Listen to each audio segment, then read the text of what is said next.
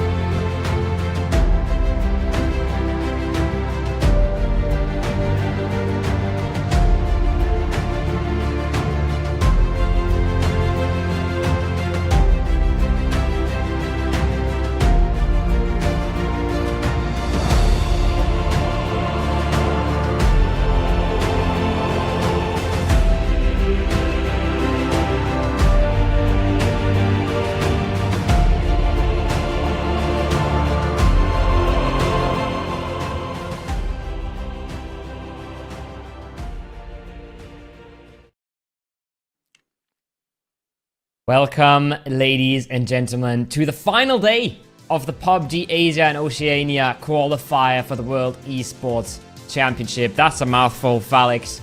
We are here, nice and simple. 6 more games, Group B, and then we're sending 3 teams to the World Esports Championship. Yes, we are. We've had some explosive games yesterday, and I think today might be even more explosive, to be honest. 18 teams. If you haven't seen the lobby just yet, make sure to check out the teams. Once again, we will be going through all of them in just a minute. But we gotta talk about the last day from Group B really quickly, because we had the most incredible last 3 games that I think I've ever seen in a best of 12 qualifier, with Pakistan. That's the team we want to talk about. Having, I don't even know how to put this. Having a good day, I think, kind of understates what they've done. They had a 20-point, I think this is record-breaking for the Iesf World Esports Championship qualifier, a record 20 elimination game in an 18-team lobby. What more do we have to say, Kobo? Really?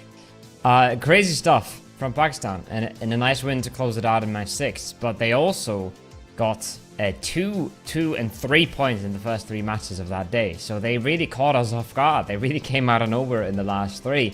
And depending on what Pakistan will see today, it's going to be a very clear affair, or it's maybe going to get interesting. Because if we see the Pakistan from the first half, Alex, then they're not even going to be qualifying. Yeah, no, they're really not. As you said, 2 points in the first match, 2 points in the second, 3 points in the third match. So that's just... It's kind of the same storyline that we've seen with Mongolia yesterday. In case you've watched the qualifier games, Mongolia really had to put on a show in one of the last 2 matches, and they did. They brought it back and thus qualified for the Iesf World Esports Championship in Riyadh later this year. Pakistan has to do the same. They want to stay consistent like they have been throughout the last 3 matches. They cannot slack now. There's too many runner-up teams, and I'm going to see them in a minute. First of all, ladies and gentlemen, do be reminded, it is Sanhok, Erangel 3 times, and then 2 times Miramar to finish off the day. Yeah, we had an interesting start on Sanhok, and we had some teams who started slow, right? We had a Japan who started really slow. We had a Pakistan who started really slow on Sanhok. They were able to claw back partly, Japan getting themselves 7th place at the end of the day, but... today, you can't be starting slow. No team is in a position where they can really afford to give up opportunities here. You're going to have to start swinging, and you're going to have to start with getting points on the board. So Sanhok's not a map you can skip. It's a bit more crazier than the others. It's a bit less structured than the others, but you can't afford to let it slip. Talking about point structure, nothing has changed, ladies and gentlemen. It's been the same point structure for the last 2 years, and... well, if this favors anyone, I guess it has to be Pakistan. That one round where they had the 25 points wasn't even the round they won. Just to give you guys a perspective on how crazy that round really was. So 25 points was the biggest round that we've had so far in the qualifier in general. So yeah, 1 point for each element. I think the rest of it is kind of self-explanatory. You do get the 10 points for chicken dinner. Talking about chicken dinners, we have the run-up teams that we maybe want to talk about really quickly. Team Indonesia and Timor-leste, both of them have really been struggling to get the wins on board, but they have been pretty consistent. And Team Indonesia especially. I think Team Indonesia was the team we expected to run away with this, but they fell off very hard in the last 2. Oh, yeah. They got 3 points in the last 2 matches, which allowed all the other teams to make a step up on the leaderboard. So... yeah, it was a weird day, Alex. It was very up and down for some of these teams, and the only team that I say was rather consistent was Malaysia, who started the day off with a win, right? 9-kill chicken dinner to start off their day, and then consistently got racked up points and placements. Elims and placements, that is. So they're right now in 2nd place, and they're the exact opposite to what Pakistan and Indonesia were. They were consistent, but they weren't extreme on either end of the scale. Yeah, I couldn't agree more. I really want to stress it even further than what you've said. Team Indonesia was kind of the one team that we said in the middle of the first group day was, in your words, gonna run away with it. And then we had these last 2 matches, and I quickly want to touch on them. And I want to ask you specifically, is that a fluke? Is that to be overanalyzed? Because I feel like everything else we've seen from Indonesia was so much better than the rest of it. Yeah. Starting off with Sanhok, we've seen such good strategy coming out from these guys. They were the first ones to really utilize vehicles in a correct way in an 18-team Sanhok lobby, which is something that I feel like as an esports player, you don't even think you're ever getting into. Well, yeah. When point in your career do you think, well, I'm gonna have to prepare for an 18-team Sanhok lobby? That's just almost never gonna happen. That's kind of the first time for plenty of these players. So yeah. I thought it was really crazy the way they handled it. Super spontaneous, super flexible as well in their decision making, and that's what you need. Have confidence in yourself, and Team Indonesia has shown us that. Then again, the last 2 matches, I wouldn't overanalyze them, and I want to get your opinion on this. Absolutely, I think it's very easy to overanalyze, and like you said, this lobby is wild. This lobby is different than what you're used to. Yesterday we had a lobby that was even more different from your normal PUBG Mobile lobby with 10 teams in it, right? 9 teams at some point. Today we have 18, but we also have all these different teams. Some of them are mixed teams from different organizations. Some of them have never played together. Some of them have never played against each other. So it's very easy to just slip up a little bit, make a small mistake, get caught off guard. A team executes a good rotation camp on you, and suddenly you're not looking all too hot. So it's very easy to make small mistakes, and it's not I think it's forgivable to fall into those traps every now and then. The important thing is, can they show us what they are doing well when those mistakes don't happen, when they don't go out in the first circle. And if they can manage to do that, if they can continue to do that, we'll see them being a fierce competitor. But again, the lobby is stacked towards the top end. Oh, yes, it is. Let's take a look at the current leaderboard situation. We have Pakistan with 68 points leading the charge. Malaysia right behind them with 63. They've had a pretty consistent run, just not as consistent as I would say Nepal and Indonesia have been. Nepal's worst round was the second. Actually, I think they had an even worse round. The second to last game that we've seen. I think that was only like a 2 or 3 point game. But apart from that, they've been pretty consistent as well. Team Indonesia, I don't even think we have to tell you guys any more about them. And then there comes the runner-ups, the ones that aren't currently in charge or really close to it, honestly. Because a 20-point difference as it currently stands between Thailand and some of these qualification spots, almost, with the top 3 going to Riyadh, is pretty big. I want to really stress that. We've seen that yesterday as well in the 10-team lobby, how big a 10-point difference can be, even with 4 or 5 runner-ups. And in this one, it's 20 points at the moment. So it really does heavily favor all the top teams right now. It really does. And it is a big task for 5th to maybe 10th or something like that to catch that up. But it's really just, it feels like it's one more match ball, for the top teams. It's one more game you can drop. And Thailand putting up a nice little 7-kill win like they did in the Shelter game, for example. I think it was even a 9-kill win. That already closes the gap considerably, right? So it's really just, you can afford yourself to drop one map while another team does really well. And when you have 6 maps, that can happen. And that's a nice luxury to have for these top teams. But it's definitely entirely possible to catch up. And even if nobody from that lower pack makes it, that's still 4 teams on those 60 points fighting for 3 slots, right? Yeah, it is. Also, I really want to touch on Japan and Vietnam, 2 of the runner-up teams. I feel like they have... I have maybe overestimated them because I thought Vietnam was surely going to play a big part in the skirmish for these top 3 placements. At the moment, they have shown us that they can come back, right? But they haven't shown us that they really are one of the dominant forces in this lobby. And I really want that to change. Team Vietnam is such an experienced team. Some of these guys have played in global championships. And just generally, it's such a big PUBG Mobile scene too. Vietnam has always had really, really strong scene for just being one country. They've consistently shown us that they can compete in top international tournaments. So I really want to see them. Also, Japan. I know people have been underestimating them. I was the first one to say, hey, Japan, do not underestimate them. I know they've only really played in their specific region, but there's a reason for Japan in and of itself having their own national league. And that's because the region is pretty strong. Japan just generally is such a big esports nation. If not the esports nation, let's be honest, together with some of the other Asian countries. If you think of esports, one of the first one that comes to mind is Japan. They're so interconnected culturally as well with esports, so not to be underestimated. And them finishing off the day strong with only 4 points having originally been secured in the first 4 matches, and then topping it off with 16 and 15.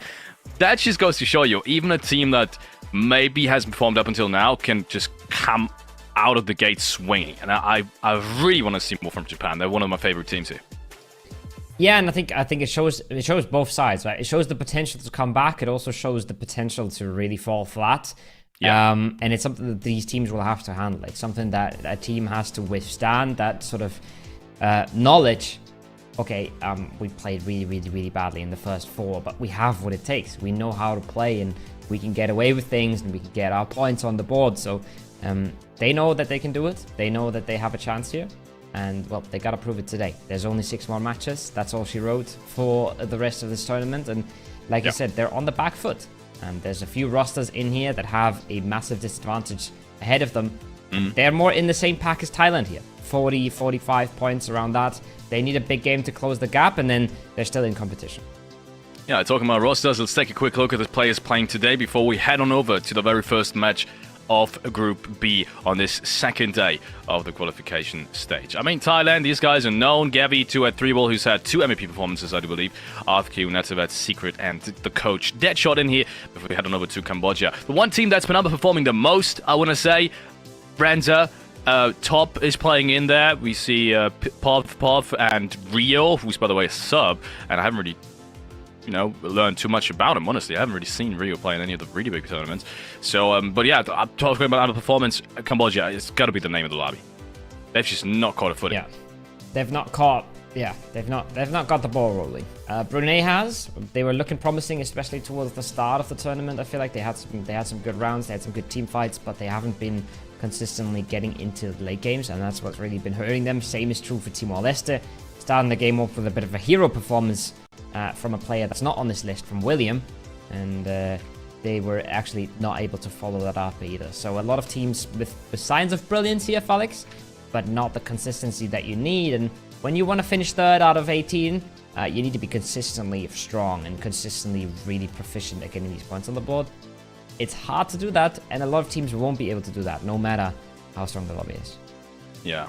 Talking about strong teams as well. Bangladesh, one of the more experienced teams as well, just not as experienced as some of these absolute top teams, but they have a pretty strong roster too. Junaid, Yesh, Zaif, and Arab are going to be playing today. They had some lineup changes as well, if I'm informed correctly, so they will not be having their full A roster in this one. But either way, also a team that has been underperforming slightly is Laos. And I know these guys have been one of the less experienced teams in the lobby, if not one of the least experienced teams in this lobby. But we've also seen glimpses of hope from Laos. They have not been too shabby in some of these team fights. I know they only secure like 10 points, but there is hope. There is hope.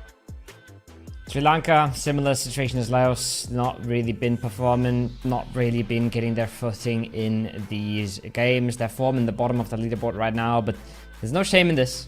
There's always going to be someone that's finishing towards the bottom, and like we said, we have some absolute massive hitters in this lobby. Bhutan is one of the teams that we maybe wouldn't have expected at the top of the leaderboard, but they really came on swinging, especially in game 2 and 3. So they've put their name on this leaderboard, and they're currently in 9th. So pretty much in the pack of runner-ups here at this point. Yeah, and these guys have surprised me the most. The one round where we really saw them shine was the second round, 18 points. And oh my goodness, did they show us some PUBG Mobile. That was amazing decision-making from these guys. Maldives, also obviously playing in this one. They've been also a team that's unfortunately not performed in the first day. 14 points as they currently stand in 14th place. Likewise as the numbers they have. And yeah, I mean, is it too surprising? I guess not. These guys are also less experienced. But then again, as plenty of these teams in the lower part of the leaderboard, maybe a surprise win is still in the cards.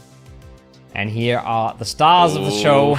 They've been running away with things yesterday. They were shown as absolutely brilliant PUBG, especially in game 4 and 5. And then they even closed out game 6, which was super solidly played by Pakistan. So they have a lot of fans in chat. They have a lot of supporters, and for good reason, because they've really been running the show. But Team Malaysia is the closest one, and much more consistent at that. Yeah, Malaysia, a little bit less frag heavy, but placements have been working in their favor a little bit more than for Pakistan, and they've been, as you said, a little bit more consistent. Even maybe on the same realm as Indonesia, but most of the times if they do face off, Indonesia has gotten the upper hand, so maybe that's why we're ranking Indonesia still a little bit higher, despite Team Malaysia being in second place above Team Indonesia at the moment. And we gotta talk about Team Nepal as well. That was so fast, and I'm skipping through all these names now because I cannot get enough time to talk about them. But these guys are amazing just as much as Team Indonesia. Two of the absolute runner-ups, 61 points for both of them in 3rd and 4th place. They've both been equally amazing and will be the teams to watch for today as well. Indonesia, Nepal, Malaysia, they're the big names here running up to Pakistan. Vietnam is in the second pack together with Thailand and Japan. We'll keep continuing that until the scoreboard changes massively. Vietnam, again, one of these teams we had big expectations for, but they haven't been able to go crazy like some of the other teams have. And you can't just play solid PUBG Mobile if you wanna get into the top 3. You really have to outperform, you really have to go mental. And Vietnam has not been able to do that yet. No. Unfortunately, they really haven't been. They've shown us, same as Sri Lanka, I want to say, in Laos, some fights where they've really dominated, maybe like 1 or 2, and it felt like maybe that was the the breaking point for them, but it's really not happened, unfortunately. Team Japan, we've talked about them already, starting the day really weak and then ending it with 16 and 15 points respectively in match 5 and 6. So really good job coming out from Japan and bringing things back. Especially now, Otto, I got to talk about him. He's been the star player for Japan. I want to see him frag out more. Lots of star players in Japan. Myanmar just 1 point behind. They've been solid throughout this. And they've been really just... I think they've been performing decently in most of these games. But like we said, right, that's not enough. You got to go crazy. You got to go mental. You got to go ballistic if you want to be in the top 3 here. So, again, lots of teams with good chances today here, Felix. Lots of teams that are in reach. But they have to step it up a little bit. And we know that it's not going to happen for all of them. I think we might see one of the teams out of the pack there from 4th to 9th, sort of between that Bhutan, Thailand area. One of them is probably going to make a really good approach to the top 3 today. Not all of them will be. It's just not possible mathematically. I'm looking at the chat again, and I'm seeing Pakistani fans all around. I8 Esports apparently is still the fan favorite, so shout out to all of you guys. I know some of you guys have reached out to us as well and been cheering for your team, even in our socials. So, yeah, keep on going. I think these guys will need it, and you can tell it really helped them. Once again, the last 3 matches that we've seen in this group lobby have been dominated by Pakistan. So, interesting day. Let's get to predictions. Let's get to the juicy part. Our predictions yesterday have been pretty solid, especially yours. You said that the top 2 teams will be Mongolia and also Bahrain, and these guys have run away with it. Also, Kazakhstan had a pretty good showing, but just wasn't enough, and you said it was going to be between these 3 guys. Now we have 3 spots in this one. That means there's potentially space for another one. I don't know, leaderboard situation-wise, it looks pretty easy to predict who could potentially be in the run for it, with the top teams already being that far ahead, but I still want to get your prediction on this. Any teams that maybe we don't have in the top 4 right now that you see potentially coming back? I think if I had to, I'd say Vietnam, I think. But I am feeling, from what we've seen the day before yesterday, the top 4 teams really are better than the rest of the lobby. They were 2 days ago. Are they better today? No idea. But I think it's been very convincing. Malaysia has been super consistent. Nepal has looked crazy good in team fights. Pakistan just stood up from the grave and went insane and showed us things nobody else has been able to do. So it's really hard to say who could drop out of that top 4.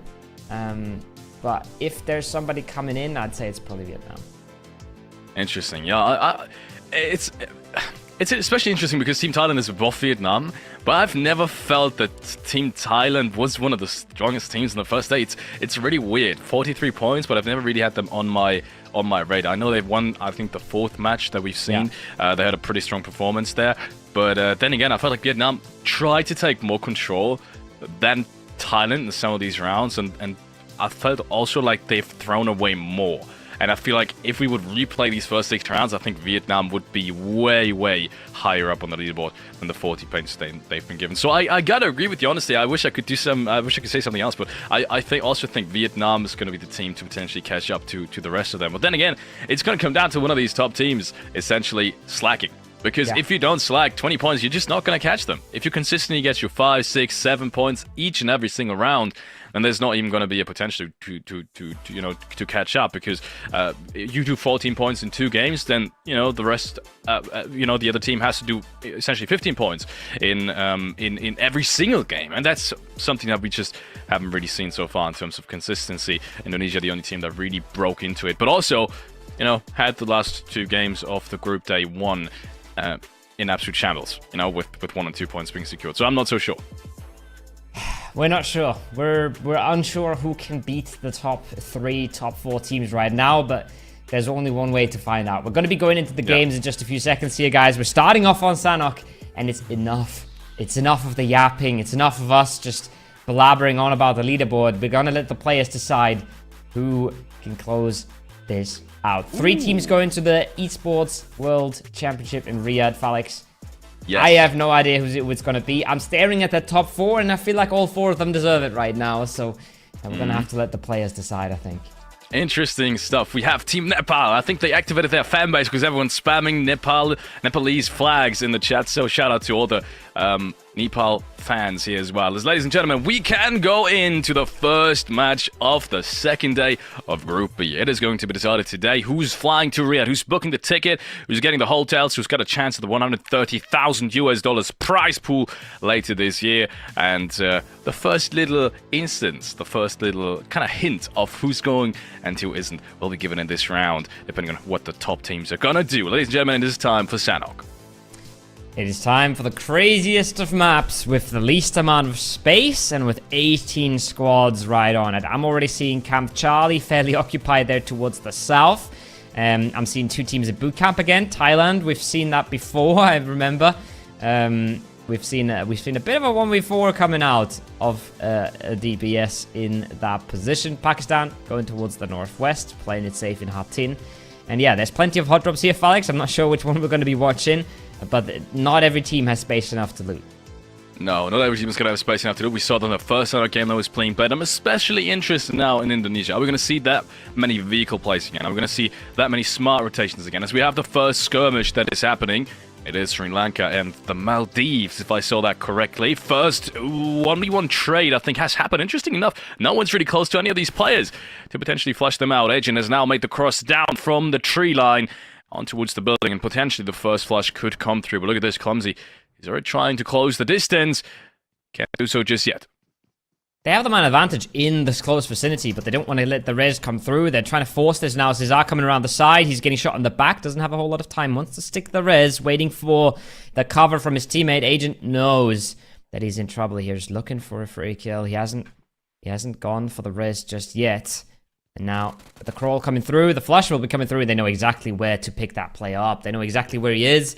And they're trying to play it as safe as possible, Felix. They're trying to keep this clean here. With no chance for a trade, no chance for a flush. And it's looking good right now, but he finds two. Are you kidding me? Are you absolutely kidding me? Agent, what if you just told it? That was the mutant. That was a mutant. And well, I don't even think I've ever seen a frag with a mutant happening in esports. I mean, at some point, I think esports players would rather pick up a pistol like a P92 than a mutant, but in this instance, it worked out perfectly. I think two of the players didn't have any helmet on, and the mutant can be quite deadly with that burst in close proximity. And unfortunately for the Maldives, none of that is really going to happen, because none of the players are really close by, which is surprising to me. They should have had that information that all of the Sri Lankan players are around them pretty early on, but something, I guess, must have happened for them not to support their teammates earlier. Next hot job is coming in. It is Thailand in boot camp. And we've seen this before. Last time, it was a 1v4. Just different teams, if I remember correctly. I'm not even sure if it was different teams. I think it was... Was it Thailand? It might have literally just been Thailand. Yeah, I think so. But we'll see what they do this time. Secret already eliminated. Confirmed as well. You can see William there in the different distance looking in, seeing if he can do something with this, maybe steal a kill away or two. But Brunei, they might have learned their lessons. They know that man advantage isn't everything, and they know they have to be careful about how to single out these shotguns. And we just saw that there, right? We just saw that in the hot drop versus the Maldives. Just having that third guy there can make all the difference in the world. If they only had two, they would have lost that contest. They would have lost that fight. So manpower can be super, super advantageous. Let's see, Japan is in the scuffle as well. As Japan, they cannot afford to have one more bad round, as we have Chevy picking up the first one. That's a huge upset. If Brunei already does damage to Thailand that early in the second day, that is bound to be a really tough one for Thailand. They need everything around to count. We said it before, they need 20 points to even catch up to the top teams and even get close to the top tier situation. And Chevy gets another one. Oh, it's traded, but not a problem. You can see Brunei, everyone's got each other's bags, and they will not lose a single player. Ladies and gentlemen, this is a huge upset. Brunei clean wiping Thailand off the map. That's very, very clean as well. Very methodical, good team play. That's exactly what you need. And Thailand is one of the fewer times where they come short in the hot drop. They've been hot dropping a whole lot yesterday, remember, or the day before. A part of their success was picking up 4 kills early, multiple times onto Japan, and one time onto Brunei.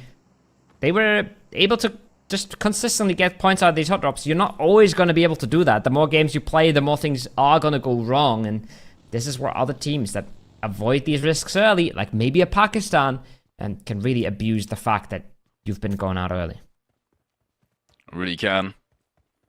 We can tell the circle at least doesn't really favor anyone just yet. It's completely centralized on almost everyone is still in it. And still, at this point, I gotta say, less hot jobs than I expected. I don't even know where everyone went to be able to dodge each other so perfectly. They still have 61 players remaining. I thought it was going to be at least 3, maybe 4 hot jobs. Realistically, there is obviously enough compounds, but actual loot spots, really, really interesting. I think plenty of teams kind of, took survivability at a way higher priority than what they usually did, just to 100% dodge that hot job. And looks like it worked out pretty perfectly. So far, only 2 teams that have been eliminated, as we are heading into phase number 2. Timor-leste, southwest of that boot camp area. They got to be a little bit careful about what's going on around them, as they are fairly close by to Nepal, a team that we respect massively for their team fights. So, not an easy position to be in. Shui, by the way, got himself all 4 of that. All 4 eliminations going towards him in that hot drop fight. That's going to feel good. That's going to boost the confidence quite a bit. Timor-Leste has found the first one, and it's Bangladesh who they found, so they might not even be aware that there's more teams around them. Ooh, this is not looking good. This is multiple teams. Cambodia on the top. Nepal in the distance as well. This is an absolute mess, and I don't think Bangladesh is getting out of this alive. I don't think so either. Ranza is back, so is Nang. They have been looking for a big round, and maybe this is the one they will find. Nate to potentially seal the deal, and this is so unfortunate for Bangladesh. They need a good round as well. Bangladesh is out of this one. Cambodia is there to secure plenty of these points, but look at them. They've been supported from the distance. I think there might have been Team Indonesia picking up a couple of frags as well. There's a lot of third parties coming in there. Look at Vietnam as well, already positioned themselves, but there's a big piece of information here for Timor-Leste. They know about Nepal. Pubgm is the one that spots that out. Nepal was creeping up, slowly making their way on in, slowly figuring out where these players were to see if they could punish. Now William, he's going to get himself a freebie. And that is good news for Timor-Leste, bad news for Nepal, who thought they were just completely unknown on that approach. Yes, it is. Japan having their first confrontation here. Might have even been the second one. I do remember them having a team close by really early on as well. But no one's really forcing it, and I think you don't have to at this point. They're in a pretty good spot in the circle. Resort is always a position that, if you're the first ones there at least, you can kind of take so many creative and dangerous angles that no one's really contesting you ever again afterwards. Especially if you sit towards the eastern side. But oh my goodness, Apollo gets spotted out. Rotating there, and he's still relatively far away. Look at this, he's only got bandages if I saw that correctly, so Japan needs to run to the rescue, and that's what they're doing. First knock has already happened. Flush is coming through, but I don't think he's gotten it. There is another team approaching. This is a messy fight. You can see Garnet holding down the angle with the QBZ. Does a good bit of damage. I think that's Myanmar gone. Wow. But it is Apollo almost confirmed as well. Look at the HB combined right now in Japan. They got 2 of these elims. But they've got to be careful, and they're very scared of any potential third parties coming in. Apollo Res should barely come through, and Pakistan should not be just in position to benefit, to sort of abuse the weakness. But when we're looking at the map, they already have. They've already out-rotated Japan. They've put themselves between them and the circle, and they're gathering information about some of the compounds in front of them that are absolutely free as well. So Pakistan is using the timings they get to position themselves for the rest of the game. Yep, really good stuff coming out. As the circle is about to start running again, it is slowly but surely closing. It is also, gotta take it back, not a good circle for Resort. I somehow thought that was going to be better, but now both these teams will have to rotate off either way. And the only thing I'm really interested in is who shot at Myanmar in the first place? Was it Pakistan? Because I felt like they were getting shot from the west side as well. Probably must have been Pakistan, the sidelines. Could have been a knock in there. Could have been Apollo getting a second one. Either way, Maybe, they did trade Apollo out, but they did lose a member in the process. Yeah, so there was something going on there. Similar things, right, for Cambodia there earlier on that hillside, just getting peppered from multiple sides. But look at Timor-Leste here in the middle. The brown icons we can see. Shout out to the observers for giving us a bit of map time. That is a wild split. That is a crazy split. Not because of the area, because they have one compound that's very strong and very big, and they're holding that as a solo, with the other 3 players just setting up on rocks and trees, just trying to be a nuisance, trying to be in between teams, catching players off guard. It's a strategy that can pay off. You might be able to pick a few players apart, but if you're losing members, you're very quickly going to realize that you don't have a point to fall back into. Indonesia. They have plenty of space to fall back into, to put it in your words. Still looking for any kind of information over on that southwestern side, southeastern side especially. But they will have all the time in the world. No one's really around them, and it kind of reminds me of that very first Sanhok game, the methodical kind of very strategic play, knowing the space you can take is the space they will take as well. It's such a big part of Indonesia's play, as we have the next kind of, I guess that wanted to be a breach, as the next kind of breach kind of fails at least, as Bhutan picks up 1 frag. It is Mono getting that one on the board for Bhutan. I think they were just ratting. They were just hiding out. They weren't peeking anything. They were just proning behind the corners, waiting for somebody to think that compound would be free.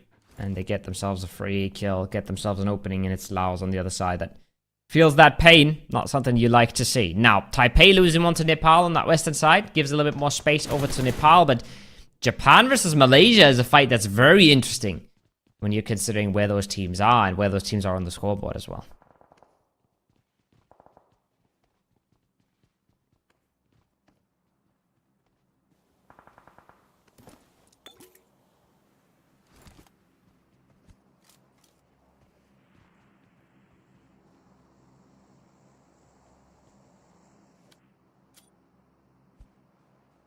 Nade coming out.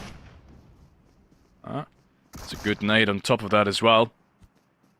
As we head on over to Hong Kong, China, and Japan. That's a really good nade to finish that first Japan player that was approaching. And then we said it's such an important round for Japan now.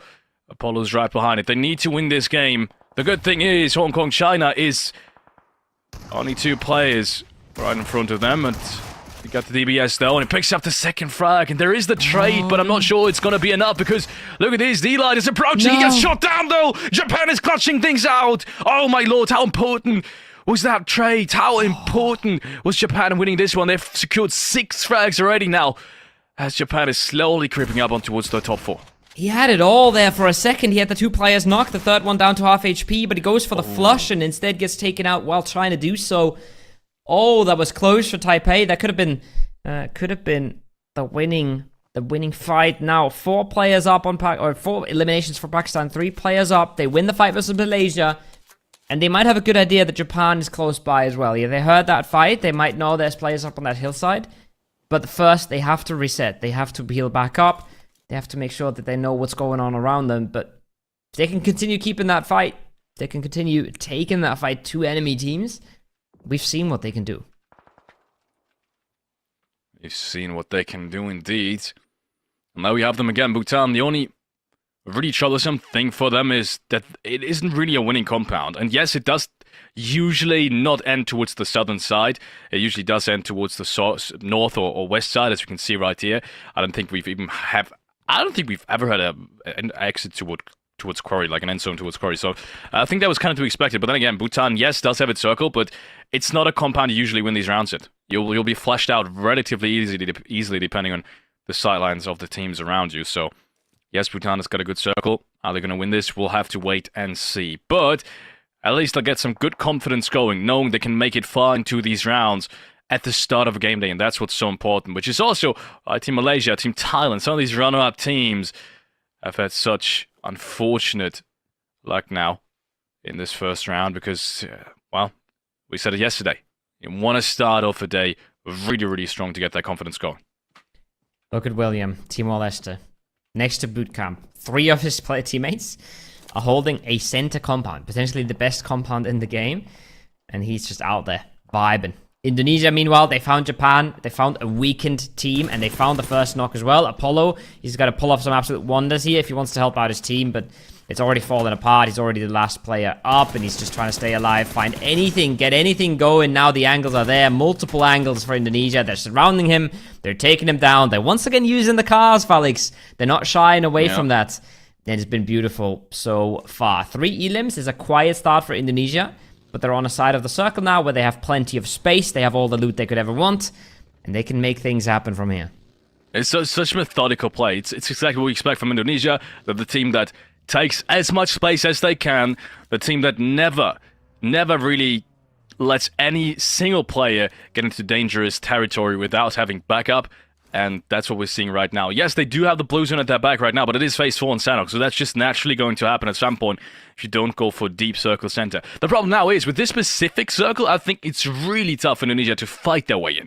We're going to have to wait and see. Maybe they can get a third party going towards the northern side, but the less time they have, and the more time they kind of rotate in very, very slowly, also the less time they will have in a potential third party towards that northern or western side. Because a straight push into Timor-leste, I think it's going to be so very tough. We're going to have to wait and see what Indonesia decides to do. But first of all, they're going to be shot out in the open by IQ. He's been a star fragger for Pakistan, and the next one goes down as well. It's a 2-man from Pakistan that ruins Indonesia's round.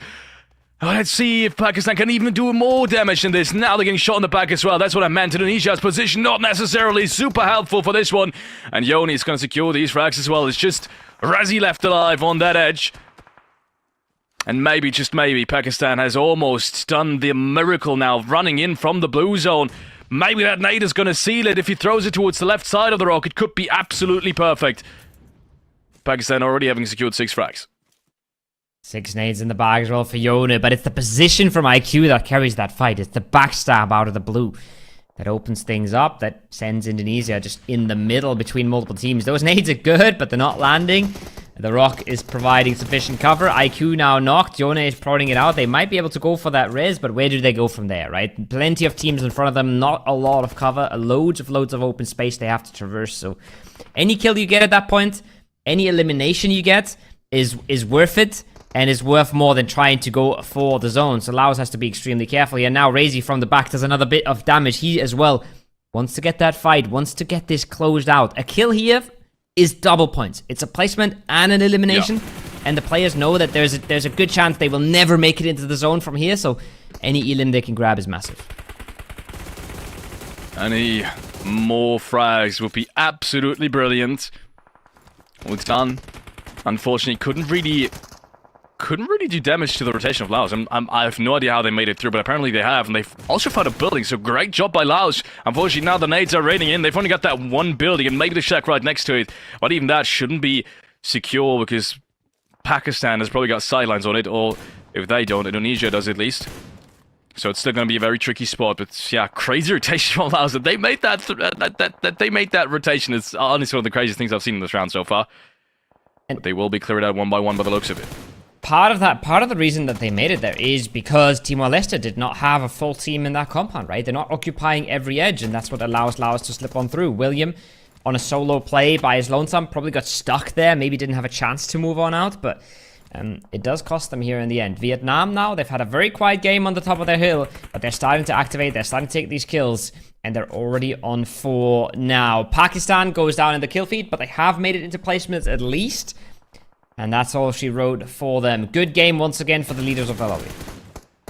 That needs to be more though. Look at this, Vietnam. They're popping off as well. This could be so interesting. With a good game from Vietnam, they'll be right back at the top as well.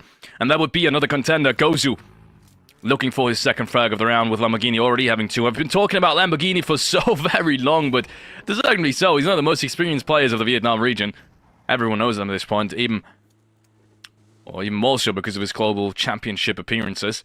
As we do head on over to one of the last phases that are really going to decide who is picking up this round. It is the breach from Bhutan now towards Timor-Leste. There's 2 teams already in the compound. Make that 3 now.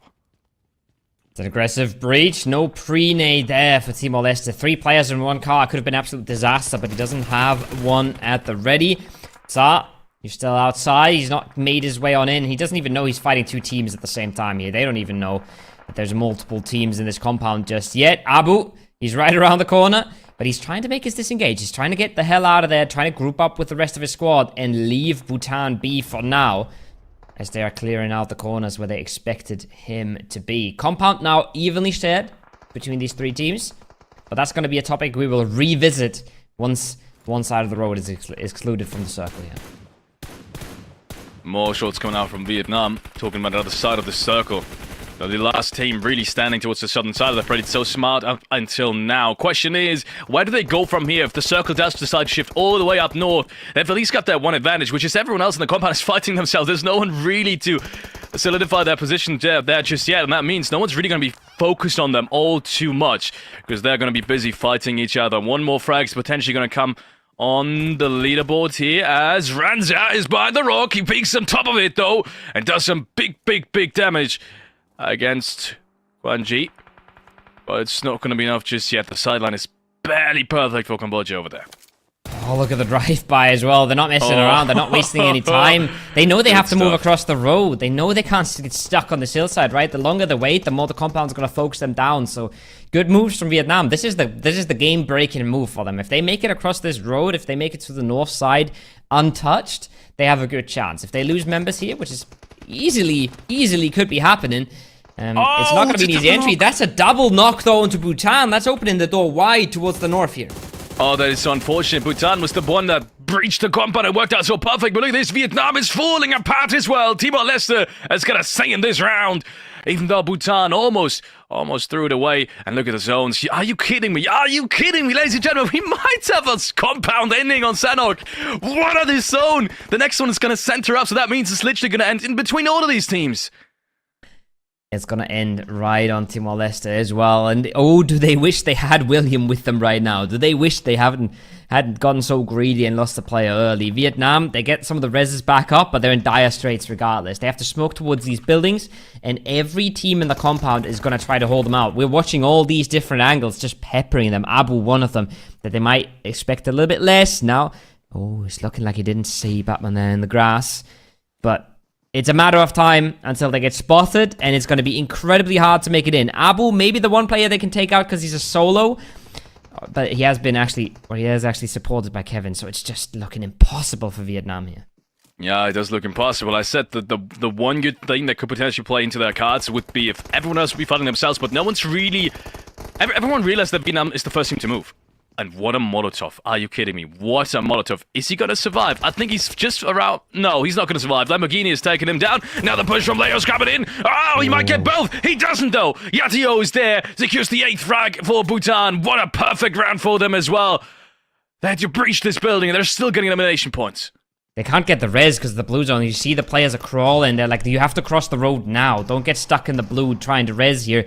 Timor-leste, 2 guys in the building. Bhutan, 2 of them active. I'm not sure if they can get any reses later on, but for now they can't. Now Batman around the side finds one, makes things hard for Bhutan. It's Kevin from the inside. DBS, can he close the game out? He needs 1 or 2 bullets to connect, and that's all. That's all they need to get away with this win. It's a 1v1 for the win, Felix. It will be so big for Timor-Leste. He's got it right around the corner. Just 1 shot needed. He's so very low. He's got the HP advantage. Now the shot comes through. Oh, my goodness. It is Timor-Leste. Out of all the teams that I think we didn't expect to win, it is Timor-Leste to pick up this very first round of the day. And ladies and gentlemen, what an ending. Are you kidding me? It keeps on shifting back into the compound. And then the one team that... fortunately, secured the very building it ended at is going to win it as well. 18 points. Do we maybe get a little bit of a comeback, Kobo? Aye. That was a close one towards the end there. Bhutan doing such a good job at getting across the road, making sure they clean everything up around the outsides. But if they don't get backstabbed by the Laos solo, if they don't take 2 knocks there in that process, I think Bhutan has a chance to actually run away with this. But, oh boy. Game starts off with a few hot drops, and it ends exactly in the same type of building, Felix. Yeah, unbelievable. I mean, also, yeah, I gotta come back to your point about Bhutan. I felt like if they would have... Yeah, if they wouldn't have lost these 2 plays against Vietnam early on, where I think... I thought the sidelines were pretty obvious. I guess they mustn't have been for Bhutan. I don't think they realized how far east Vietnam from their position was already. If that wouldn't have happened, I feel like Bhutan would have won that round. I think they would have ran away with it.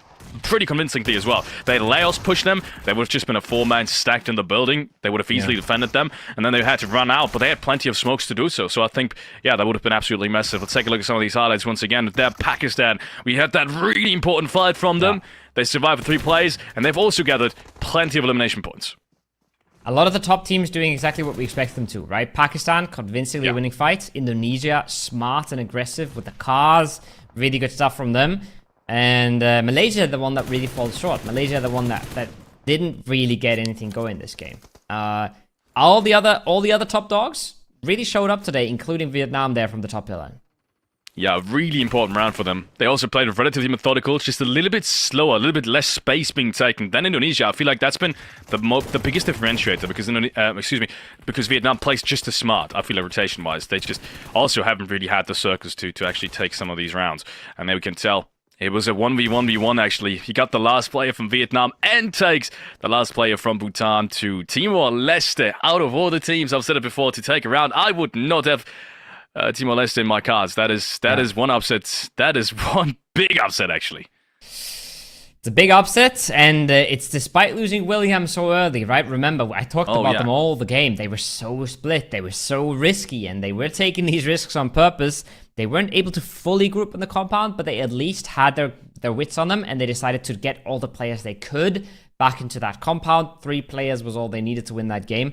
It would have been a little smoother. It would have been a little easier if they had all 4 there, right? But that's the way the game works. You take a few risks. Some of them will pay off. Some of them won't. You're really just playing the odds, and they deservingly win that in the end. But I think the more impressive thing there is Vietnam and how long they survived, how many kills they got. Coming down from such a high ground position when you have a compound with multiple teams holding you out is extremely hard, and they did a really good job at it. Yeah, amazing stuff coming up from Vietnam. It's exactly the start into the day they need. We said they were 20 points behind any of the qualification spots. So what do you do in that situation, right?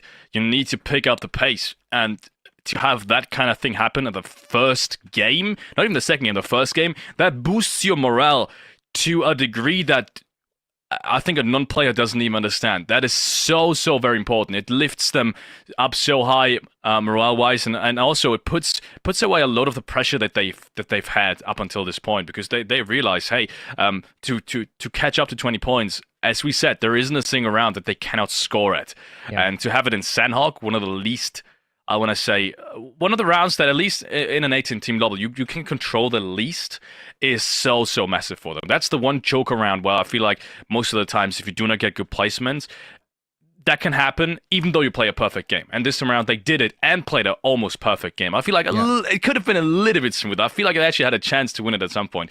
But that disregarded. They got plenty of frags and a good placement, a good portion of placement points. So what more do you want? Vietnam is in a good spot right now. Exactly. And I think you can, at every single game, you can say, oh, they could have played that a little better. They could have maybe done this. They could have maybe done that. If they did this early. The game is so complex. The game is so hard. You can always do something to a slight little bit better. But really strong game from them. Really strong game from Timor-leste. There's 5 kills on a single player. Is absolutely massive here for Kevin. And I think the other side of the coin there is a team like Thailand, right? We're not going to see them on these stats. We're not going to see them on the winner chicken dinner or on the team face-off. But they were one of the teams in the same spot as Vietnam, in the same spot as, I don't know, maybe a Timor-leste, and they go out with 0 points right at the start of the match. They have to sit there for 30 to 40 minutes doing nothing, waiting for the next map to start. It's rough. It's rough on the mental. It's rough on the momentum. Yeah. And teams that start out strong, like a Vietnam here, that really just worked for the points they got this game. Teams like Bhutan as well, and they will feel a whole lot better after this game 1.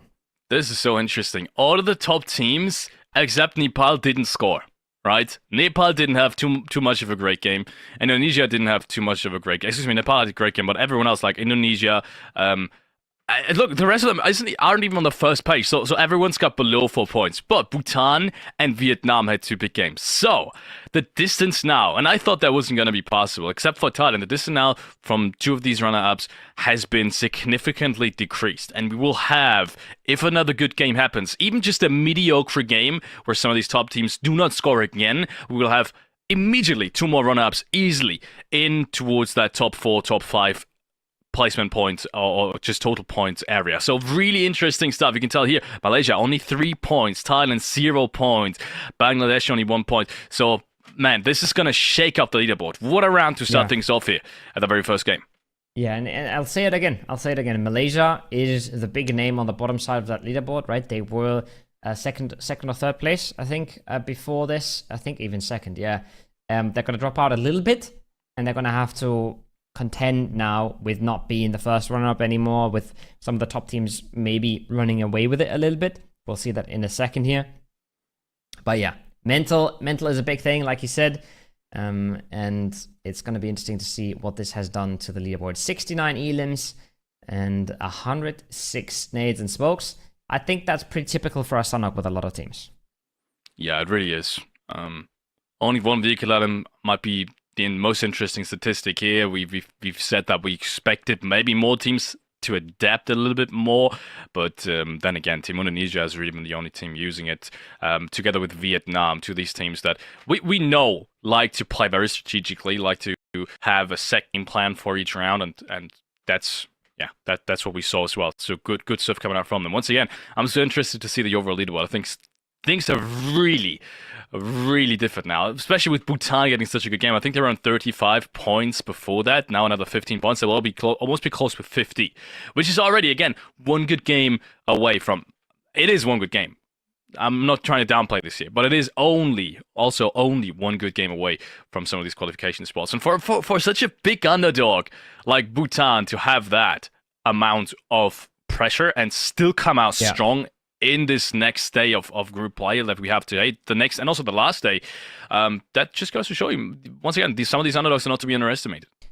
Yeah, and I think Bhutan is one of them that has shown it time and time again, right? What they can pull off. Timor-leste is one of them that has shown it, that they have what it takes. It's just hard to be consistent when the lobby is so strong, and 5 elims here for Kevin is going to feel mighty good, as he really does the heavy lifting for Timor-leste to get them inside that late game, to get them staying alive in these compounds.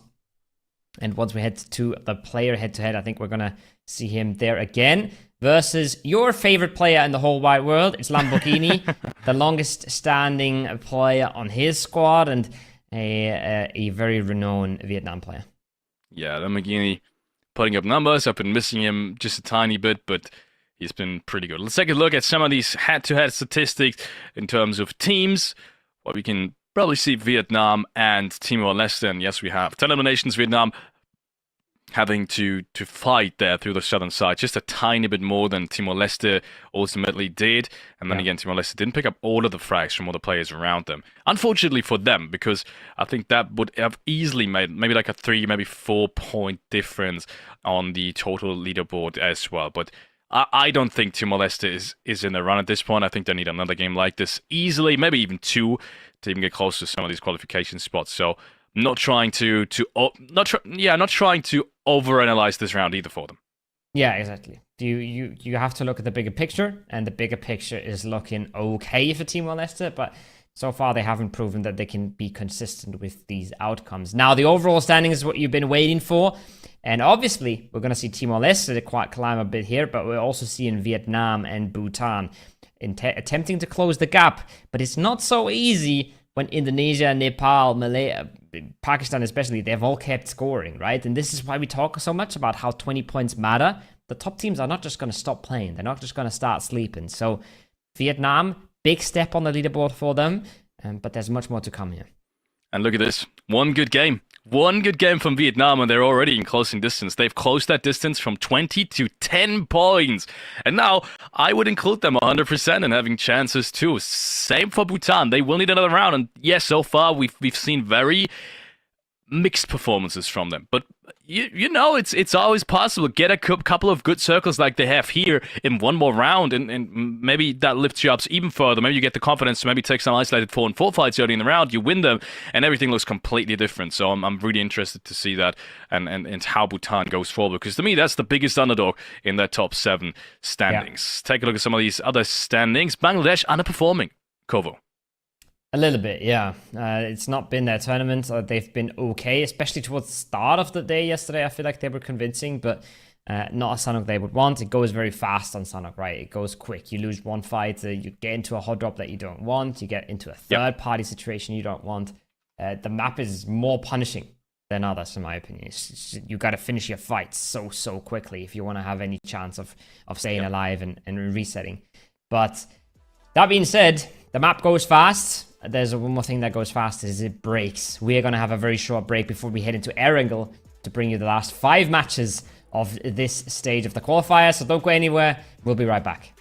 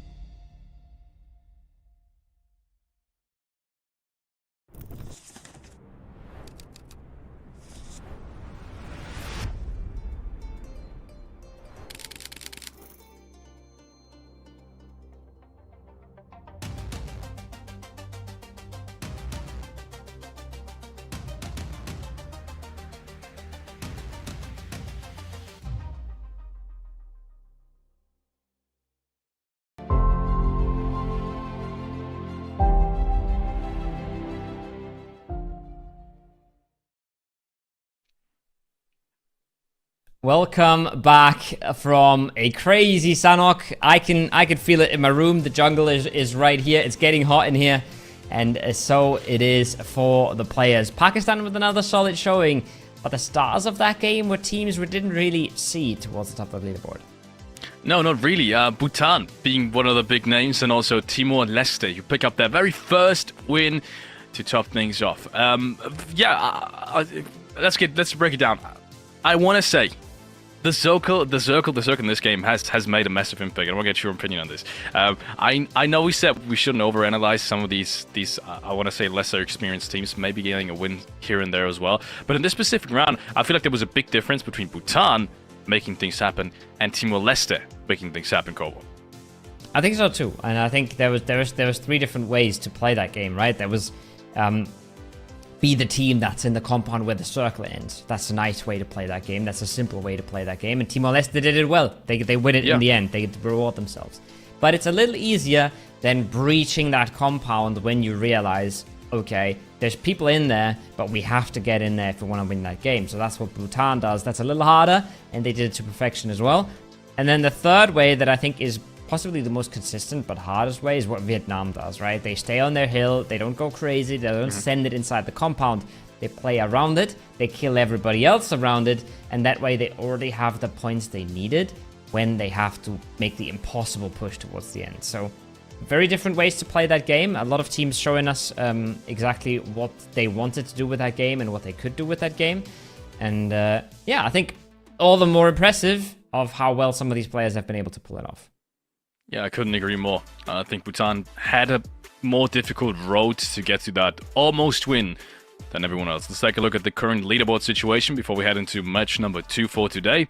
Pakistan is still topping things off, even with a not so great round, but they did get plenty of frags, and I want to highlight this. The interesting part is Pakistan and Indonesia had a skirmish, and they took out each other, but Indonesia with a much higher probability of actually taking home this win than Pakistan. Pakistan kind of salvaging this round as best as they could, and in the meanwhile destroying Indonesia's hopes of having a big one, and that's what's so huge about this. So the players from I8 making quick work of Indonesia there, and not only salvaging 2, maybe 3 points, but also destroying Indonesia's hopes, as I said. And I think that's the kind of stuff that we saw yesterday happening in some of these last games. And I think that we're going to see later on even more than what we've just seen. This very specific kind of targeting from some of these top teams in terms of third-partying other contenders for the top 3 qualification spot. Because ultimately, that's what's going to give you the win as well. If the difference between your top 4, top 3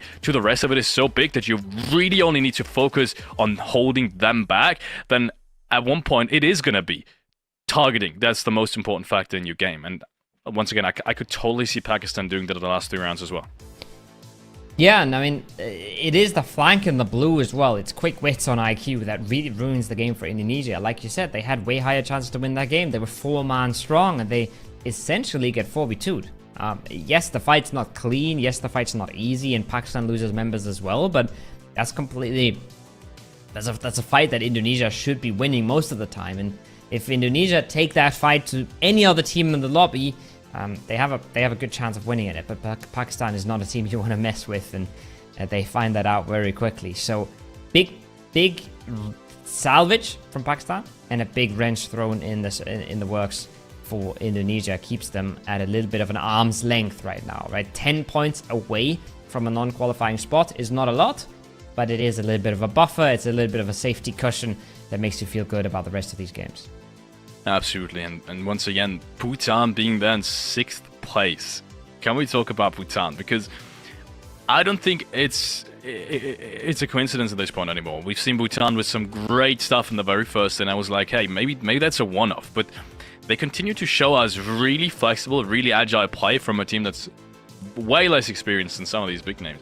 And if they continue playing like this, honestly, who knows? Maybe, just maybe. But if I wouldn't have known that was Bhutan and we would play with blank names, I would not have expected that to be Bhutan. And that's the point that I'm talking about. I think they're playing way better than what we're giving them credit for, and maybe what we expected off of them too. So, man, I'm kind of a little Bhutan fanboy at this point. I really hope they're going to have another good game.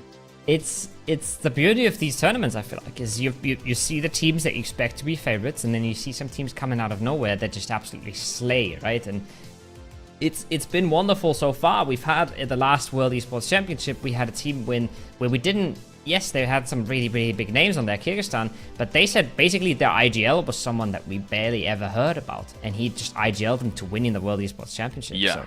So, this is not only an opportunity for us to meet some of these players that are absolutely crazy, but it is also an opportunity for some of these players to really make a name for themselves. I mean, think about Kevin this game from Timor-leste, or William in the first game yesterday, who just show up massively for their team and for their country, and really just put their names on there and put their names out there for people to go, wow, these guys can really play. These guys are really rocking the lobby right now. Yeah, there's more teams than maybe I've originally given this lobby credit for. I said there's going to be 7, 8, 9, maybe 10 teams that are relatively experienced and that have a chance at this. But now looking back at it, even Bangladesh is struggling. Even Cambodia is struggling. Even a Chinese Taipei who've played a couple of tournaments that I've personally seen is struggling. So I'm not so sure what to make of this anymore. Yes, we have the favorites, and that's also to be said. We have the favorites still performing, though, and that's the big part. Some of these teams that you do expect to 100% be in the run for it, all of them are in the run, let's be honest. Except, once again, maybe Cambodia, but Malaysia is there. Indonesia is there. Nepal is there. Now Vietnam is there as well. All the big names that we have in this lobby in terms of very big international LAN experience. Also LAN experience. So I think that's what makes it so interesting. We will be heading into the next game very shortly, but give me another prediction, because we've now seen Sanhok. Sanhok is always a little bit tough to predict, and I think none of us would have picked Timor-leste anyways, let's be honest. But now with Erangel starting, I think we have a better idea. The most consistent team so far has been Indonesia, and not without a reason. With an 18-team lobby, it's not easy to play consistent. They've played all of the 3 games with above 10 points on average. I think on average, they might be around 14, 15 points. So give me a prediction. Is it going to be Team Indonesia for you again? Oh, it's so hard in this lobby. It was so much easier on the last one. I felt like Bahrain was always just a solid pick to fall back on yesterday. Today, it's much, much harder. I'm thinking Pakistan is maybe not going to win this game, but they're going to get more than 4 points, and they're going to continue staying in first. That's my prediction for this Erangel. But who knows, man? There's so many teams, and we talk about this, right? We talk about the favorites performing. I think we're talking about 4 to 5 teams there. It is 100% guaranteed that not all of our favorites are actually going to qualify today. So it's just so hard to see who's going to make it out. And a plane's in the air. It's going straight across Erangel. Super fair plane path. Players could not be happy about this. Let's see what they make of it. Relatively fair plane path, to be honest.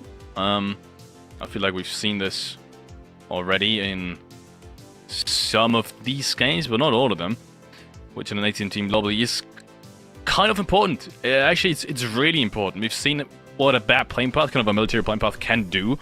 If maybe 3, 4, 5 teams suddenly can't really reach their job spot anymore. And that is usually resulting in plenty and plenty of really unfair hot jobs, or maybe skirmishes around cars. First frag, though, has gone the way of, I believe it is Cambodia. And even with this plane path, as a result, we will have casualties early on. Was that Japan losing a play? I think it was. Think so.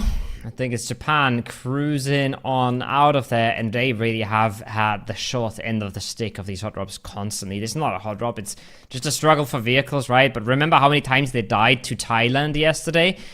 And that being said, there's Thailand again, going for another hot drop, taking the first casualty, but it's looking like a trade. Dudiko is going to come around the corner, jumping, swinging.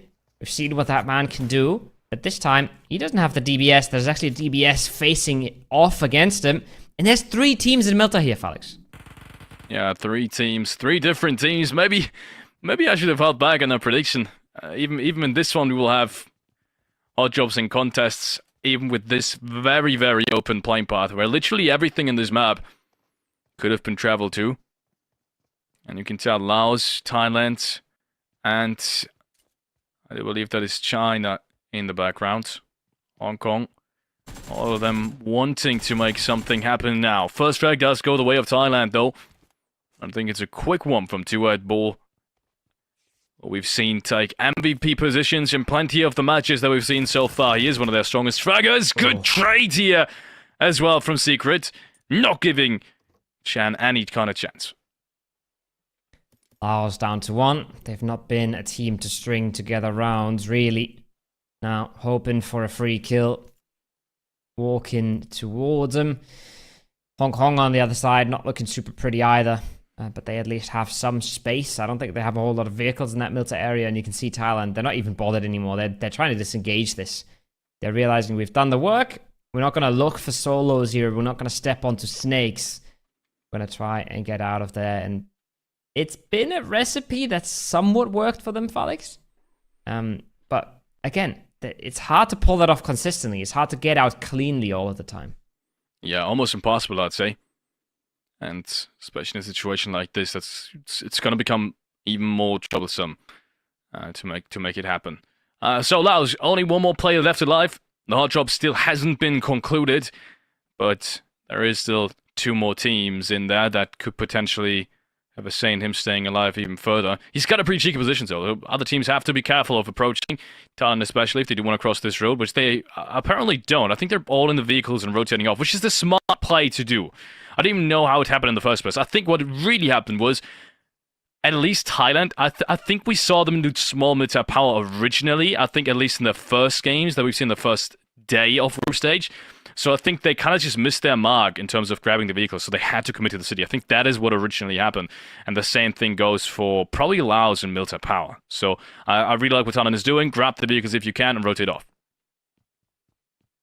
Same time, circle is very, very far north. So all of these teams are losing quite a bunch of valuable rotation time. Bhutan's already in the midst of it. They've got to be a little bit careful, though, with the Maldives sort of surrounding them. It's not looking like Maldives are very ready for this zone yet, though. 2 players still in Severny, 2 players very split on that western side. This is where you got to be careful. The circle's on you.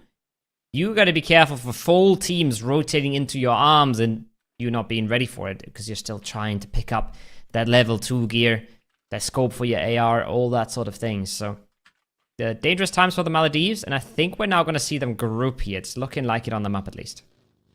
Yeah, looks like it. As Bhutan is slowly but surely making their way inside as well. It is a relatively northern circle, so Bhutan has got all the options in the world. And if there is any team, I said, that I want to see now, especially underdogs, have a good game again, it is Bhutan. I think everyone out there, even if you're in Nepal and Vietnam and Indonesia fan or even Pakistani fan, you kind of do want to see underdogs have great games as well. So I think you guys are also interested in seeing Bhutan have a couple of more good games. Now the last player has been found. It is Hong Kong, China, clearing out the rest of this Milta skirmish that we've seen in the very beginning. So the solo's going to get picked up, which is also the first frag for China in this round. With the Scorpion, nonetheless, flying out the window with a bit of a pistol, but it is enough. The confidence comes through. They do close that out finally, just in time before any other team can get involved. Myanmar, you can see as well, they're cruising on by, but they're not interested in this at all. As we see Bhutan land grabbing around the shooting range. Interesting position to play, not an easy position to play as you're so open to all of these hillsides around you, but a position that can really work well in this circle, especially when they're taking a little bit more around it, a little bit more information. What's going on in the bunker, what's going on in Severny. Those kind of things are crucial, and we'll see what they make of it. I like the setup so far. Yeah, it's a really good setup. Yeah, really interesting that Bhutan and Timor-leste both have really good positions again. If it does decide to shift north, Bhutan is going to be in a prime spot. I want to see them split more. I'm not sure where their positions are at right this very second, but I feel like originally they were going for a split. And the same thing goes for Timor-leste. This is the type of position that you play if you have a north circle, just to gamble on a north shift, because it's a winning position. No one's really going to contest it, and there's no positions all around you. So if it does decide to shift north again, that's the beauty of it. You have such a prime spot to pick the game up for almost free. And that's the same thing they kind of did in the last game. So I'm really liking their idea. It's what I used to play as an player very often. It's to grab if you can. And look, Bhutan, there's the split up and talking about. I love what they're doing. Love to see it. They got to be a little careful now. Don't overstep their mark. We have 30 seconds for this phase to close on in. And we will see where phase 2 takes us. But yeah, like you said, you either commit and gamble for a shift, the shift comes to you, you're in a fantastic spot. It doesn't, well, you've played your odds, you've taken your chances, and now you have to adapt on the fly. That's the beauty of PUBG, really. How different teams can adapt on the fly is what makes or breaks them. Pakistan very, very slowly coming in towards that edge. On the southern side, as the circle's already popping. And the circle does go fairly central towards the Yasnaya side a bit. The lake's right in the middle. And that Timor-leste position you talked about, well, they need a really good shift now if they really want to finish the game here. Yeah, there's an unfortunate shift for Timor-leste and Bhutan, to be honest. It's a good shift for Brunei. We saw that these types of circles tend to end north of the river, and that's like half the circle already, so a lot of playing area can be ignored right now. Nepal, we haven't really seen Nepal in quite some time. The Nepalese fans in the chat, we still see you. It's honestly, it's so heartwarming to see you guys support Nepal in the way you do. And look, maybe you'll be rewarded with a good early frag. Nepal is chasing Bhutan on this rotation. I love what they're doing right now. Clear out the pathing. They knew Bhutan was in the process of moving anyways, but unfortunately, it's not going to be Nepal picking up one frag. No, it is going to be Indonesia, and this is heartbreaking. Bhutan really thought this rotation path was going to be clear, but honestly, I feel like they shouldn't have. There's so many teams around this area usually that rotating path is a dangerous one to take, and they will be punished for it. They got so split up as well, right? They got so separated by all of these different vehicles coming on around them and trying to figure out where can we go, what can we do, what's taken, what's free, and it really punishes them in the end. Now, Indonesia is trying to punish a little bit. They're already walking up close with nades. They're looking to take this fight, and they might even think that they're fighting Bhutan here. They might even think they're fighting the team that they just took a member of, because there were so many different cars so spread around. But once they see there's no opening here, I'm interested to see if they will fall back from it, or if they fully commit to this fight, because I think that's a little overzealous. That's a little too crazy, probably. Yeah. I also see plenty of Timor-leste fans in the chat. It's such a small country, a beautiful country at that, and they still have so much support. So shout out to these guys as well. We see all of you.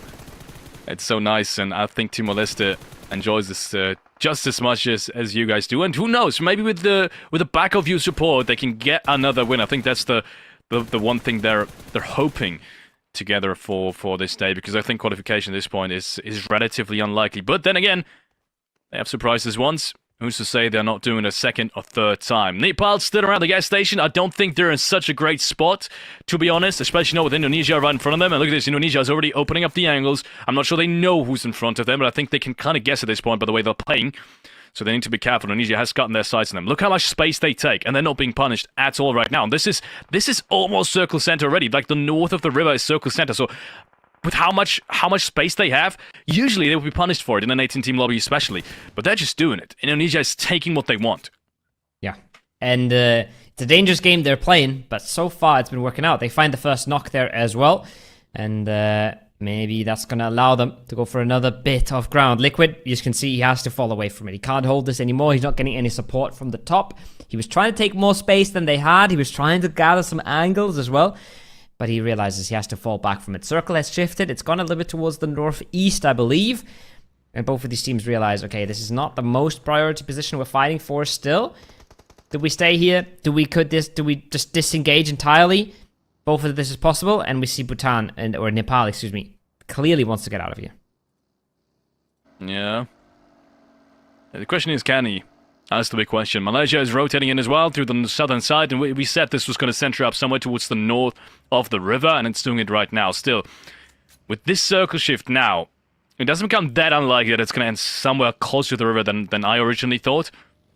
But either way, they've seen this time and time again. The one shift that usually doesn't happen is a deep west shift, so all these teams, you can tell, they've already kind of prepared for it. Stabble has been taken already by Brunei, for example. Plenty of teams in Iesf.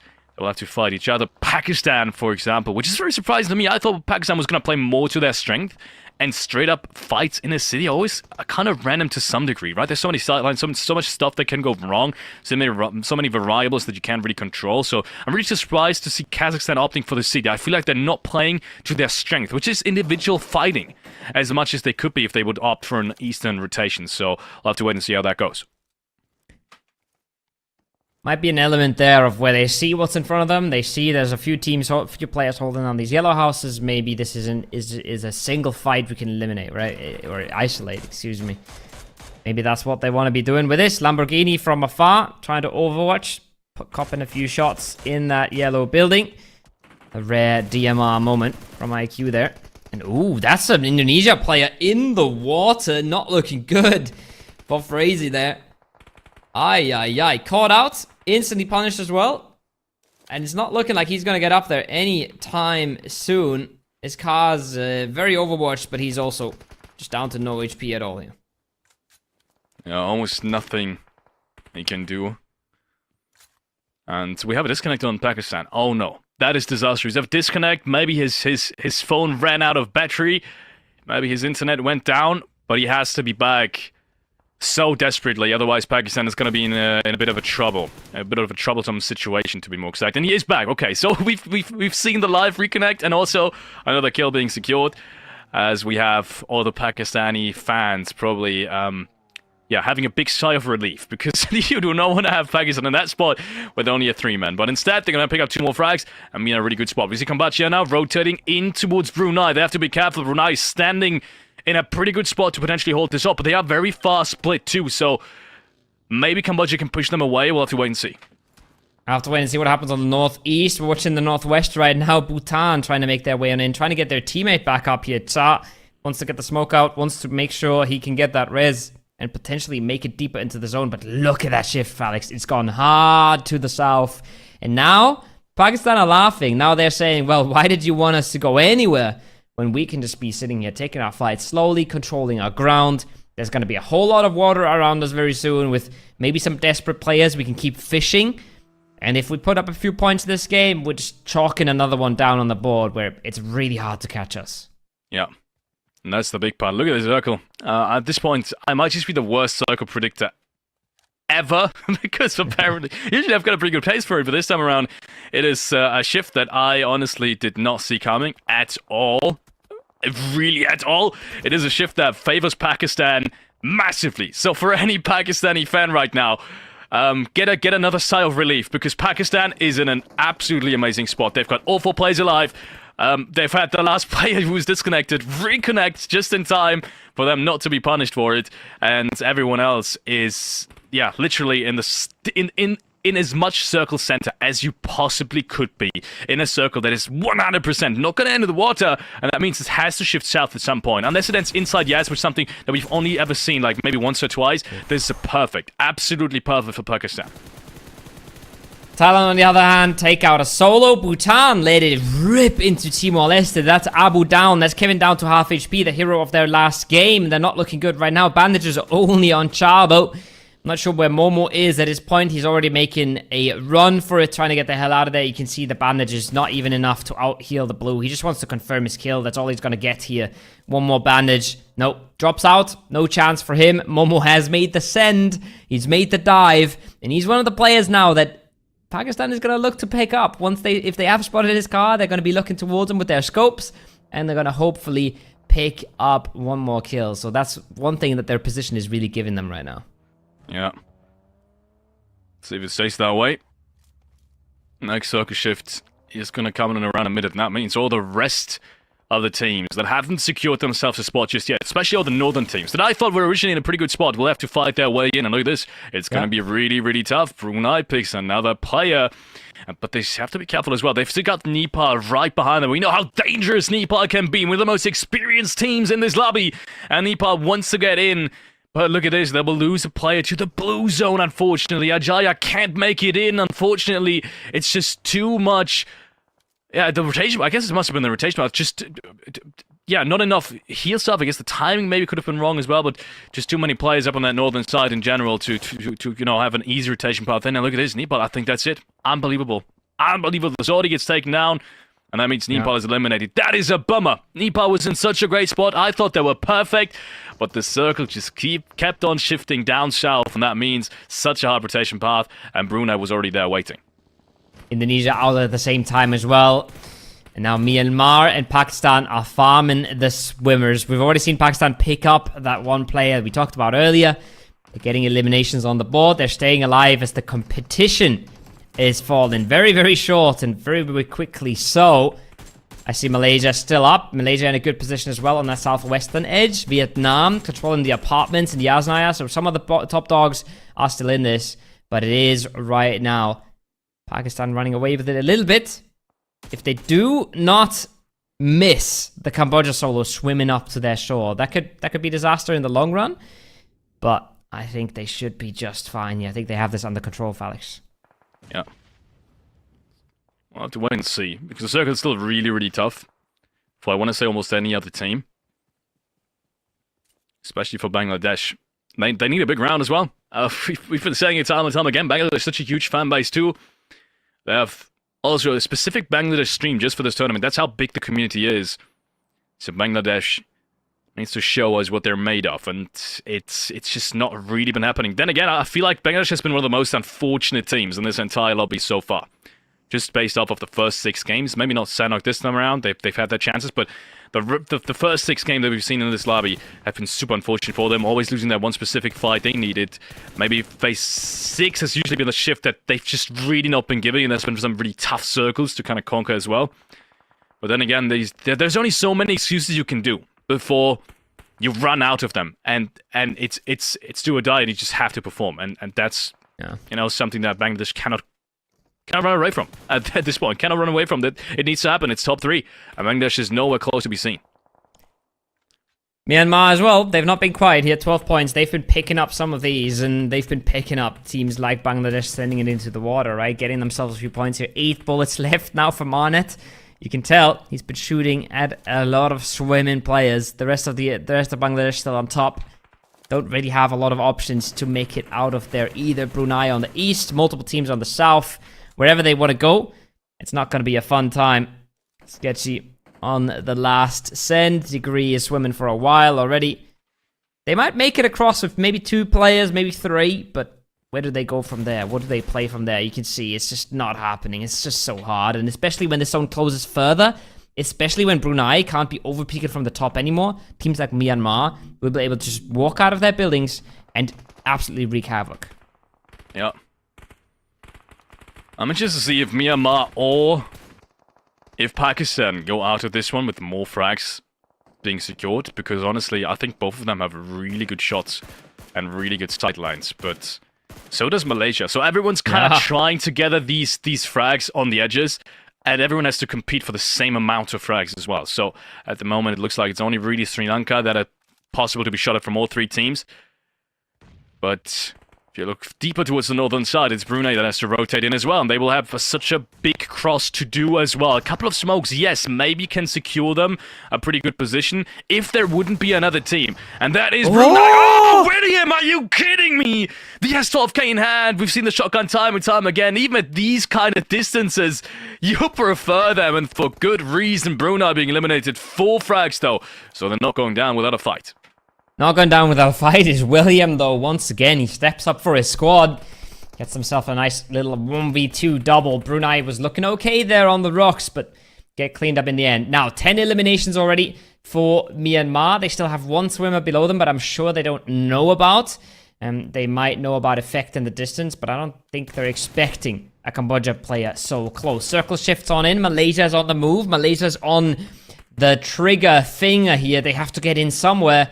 And they've already taken the first few knocks here. This is not going to be an easy push for them, Felix. No, it's really not. Everyone is going to have to fight on the edges now. Now this is the stage in this round where everyone needs to show what they're made of. And Myanmar is the one team that will have to move inside as well. For the very first time on top of that, they've got 10 frags already.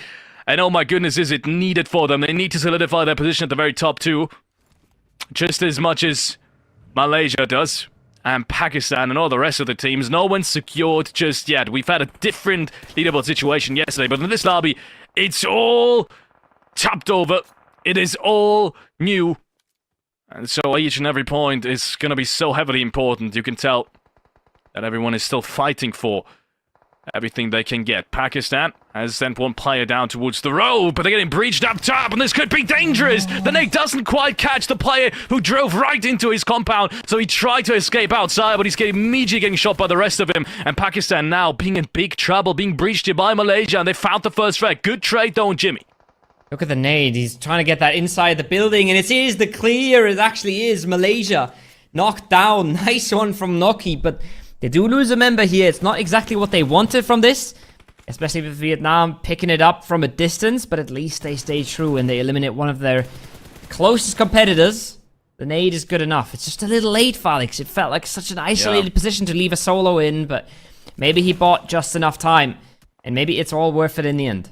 I think they weren't sure whether or not I feel like they thought that everyone else on the western side is going to rotate into the open field, and then they didn't want to risk the cross to group up at his building.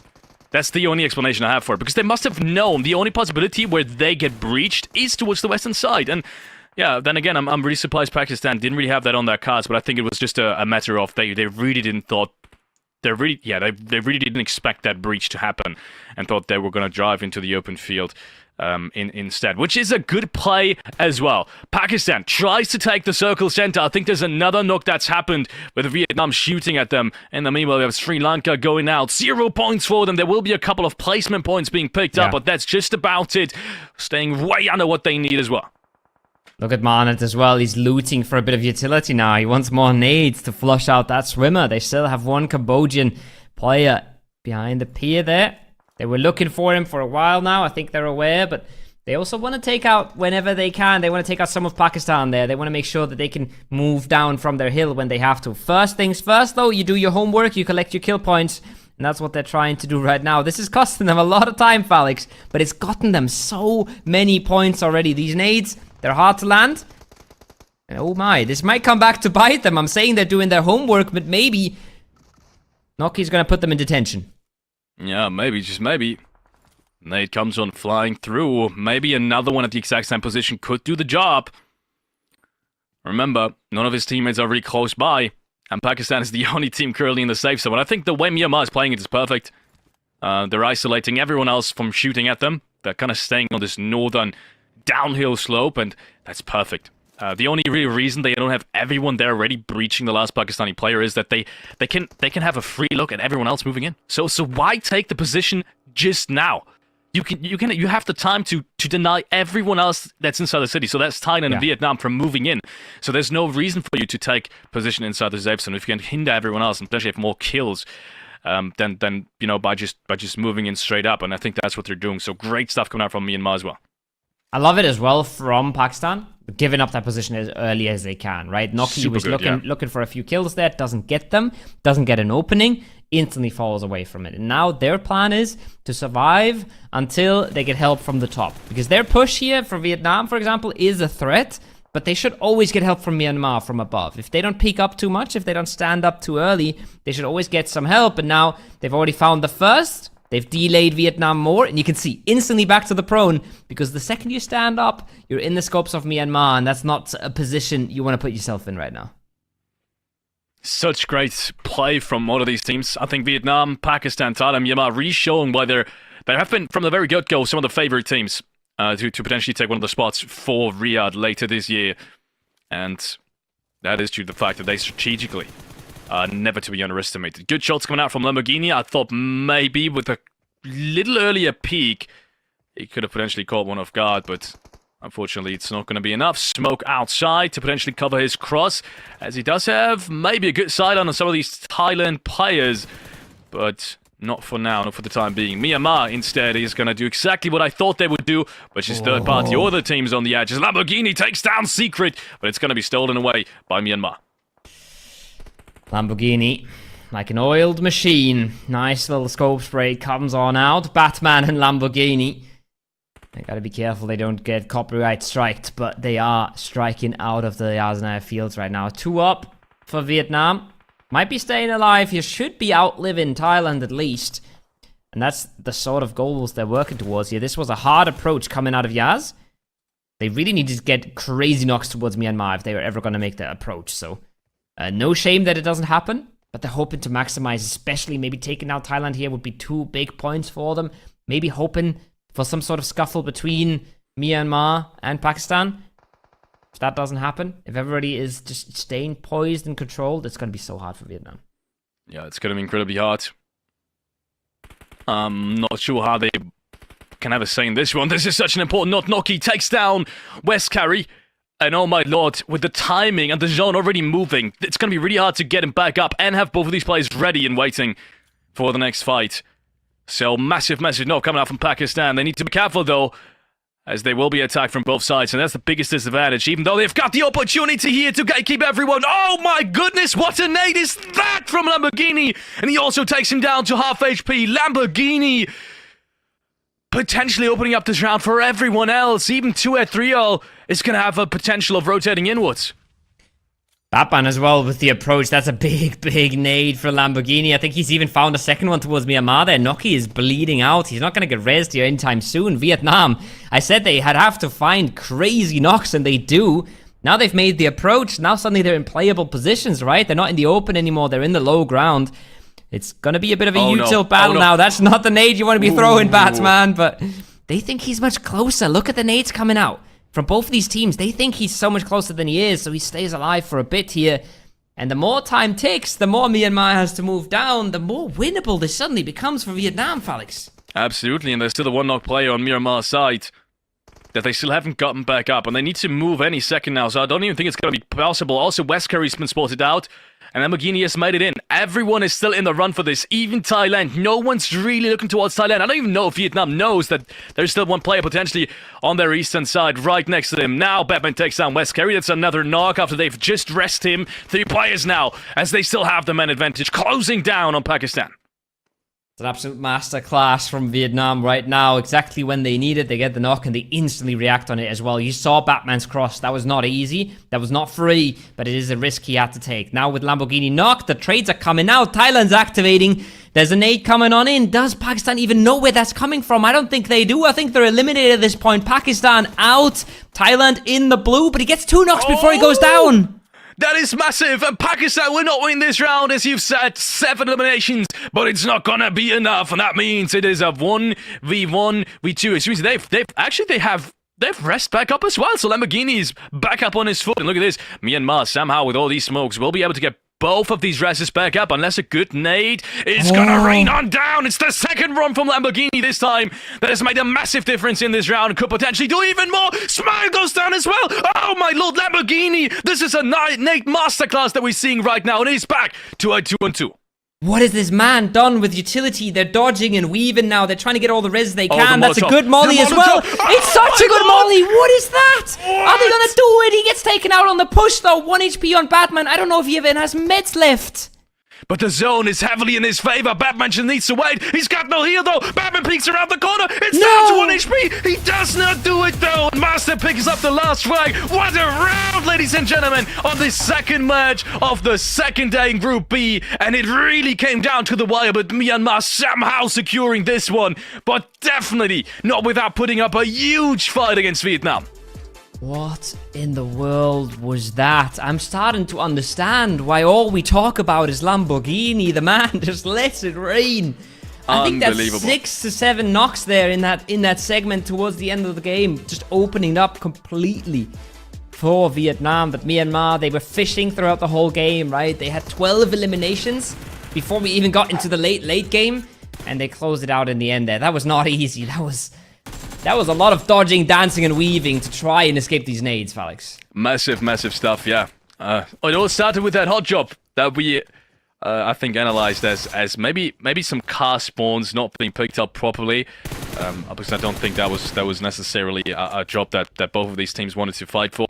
And then it really came down to the Iesf position. We said very early, we thought it was going to go, at least I did, I thought it was going to go way up north, but instead it shifted straight on Pakistan's and Myanmar's head, and both of these teams in the end, also some of these teams, to fight it off in the end. And I honestly didn't think Vietnam was going to have a chance. After they lost 2 players moving out of the apartment, that's the big thing. We haven't even touched on this. They lost 2 players moving out of the apartments, and they still get into late game, potentially even almost winning it because of some of these nights from Lamborghini. It's nothing short of amazing. Unbelievable. It's crazy stuff. We saw a bit of international individual pop-ups there. I think William, one of them as well, right? We saw a bit of plays coming out of Pakistan and really good showings, but that was mental towards the end from Lamborghini. Almost by himself. Batman as well kept his wits on him, made sure to support when he could, made sure to get the res when he could. So plenty of awesome stuff from them there. But oh boy, that was was some crazy stuff towards the end, as I felt like they had it at that point. The P90 came out, right? He had the circle position, but I think he just had no meds left. He had no way to heal back up. So it was a 1 HP fight and didn't go his way. This is a big thing, though. We're in awe of what happened to Lamborghini there, but that's a lot of eliminations on the Myanmar side.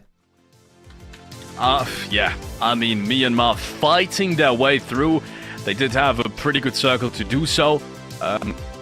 Gotta be said as well, but then again, so much stuff they had to fight for, and the good thing was also they had the man advantage so often in these late fights. I think that was ultimately the one thing that really got them over the finish line, because all of these teams had knocks at some point against them. They always were somehow able to get their knocks back off. I think Smile was knocked like 2 times, West Kerry as well, before they even moved down the hill, and I thought it was going to be way too late to rest any of them, but apparently the circle did just move slow enough for them to get the rests back up. And also, they were really smart with their smokes. You can tell the damage received is really high, and still none of these players to get taken out before the very last fight.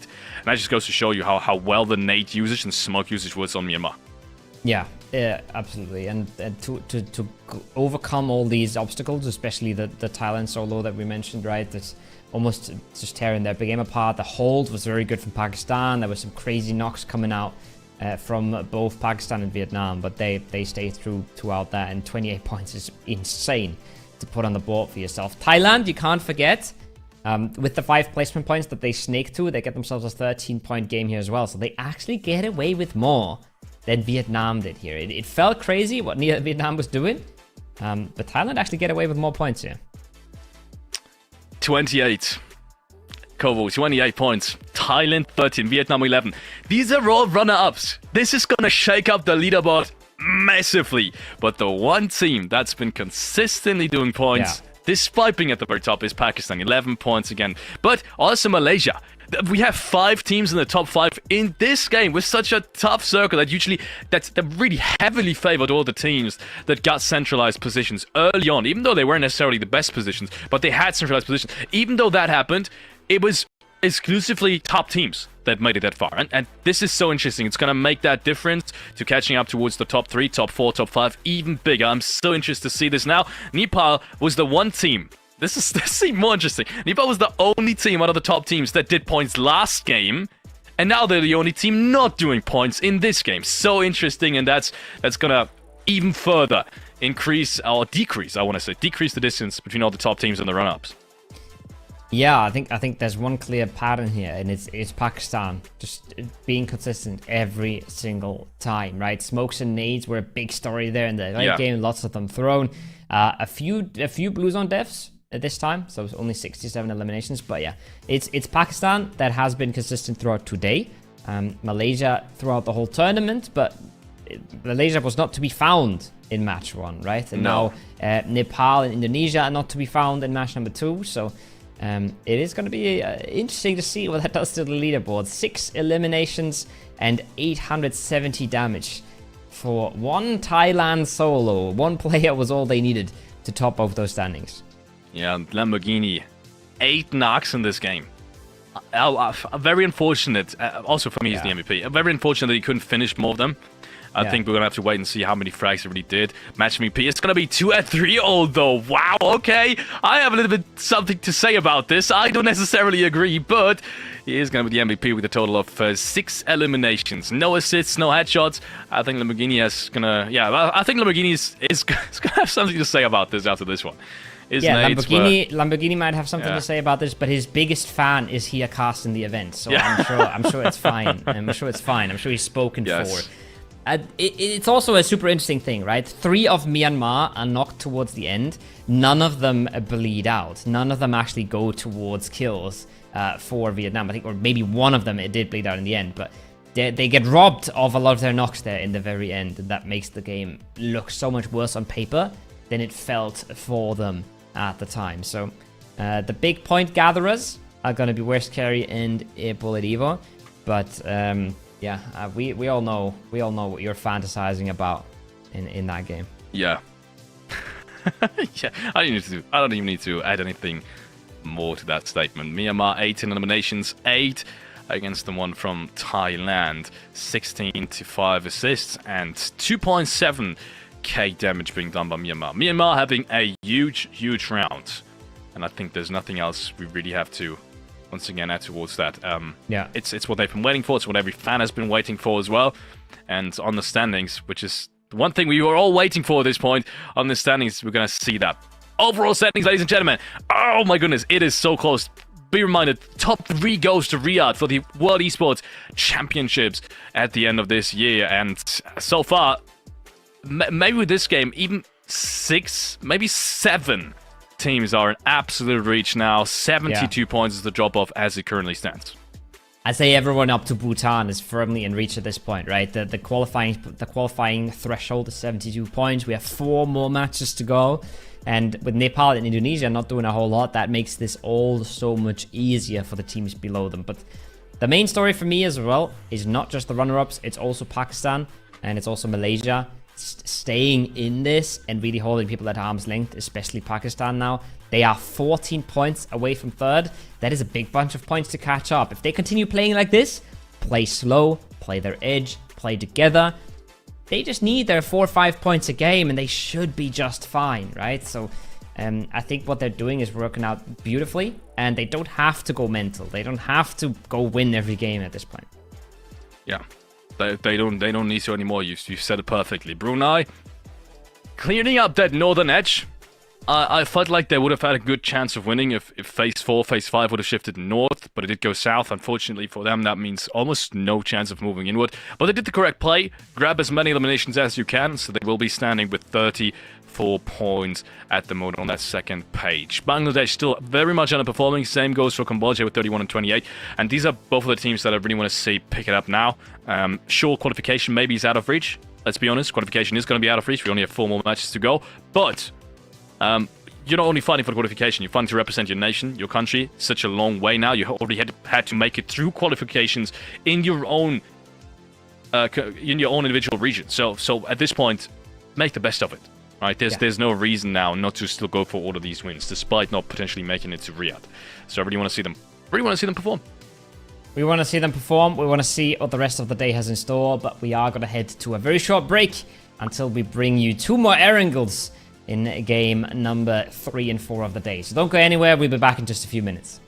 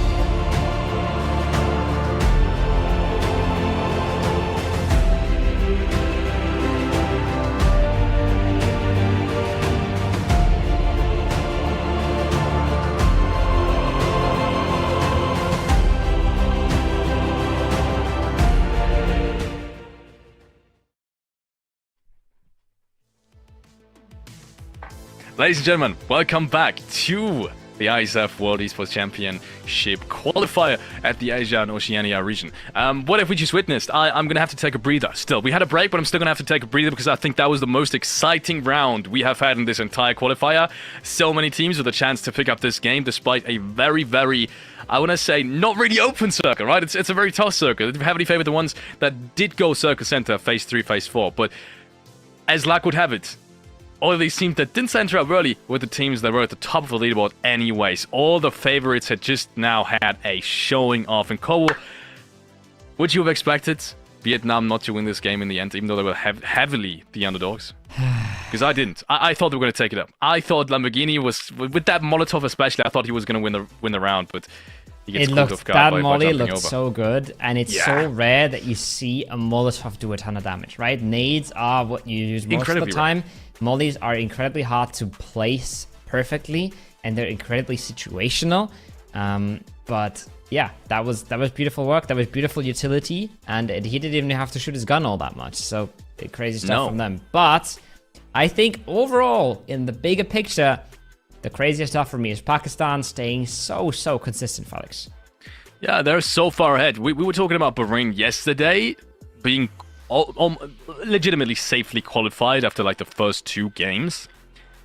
Can we say the same thing about Pakistan already? Because as of right now, at least towards the 4th place, and that's the big part, at least towards the 4th place, it is 20 points, a little bit less than 20 points. Is that enough already to say they've almost safely qualified? Because for that to happen, once again, 4 teams would have to be above them, or like 3 teams would have to take over Pakistan in this sense, with Malaysia also being in the run. So I want to ask this question to you. I still think it's possible, but if they have one more good game, it's just one more good game in the next round, then I think it's going to be impossible. And I think we have Pakistan safely qualified for IESF.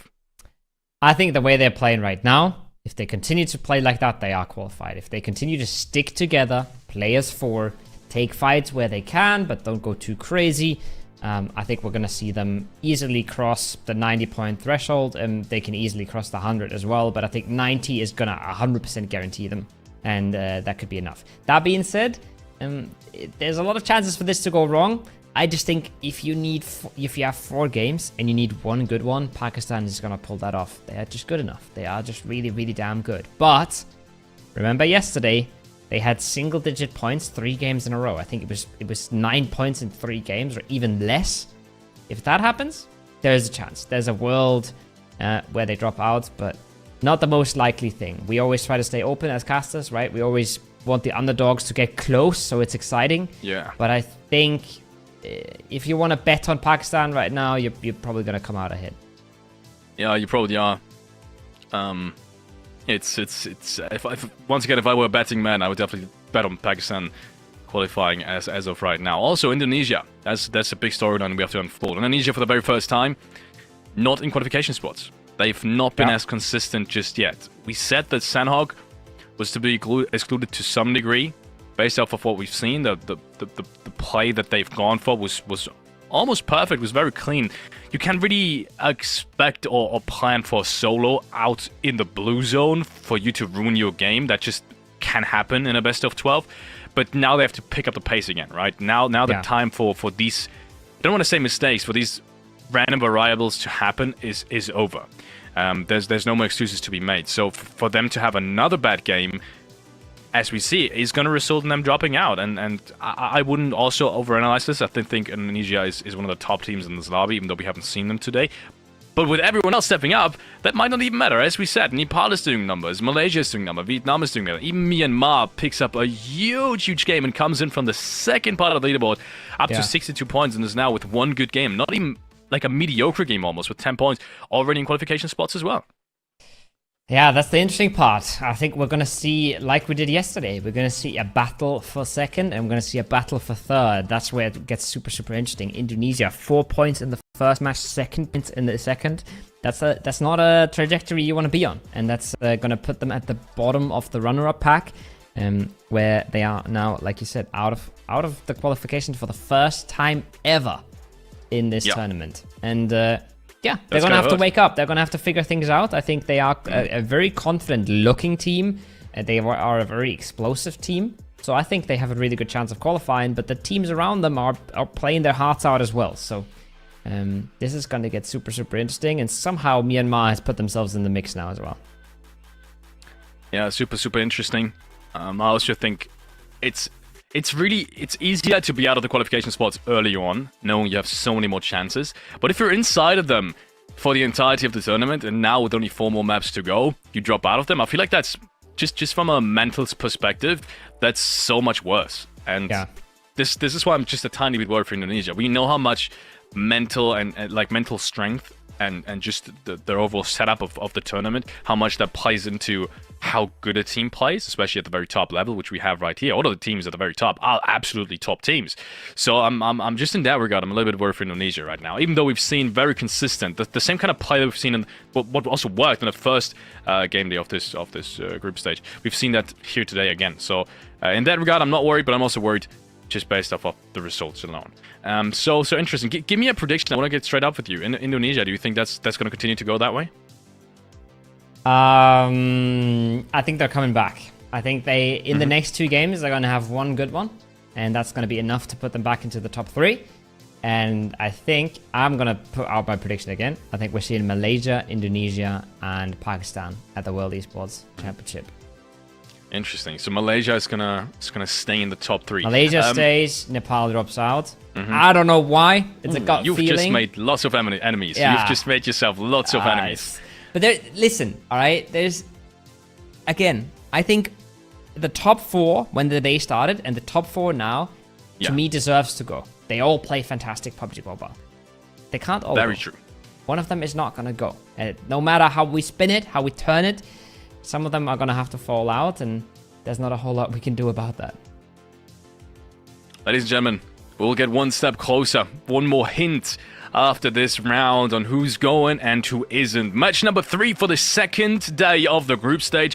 Here at Group B at the Iesf World Esports Championship regional qualifiers for the Asia and Oceania region. It is once again time to see all of these 18 teams play against each other. It is a very straightforward playing path, and the only thing I'm asking myself is, are we going to see Hotjob and Milta again? And to me, the definitive answer is no, because once again, I do think that was kind of a car pickup mistake on 2 teams at the same time. So I think we're going to see Milta Power this round and Small Milta Power being looted by 2 different teams, and Milta being probably taken by China only. The easiest way to figure out if there is a hot drop is to look at where Thailand is landing, and they've been loving the hot drop so far. We've seen them in South George hot dropping, we've seen them in Milta hot dropping. Now they are in Milta Power, and it's looking pretty solid. Almost all teams making it to the loot spots untouched here. Alex, a little bit of a congestion towards the Ferry Pier Bridge, and a little bit of a congestion towards Rozok. But it's looking much cleaner than the last time, at least. But I say that, kills coming out in the kill feed. Yeah, the kills are coming out on the kill feed. Also, we have the first circle being shown towards the eastern side. This is disastrous for Japan for the second time in a row. Japan just started to play well. First and second, relatively. The first game that really have shown us that Japan is a force to be reckoned with was the second to last game of the very first day.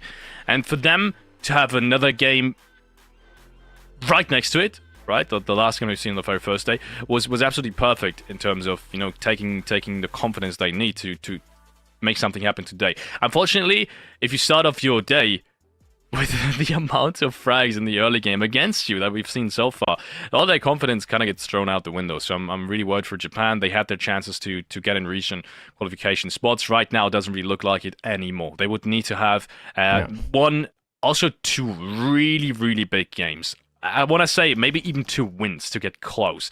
We saw the difference was 30 points, so with 10 points off of placements on a win, they would need to have at least 10 frags between them. And we have more fights going on. Japan did get their player back up, so maybe I'll take it back for the time being, but as Apollo falling down, it is back to our 3-on-3, if I saw that correctly, with Cambodia also losing 1, and that is Nanix. Yeah. Messy fight. M16 is going to have to do the trick as he finds one with the shotgun. They want to get Apollo back on his feet. The top is going to have something to say about that. Going to try to get the nade on out. It's a messy hot drop. It's not one that you enjoy being in. But what hot drop is, they find another opening, they can close this out fairly quickly. And with the risks that are being taken here by Ranzer, he might just find himself caught here. Good nade, good bunch of damage, but it isn't the knock. I think there was only bandages on the other side, though, so healing back up is going to take a whole lot of time, and we could even expect some third parties coming in at some point. Yeah, maybe the third party is going to come in, actually, but first of all, it is Japan losing the first player this time around. Oh. Finally, Matten, he tried to cross the distance, but it just couldn't work out. And maybe Garlic can bring things back, as it is shotguns all around being the bit differentiator between whether or not you get the frag or you don't.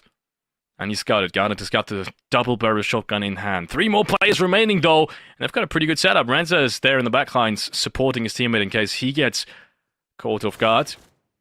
And right there goes the peak. And Renza has switched his position now. Naoto and his teammates both being at the same building. Not really too much control. Cambodia closing the distance now between each other. They want to get aggressive on this. Look at this. Left side around is the peak. And the double shotgun, at least for now, misses its target. It's an awkward one. They're playing with the timings. They're dodging around the angles. They just need an opening. They don't want to concede any more losses here.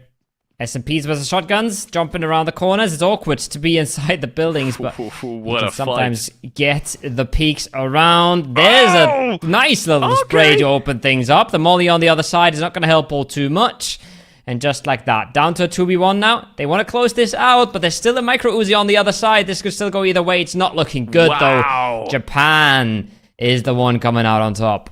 Cambodia just cannot get a footing in this lobby, but Japan also, we said they needed a big round. This is the second time they fought now in 2 out of 3 games at the very early stages of these rounds. And man, they're kind of throwing away their own chances. They picked up 30 points in 2 games. At the very first day. I said it before. If even anything close to that would have happened today's start of it as well, we wouldn't have to worry about them. But right now we do. Them losing 2 players, once again, it's just not going to be enough to pick up these huge double digits rounds that they need. And they have the potential to do so as well. So Japan, unfortunately, kind of throwing it away. And this hard job in particular, I mean, let's be honest, it was avoidable. They knew they were going to run into a contest here again if they were to opt to drop at these yellows, and I'm not sure if the yellows, even in and of itself, is a position you should hot job for. I mean, it's horrible fighting there in the first place. Second of all, what do you have after even what do you have even after winning this cleanly? There's no car spawns. There's limited amounts of loot, and there's very limited rotation pathings you can take with plenty of other teams probably rotating close to you, and maybe even depending on how long the fight goes, having the potential to third party you. So it's all bad. The hill on your north is such an easy pull up to overlook and start third partying. People can come up from the west, from the ferry pier area. It's not really a position that you value highly, right? It's not a position that you think you need to keep. So it's probably a hot drop they didn't want, and it's probably a hot drop neither of the 2 team wanted. But if you're in the position of Cambodia, maybe it doesn't matter so much. But let me say something about them. Some big games, they could have really made it. Yeah, they could have. Cambodia, someone's in the chat just saying, so far, not so good. But keep going, Cambodia. And I thought that was such a heartwarming and heartfelt message from one of the Cambodian fans. So shout out to Sanada Yukimura, giving a shout out to the Cambodian national team. He's right, though. Unfortunately, he's right. Yeah, but he doesn't know what's going to happen. I mean, maybe this game is the one, right? Maybe this game is the one that really turns things around. But yeah. Well, it's not meant to be. We know that. We're a few minutes in the future. And we know that this wasn't the one. Indonesia, meanwhile, we talked about them a whole lot. Favorites of yesterday. But at some point, really fallen flat. Now in a very central position. Really, really good position to start off the day. I think a 2-2 split around that museum graveyard area. Junkyard area, excuse me. And should be a pretty solid position to start with, but we've seen some crazy phase 2s that just completely blow phase 1 position in the wind. Indonesia rotating on in. As you have Malaysia with the first player being knocked down. That is 2 top contenders fighting for the bridge and fighting for the rotation inwards. Malaysia is trying to gatekeep it. Oh, you have IQ falling down. What is happening? Pakistan losing a player by the looks of it. From falling. Is he going to be flushed? That's the big question. They're fighting against Japan, apparently, which should be a 4v2 fight originally. Yeah. At least when it started with IQ being knocked. Maybe it's a 3-on-2, maybe it's a 3-on-1 now? Yeah, so it's a 3-on-1 when it looks like IQ is going to get picked back up by Noki. So Pakistan is still very much in this game. And Japan, honestly, the positions they have, no chance for a res and only one player being left alive. Really good pickup potential for Pakistan now. Yeah, especially getting that res is massive, right? Like, the 2 kill points are reasonably easy to get if you're in a 4 versus 2, but staying clean is the hard part, and so far they've been able to do that. Now, if they don't give him the chance to confirm any of his knocks, then that would be beautiful. One more knock, maybe a second one as well, but no. That trade is there just in time, just barely in time, to get Carlos back on his feet and to make sure that they stay kicking in this, and that's exactly what we expect from Pakistan, right? Play close together, use your numbers, use your individual strength, and that should be enough to secure a few points every match and let you cruise towards qualification. Yep. That's another one down. Done and dusted. Myanmar now losing West Carrion Master. After that great last game, that is the worst potential start into the next one. You do want to keep your momentum up high. And being bridge camped is kind of the worst scenario, honestly, because that's the one scenario where you just don't have control over the situation. We've been talking so often about how and why these top teams are performing, and it's mostly because they decide how they want to play this game. They put pressure on other teams. They are the ones that are never being pressured by other teams because they're the ones taking control of the round. If they do pick fights, it's because they want to take the fight, and that's what kind of differentiates some of these top teams with some of these lesser experienced teams. You can tell whenever Indonesia is in a fight for the majority of this, of at least for the first group day, you could tell if they started it, it's because they wanted to. All right, it's a very calculated kind of risk taking, and you can see the same thing going for Pakistan. Circle's gone east towards Lipovka. And we will see some teams already centering up. We watched Indonesia. They're a bit struggling around that wizard tower, trying to figure out what they can play, trying to figure out what they can get away with. They love to be prodding and figuring out how far can we go. And sometimes you'll find yourself a nice easy kill. Sometimes you got to be a little careful, especially now that your position is known. But it's worked out for them in the past, and Vietnam is on the short side of this. Now that car is soon going to be blowing up, but there should be a little bit of support. You can see Lamborghini wants to go for it. They're jousting around each other with the vehicles, but this might just dissolve peacefully in the end, and they could easily coexist here. 2 of our top teams, Indonesia and Vietnam. 2 of the absolute top teams. Indonesia, in comparison though, dropping out as of right now.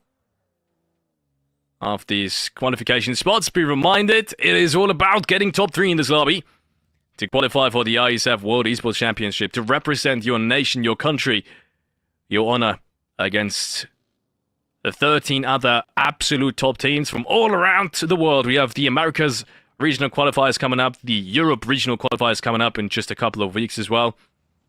And after that, next month, we will have definitive answer at the very latest on who is playing in Riyadh at the end of this year. And my goodness, I am already looking forward to it.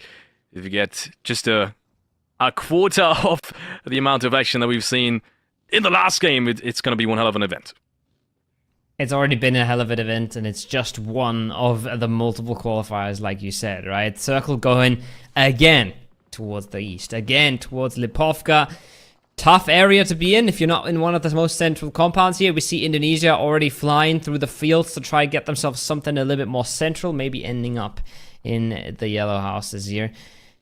They're not yellow in this case, but I just can't get that out of my head. It's a bit of a...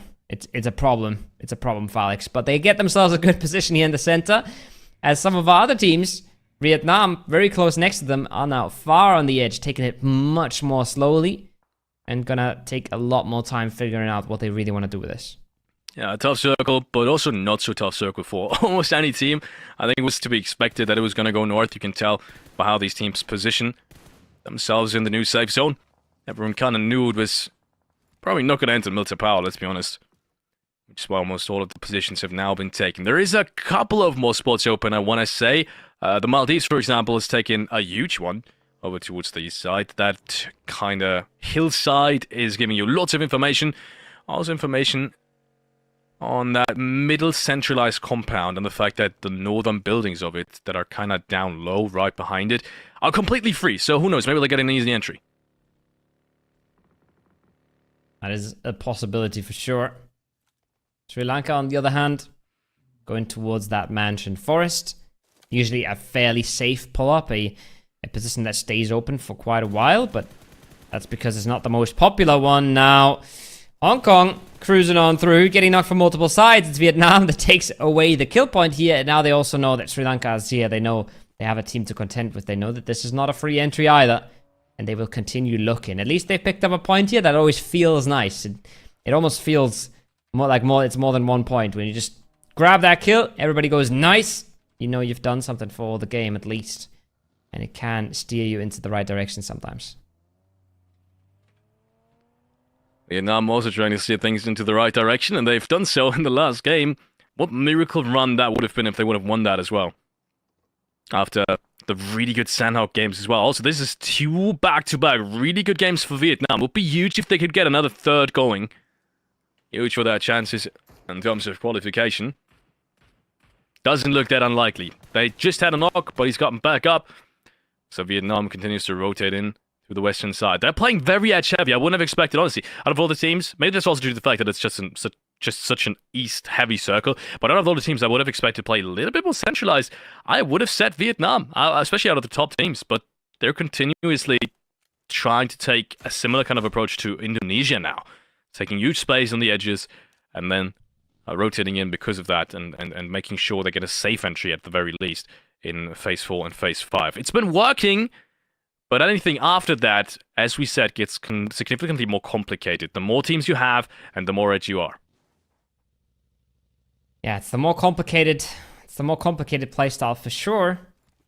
But it's been working for these guys. That is for certain. 3 elims now. Teams in front of them are weakened. They know Brunei has lost members. They've already been eyeing up Malaysia there as well. And they will make their entry. And even if you just find 1 free kill on a team in front of you, that can be a massive opener that can make the push so much easier later on, like that. But it's a nice frag back from Cook. It's a second one out of the shack as well. He's doing so much damage here, finally taken down. And once again, it's Malaysia doing damage, but it's the numbers of Pakistan that keep them in this. It's just so important how closely they are stacking to each other, Felix. Second time in this game that they do get knocked down because they are so aggressive, but they're able to consolidate almost immediately. Yeah, and that's so important, that immediate consolidation. IQ gets another one. It's this second frag as well. IQ once again showing off why Pakistan is such a force to be reckoned with. Yoni now is also grouping up. That's pretty good.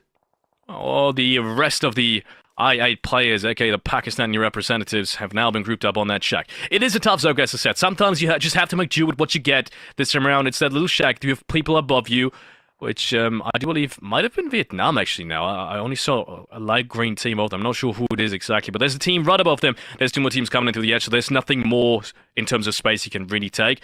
So Pakistan might just be a little bit more passive, at least for the time being.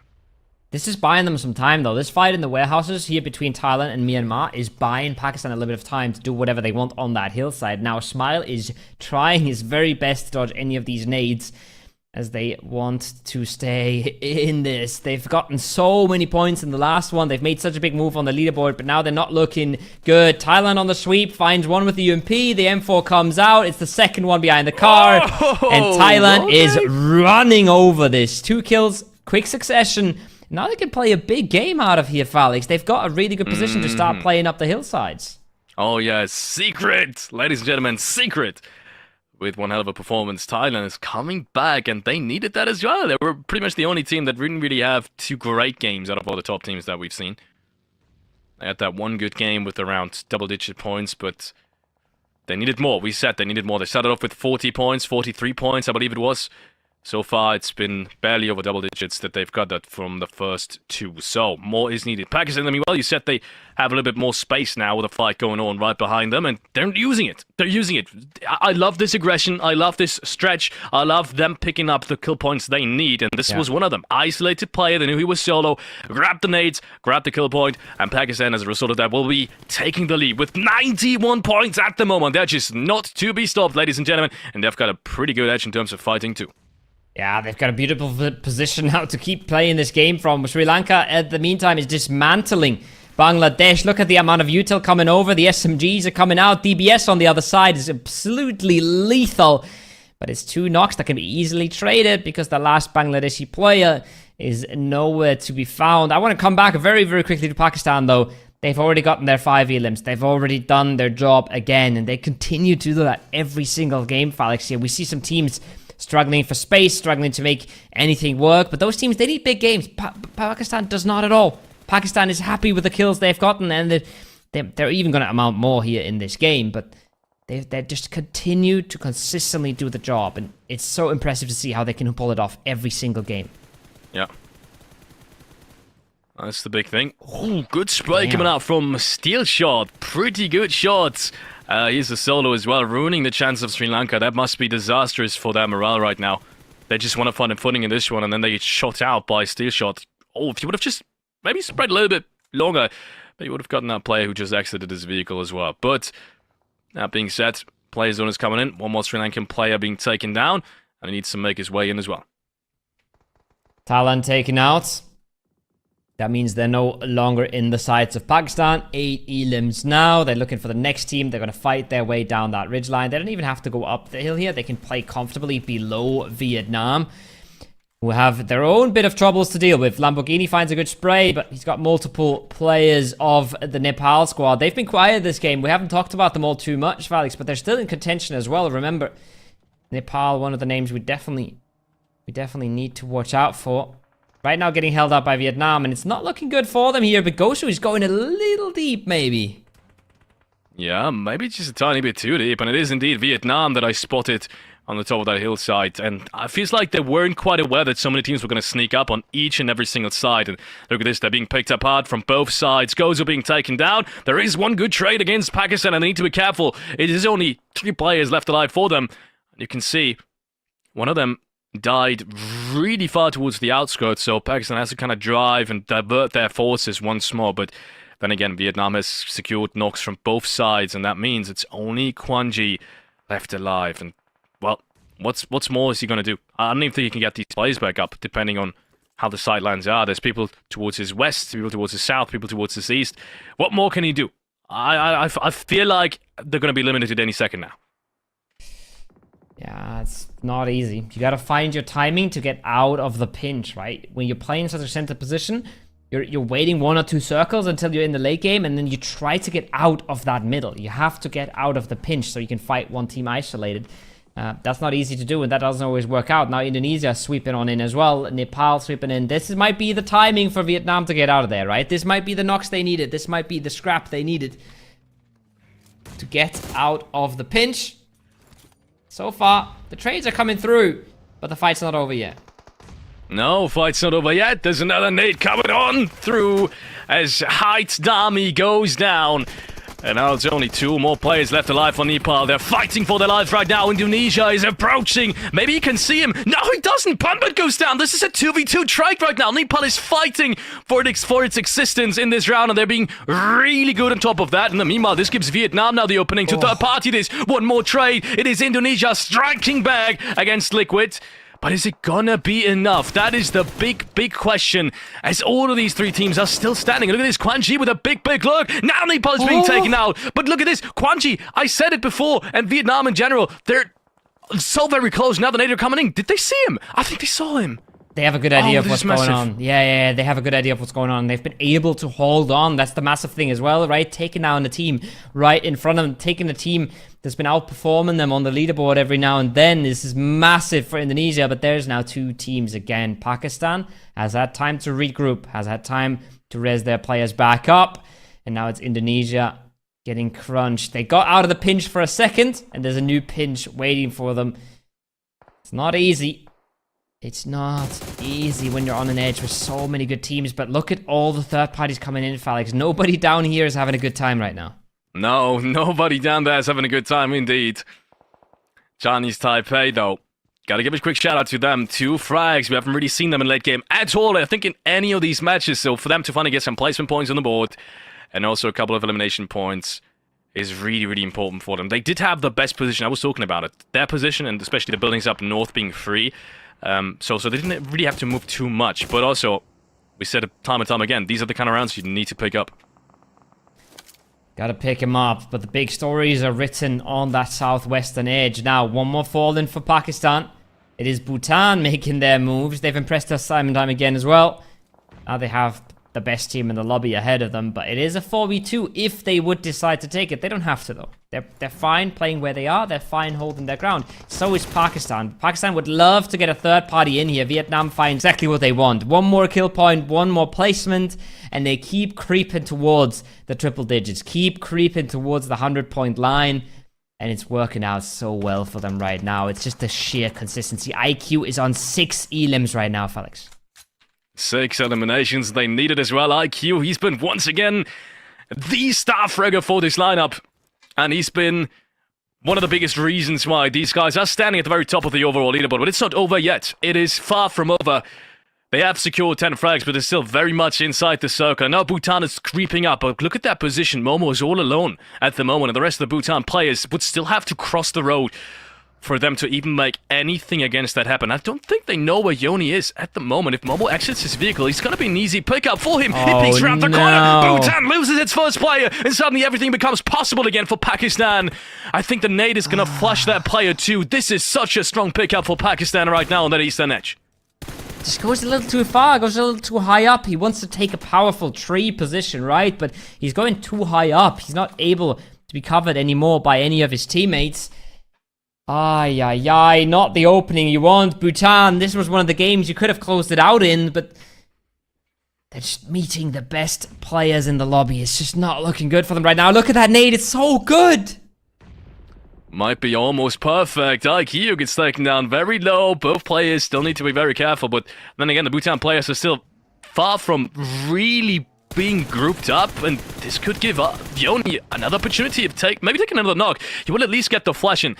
Look how Pakistan has once again turned around the situation. Just based off of smart play and good edge holding, they've reduced the 4v2 down to a 2-on-2. And Bhutan, look at this, they're getting shot in the back even further. IQ! What is this guy made of? It's that 7th potential frag, depending on who's getting that flash. And Bhutan is being picked apart one by one. Yeah. These guys cannot be stopped. And we were asking ourselves before this match, is this going to be the qualification for Riyadh? And I think at this point, it looks very likely. 100%. They're just not to be stopped right now, right? They seem to be in a different class. One first aid is all that IQ has to work with. There's nades coming his way, but look at that. No hesitance at all. He knows he has a knock player right next to them. He knows he has to be careful, but he does not care. 7 defeats for IQ right now. He's still got Yona in the back, holding over his shoulder a little bit.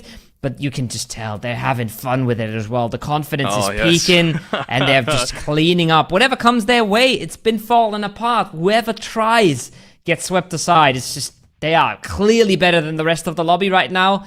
And this is really the Pakistan we've seen yesterday.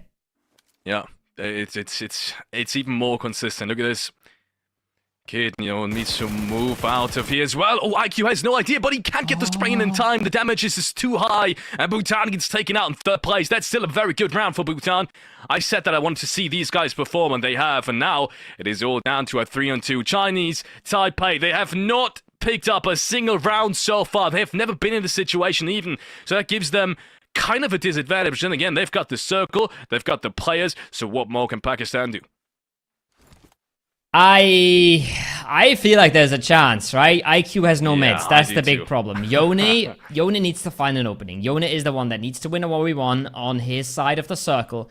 And if he does, they have a chance to win it. If he doesn't, IQ is going to have a terrible time there. No meds, no util, but there's the free spray. There's the free knock. And just like that, it's all but possible. He's going to draw attention now. He's going to draw one player off to his side. And IQ might be able to strike. Pakistan might do the absolute unthinkable here and just bombard themselves to another chicken dinner. And look at how much space he has. He could move around even further than what he's doing already. He's got a smoke going. I don't think he realizes how passive Chinese Taipei is right now. And you can tell, Emperor, he's just sitting, proning in the grass. He's not even sitting, he's just proning in the grass right now. He's not doing anything with the circle space he has. He wants to wait for the next circle to just close on out, because then he's going to be in the deep circle center and everyone else is going to have to move towards him. But that would have worked perfectly if they wouldn't have lost that third player. Now it comes down to the next team fight, as you said. And IQ, I'm not sure if he's to be expected down there. It's a good position he has. He should have a lot of information. He should have a lot of vision down on these players. But Yone has already made a bit of a creep up that Pink has not realized, right? He's not seen that move coming out. And there's IQ catching one. What is going on, Felix? These guys are just not to be stopped. Everything they touch is just turning into gold. Now they've brought this down into a 2v1. They seem to have such a good idea as well about where Emperor is playing. And Pakistan is on the brink of making the unthinkable happen. We said it before, Pakistan have been playing out of their mind so far. The I-8 roster has been representing their nation to the best of their ability. And it's just one player in between them and the win here. The upset, the unthinkable. They've started this edge clearing process with only 3 players. Emperor takes down Yoni though. And it's down to IQ, the one player who's been helping Pakistan throughout these matches so very long. And that nade is pretty good. Has to jump to the side, pre-fire towards the left side of the tree.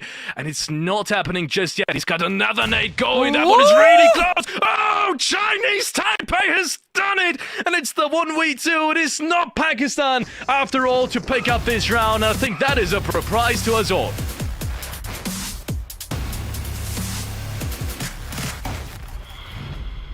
Pakistan actually letting it slip through their fingers. They were looking so unbeatable at some point here. But Chinese Taipei, they do the job. They get it done. 17 points, 7 eliminations. There's nothing to scoff at. And that is one of the hardest teams that you would ever have to take out. So shout out to them. Well played in the end. The nades were just perfection, right? He throws one at the tree. He throws one a little further back. And there's nothing IQ can do to clutch that one out. Crazy game. Crazy game, especially though from Pakistan, right? We've been singing their praises for the entirety of this game. Everybody was scrapping for points. Everybody was trying to hold on. But Pakistan was on a different level right now. Yeah, Pakistan was on a different level. They were fragging out from the get-go, from the very start of this game. And I think it would have been even bigger if they would have gotten to that phase 4 circle with a full 4-man. But they made it work anyways. And that's the big thing. They don't need a full 4-man. They just need smart edge play. They just need the meds, the nades, the utility, and that's legitimately all they need. So I'm really worried for any team that is gonna face them at the Iesf World Esports Championship, because as of right now, I think these guys are qualified with this round. I think it's done and dusted. We might have. I always say might, but honestly, we have the first team that is qualified already with 3 more maps to go. Unbelievable. They're in a different league right now. They are better than everybody else, and they are showing it. And I think we have a lot of fantastic teams in this lobby. We have Nepal, Indonesia, Vietnam. They're just all fighting for this same entire edge, right? Everybody's suffering, everybody's struggling. And somehow Pakistan was able to just stay completely out of that. They were never touched. They were always just chilling on their side of the hill. But part of the reason they were chilling so much is because everybody that came to their side got killed, right? They took care of Malaysia. They took care of Thailand coming out of the warehouses. They took care of Bhutan at the bottom side. They continuously swept back to get 1 third-party kill on Vietnam. 1 third-party kill towards, I think it was Nepal on the side. And that just makes your game so much easier. So really, really good stuff from them. Really calculated aggression. And I don't know how the leaderboard looks, but we are having a ton of teams now that fight for that 2nd and 3rd spots.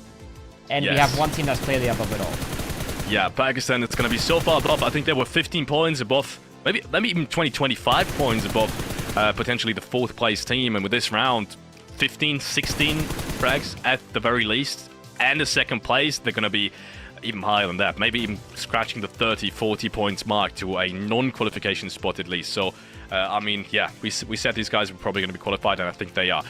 But yeah, you also said the rest of the teams are so very close to each other.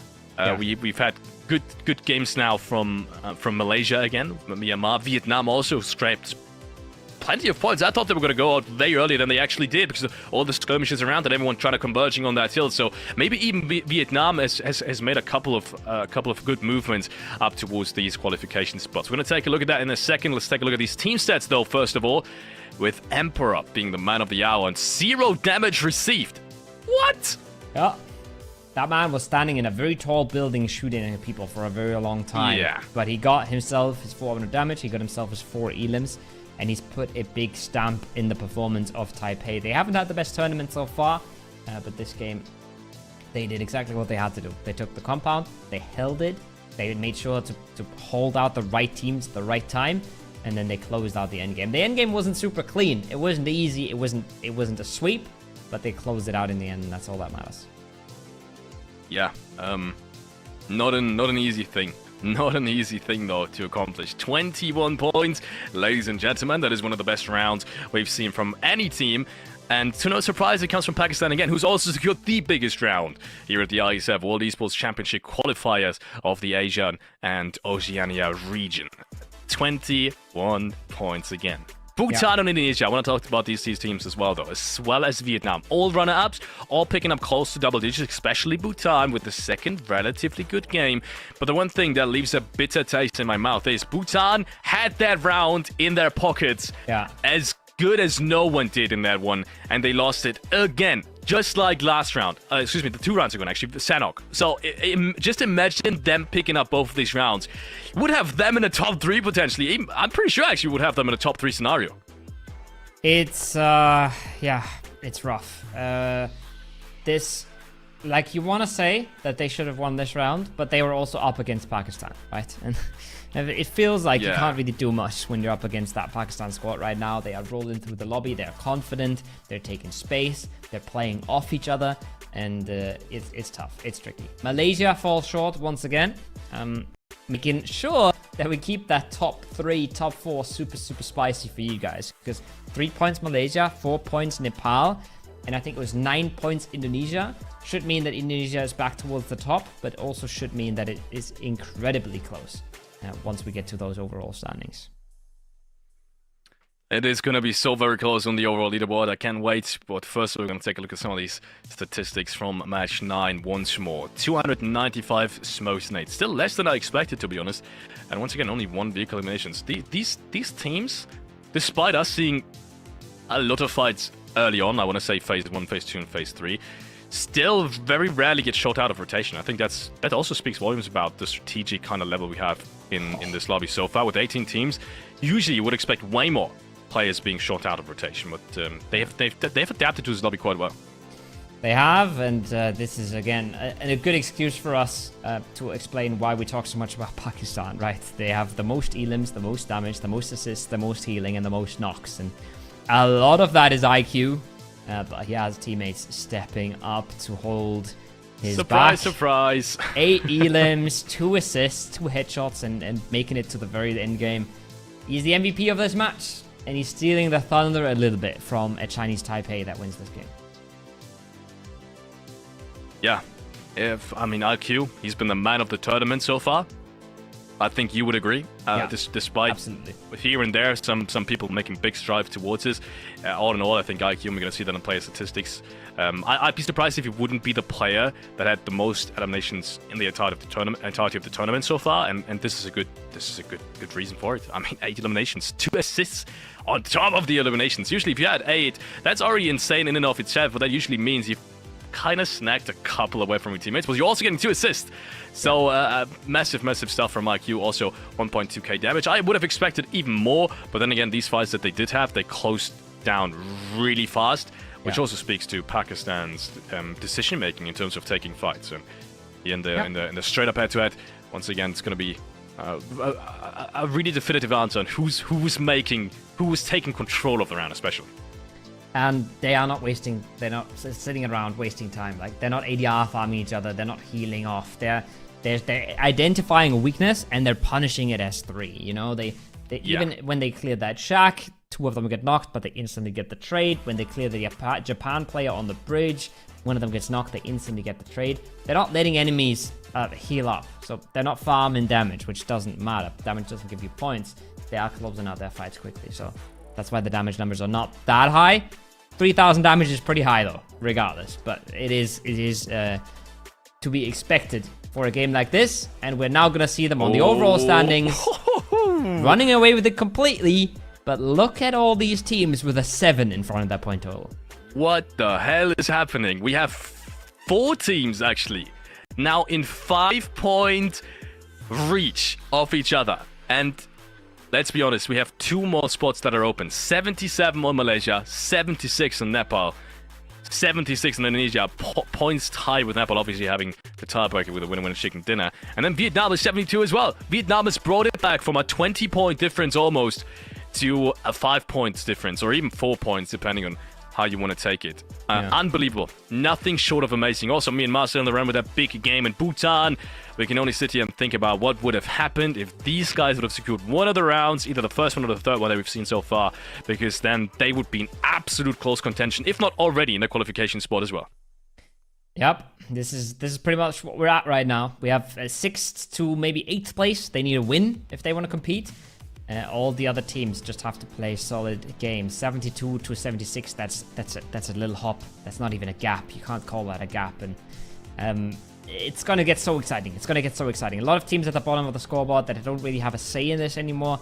They're fighting for pride. They're trying to learn as much as they can from this lobby. They're trying to represent their country as the best they can, but they're not really competing for the top 3 spots anymore. So top 5, top 7, super stacked, super interesting, and then it falls off a little bit.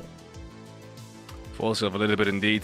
All these teams almost already being out of the run in terms of qualification. But as we said before, all of these teams are still fighting for their honor, for representing their nation. They've all had to make it through each to their respective qualifiers of their nation. So it's that in and of itself. I was talking about Mongolia, for example, yesterday. Their Esports Association hosted a single tournament just to find out who's representing their nation. Yeah. That's how long these qualifications have already gone through. So all of these teams have already made a big step in towards representing their nation, and now it's come so close for plenty of them. 7 teams essentially still have a chance at this. We have 3 more games to go, with Erangel being there once more. Kovo, one last prediction before we potentially head into a break again. Tell me, are you sticking with your prediction? You're addicted to predictions, are you? Yes, I am. Of course I am. It's 3 spots only. It's 3 spots only, and I think we're gonna have a very similar thing. I think we have a few teams that are just stuck at that top, that are incredibly close to each other, and one of them has to go out. I'm sticking to Indonesia at this point. I think they have what it takes, but I feel like they're all on equal footing. Malaysia, Nepal, Indonesia, even Vietnam. I think they're just as good as each other. So there's a lot of things that can happen in these last few games. There's a lot of crazy stuff that might go down with half of the lobby not being able to qualify anymore. But we'll have to wait and see. The players will have to show us. And the players will show us right after this very quick break. We'll be right back in a couple of minutes for the remaining 3 games of Group B.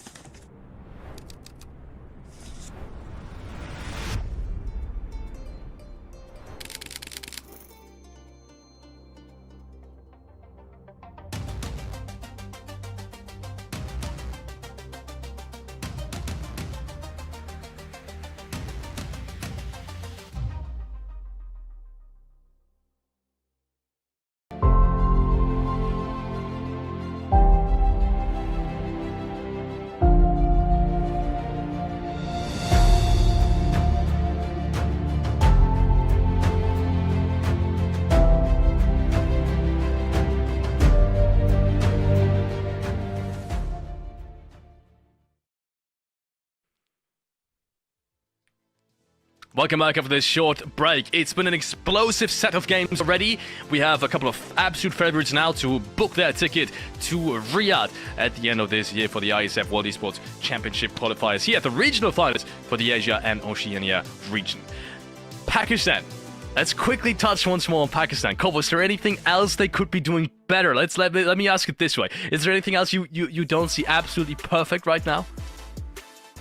Yeah, you're having to think, right? Yeah, so the last game, it's a tough question. Where they cleared that shack, and they cleared the Malaysian player in the shack, if they have any sort of util, probably would have been good to use it. But that being said, they had a different Malaysian player right behind them, so I think they just wanted to rush that down and not get stuck in the open. So it's hard for me to say. I think they're showing us a masterclass right now, and the only thing you can talk about is the first 3 games of the first day. That's when they didn't show up at all. And that's where you can find a lot of mistakes. Right now,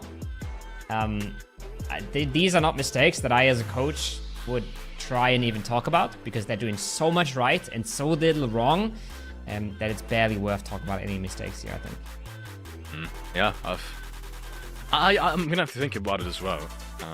I mean, we did see Pakistan struggling a little bit with placement points, but in comparison to everyone else who's playing that aggressive, like Vietnam, for example, or Indonesia, they've never had a struggle in actually breaking through that phase 4, phase 5, phase 6 initial fighting, and then getting into late game itself. They've only really had a problem with closing off games, but then again, that doesn't really hinder you of being the very one spot, and you can tell that by a look at the leaderboard. 107 points just speaks volumes for yourself. Yeah. Are they mathematically qualified? I think at this point they already almost are. It would once again only happen if 3 more teams overtake them. Almost impossible, because obviously if you for you to get that many points also means others aren't getting it. So for 3 teams to do it at the same time, just not happening. So I think at this point, once again, congratulations to Pakistan. Indonesia, another team I quickly want to touch on. Based off of the first day of this Group B, we said they were the most consistent team. We said they had the best Erangel showing and Sanhok showing that we've seen. But It's been 3 games, maybe 4 games now, maybe even 5 games now, but we haven't seen Indonesia step up at all, despite showing us the same kind of playstyle that we expected from them. And the playstyle that should work, and the playstyle that is consistent and usually does bring them the best amount of control. So I'm really weird, and I will get your opinion on this. What does Indonesia need to do? Is it just a matter of more tries that are being needed, and maybe it's gonna happen at some point? Because I asked you this last time, and you said yes, it's gonna happen. But you also said it's gonna happen in the next 2 games, and now 1 is already over. Well, it did. They got 10 points in that last game. I think that was pretty good. I think that was pretty solid. It's just the problem that they are competing versus teams that are also getting points on the board, right? Nepal, Malaysia. Nepal especially got decent amounts in that fight. Malaysia had a big gap ahead of Indonesia before this round. So I think they got 9 points that game, maybe. I think that was completely fine. And from their position, it was a really hard position to be playing out of. They had very good center 1 positions. They went into a solid phase 3 position and fought their way up that hill. I think that was all right. I think that was pretty solid. I think if they continue playing like that and they continue finding positions like that, they'll be okay. But as we keep saying all the time, the opponents aren't sleeping, right? Nepal, good fight for them on that hill as well. Malaysia, not the best game for them, but they were more consistent throughout the rest of the day. So it's just hard to push yourself past these teams. They've done a good step in the last game. They've closed the gap entirely. Even brought it to a tiebreaker, right? But they'll have to continue playing like that in the last 3 games. If they don't get their above 5 points a match in these last 3, I don't think it's happening.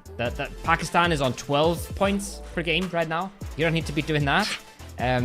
But you need to be above 5 or so in the last 3 here, because the competition is just fierce. Yeah, I'm hoping for any fan out there that is obviously going to come true. Ladies and gentlemen, we will be heading into the 4th game, and one of the last games, at least the last game of Erangel of this Group B, before we can take a look at maybe another hint on who's really going to take that 3rd and 2nd spot.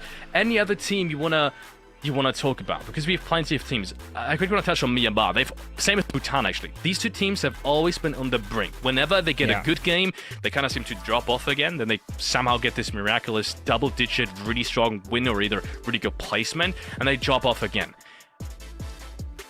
what do you have to say about the consistency? What else do they need to fix in order to finally secure a runner-up spot? I think Bhutan, in a way, is very, very close.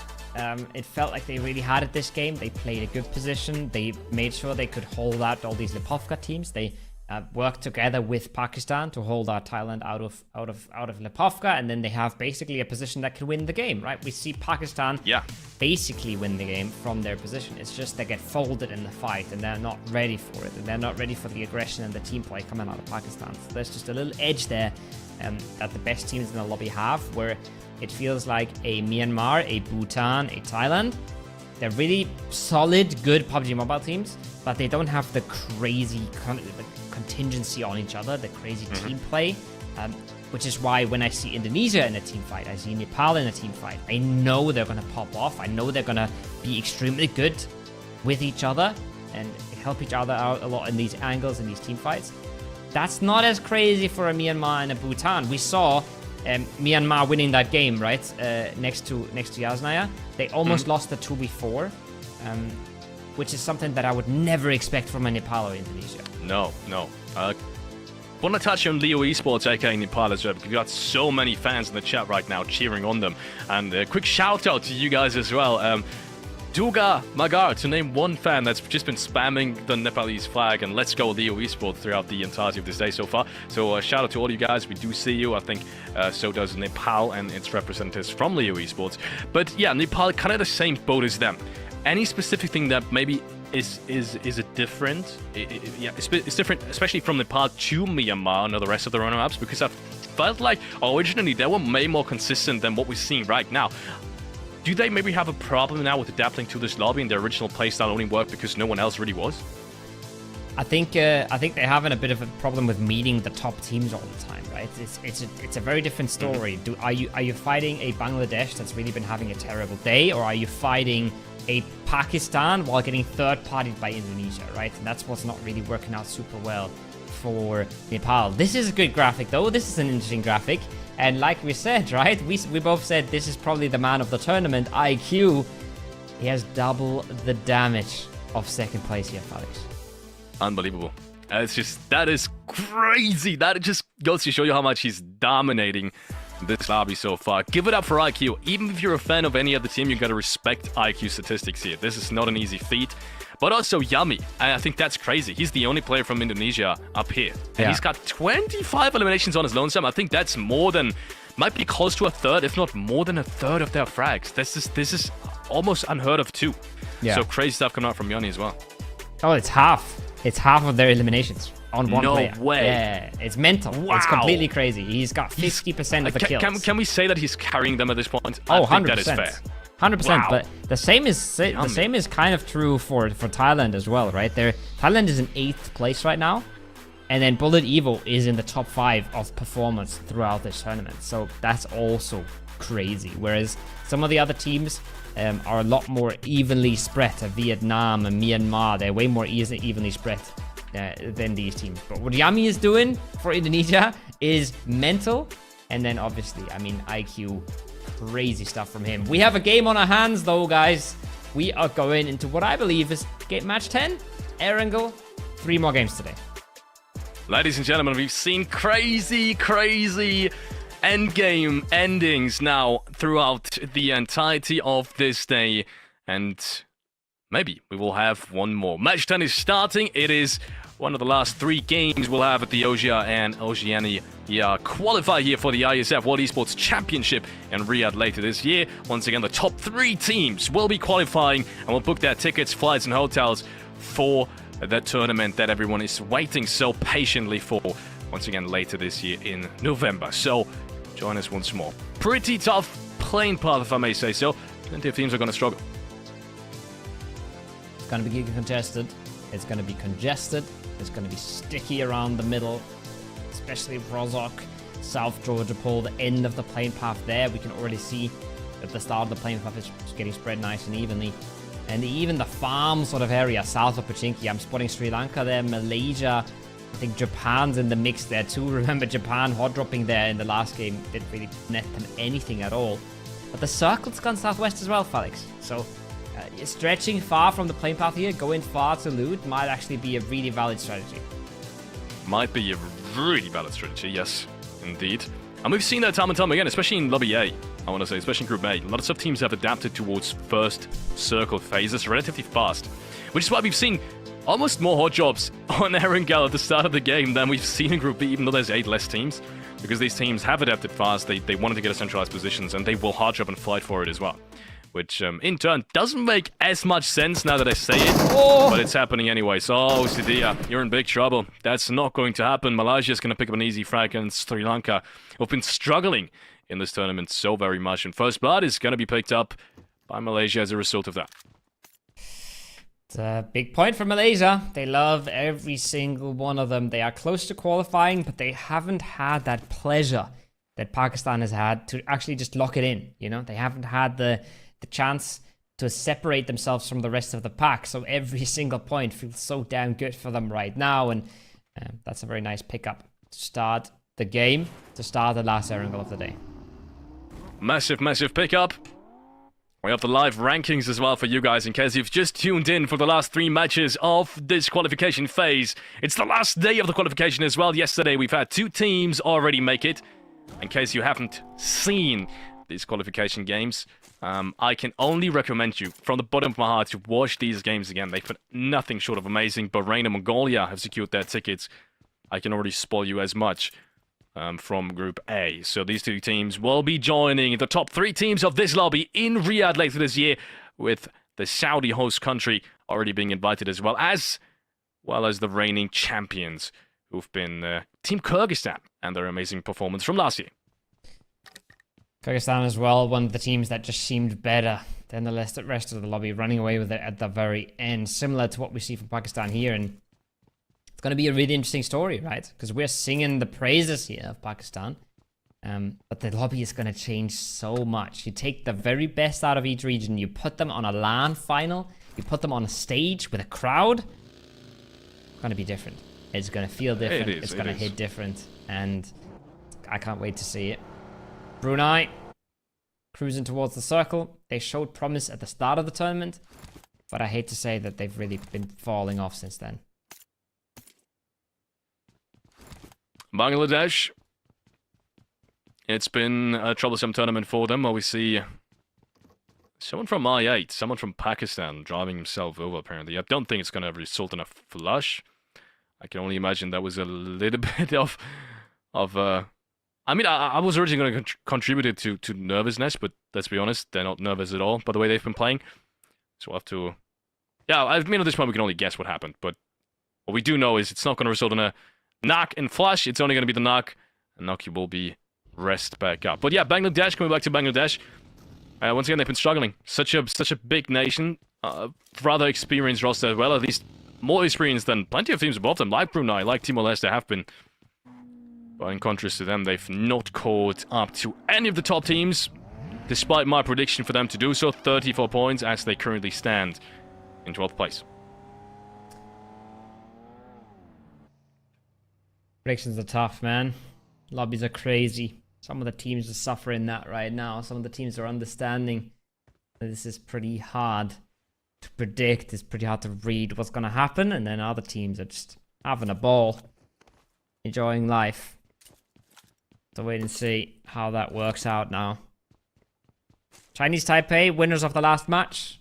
It's going to feel nice. It's going to feel nice to prove that you can do it. It's going to feel nice that you can close out a game against some of the best in the game. But it's not going to change their position. At least not materially. Nope. Definitely isn't. Hong Kong, China. Same kind of scenario for Bangladesh, I feel like. If we gotta be honest though, if that region would send its best players, it would be a whole different scenario. I feel like we gotta get crowd through that region more than... Do we have to? No, I think everyone knows the strength of this region. But either way, I think in the future there is going to be way more potential there. I don't want to discredit that team, but I just know how strong of a region this is. It's one of the strongest regions in the entire world, and there's a reason why we have fees and salary fees on some of these Chinese players that are just past anything I, as an esports player, have ever come across at, and why some of these fees to maybe have, transitioning fees from one team to another are miraculously high. Like, we're talking 6-digit US dollar fees for people, like for Paraboy, for example. So just to give you guys a perspective how big that region is. But I think everyone knows at this point. I'm talking about stuff that everyone who's been familiar with PUBG Esports knows. It's just been the biggest region for the last 4 years. So I'm patiently waiting for them guys to send their A roster. If that happens, it's going to be another whole different dimension of esports tournaments than what we already have with the amount of viewers and the amount of incredibly experienced teams like PMGC champions in Group A.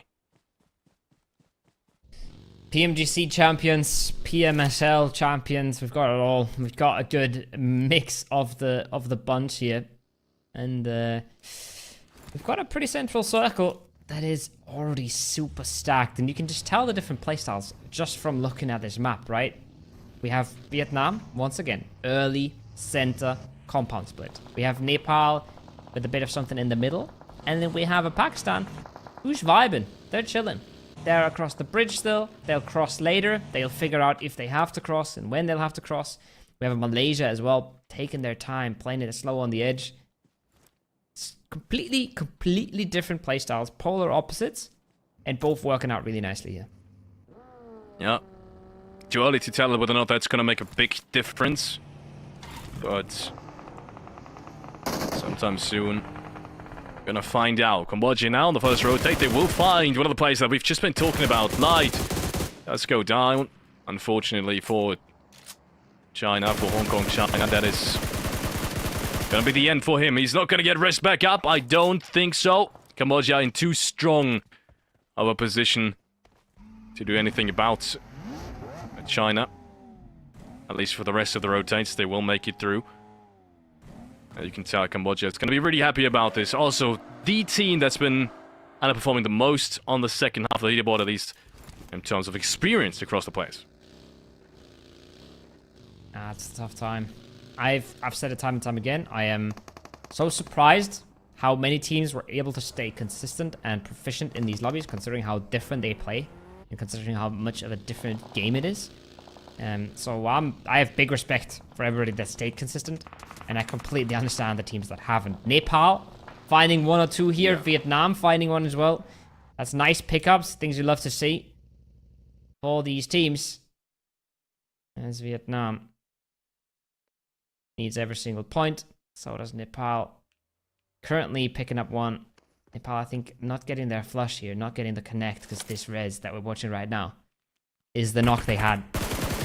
Being able to get from quite a long range to a car. Pretty good stuff.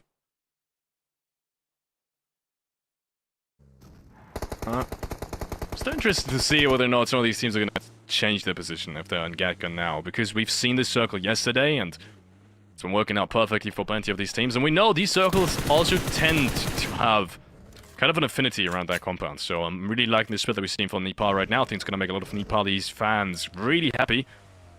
It is one of the strongest positions, was the western side. We're going to have to wait and see, though. Next circle shift is once again going to give us a pretty good idea on who's got a pretty strong position for this game, and who's going to have to fight through plenty of other teams. And because as of right now, it's still very, very split between all of them. You can see even Vietnam has got a pretty big split going. They not only secured Pachinki with the charge, but they've also gotten the compound just west of it, which is a pretty strong position to hold, and also a pretty strong position to hold. In the late game, especially, whether or not it shifts west, once again, is to be determined in around 30 seconds. But, well, I'm talking about all of that. We have another fight coming up, and this is a pretty good one for Indonesia. It looks like they have complete control of the situation, with Laos being sitting ducks right in front of them. This is a fight you love to be taking. You're peeking up from the bottom ridges, you see players above you, and you can start using util to flush them out. Look at the damage coming in already. Multiple nades on both these players. If they find one opening, it's going to make life so much easier. There's the first. There's the second player down to just 1 HP. Boy on the prone. And they are trying to flood this as fast as they can. Felix, they want to get these kills before anybody else gets involved, because once again, every point matters. Ponbit on a bit of a side angle. And Razy is still trying to get it. Finally finds the nade. Finds the second. They find the third. And now they can sweep. Now they can swarm this. They have a good idea where the last player is, and this might just be 4 points here for Team Indonesia. Perfect. This is the perfect opportunity. The only thing they need to be careful of is now not getting the trades unnecessarily tough. You can tell Pombit has just been taken out without anyone close by. So that's the only thing they really need to be worried about. Don't lose anyone for nothing. But it doesn't look like that's going to happen. Just one more shot being needed, right? See? I was scared for a second. He did get taken down very low with no chance for Laos. No one there to support them in their endeavor to staying alive. Which usually other teams can. But this time around, no one's going to be towards their north. No one's going to be towards their east. So, pretty good stuff from Indonesia and picking this fight. They knew that, obviously, before they begun that. If any team would have had a chance of third-partying them, I think Indonesia wouldn't have moved out of the compound. But they also realized the longer they wait, the higher the chance is for that third party to come in. So, really good stuff coming in from Indonesia. I really like what they did just there.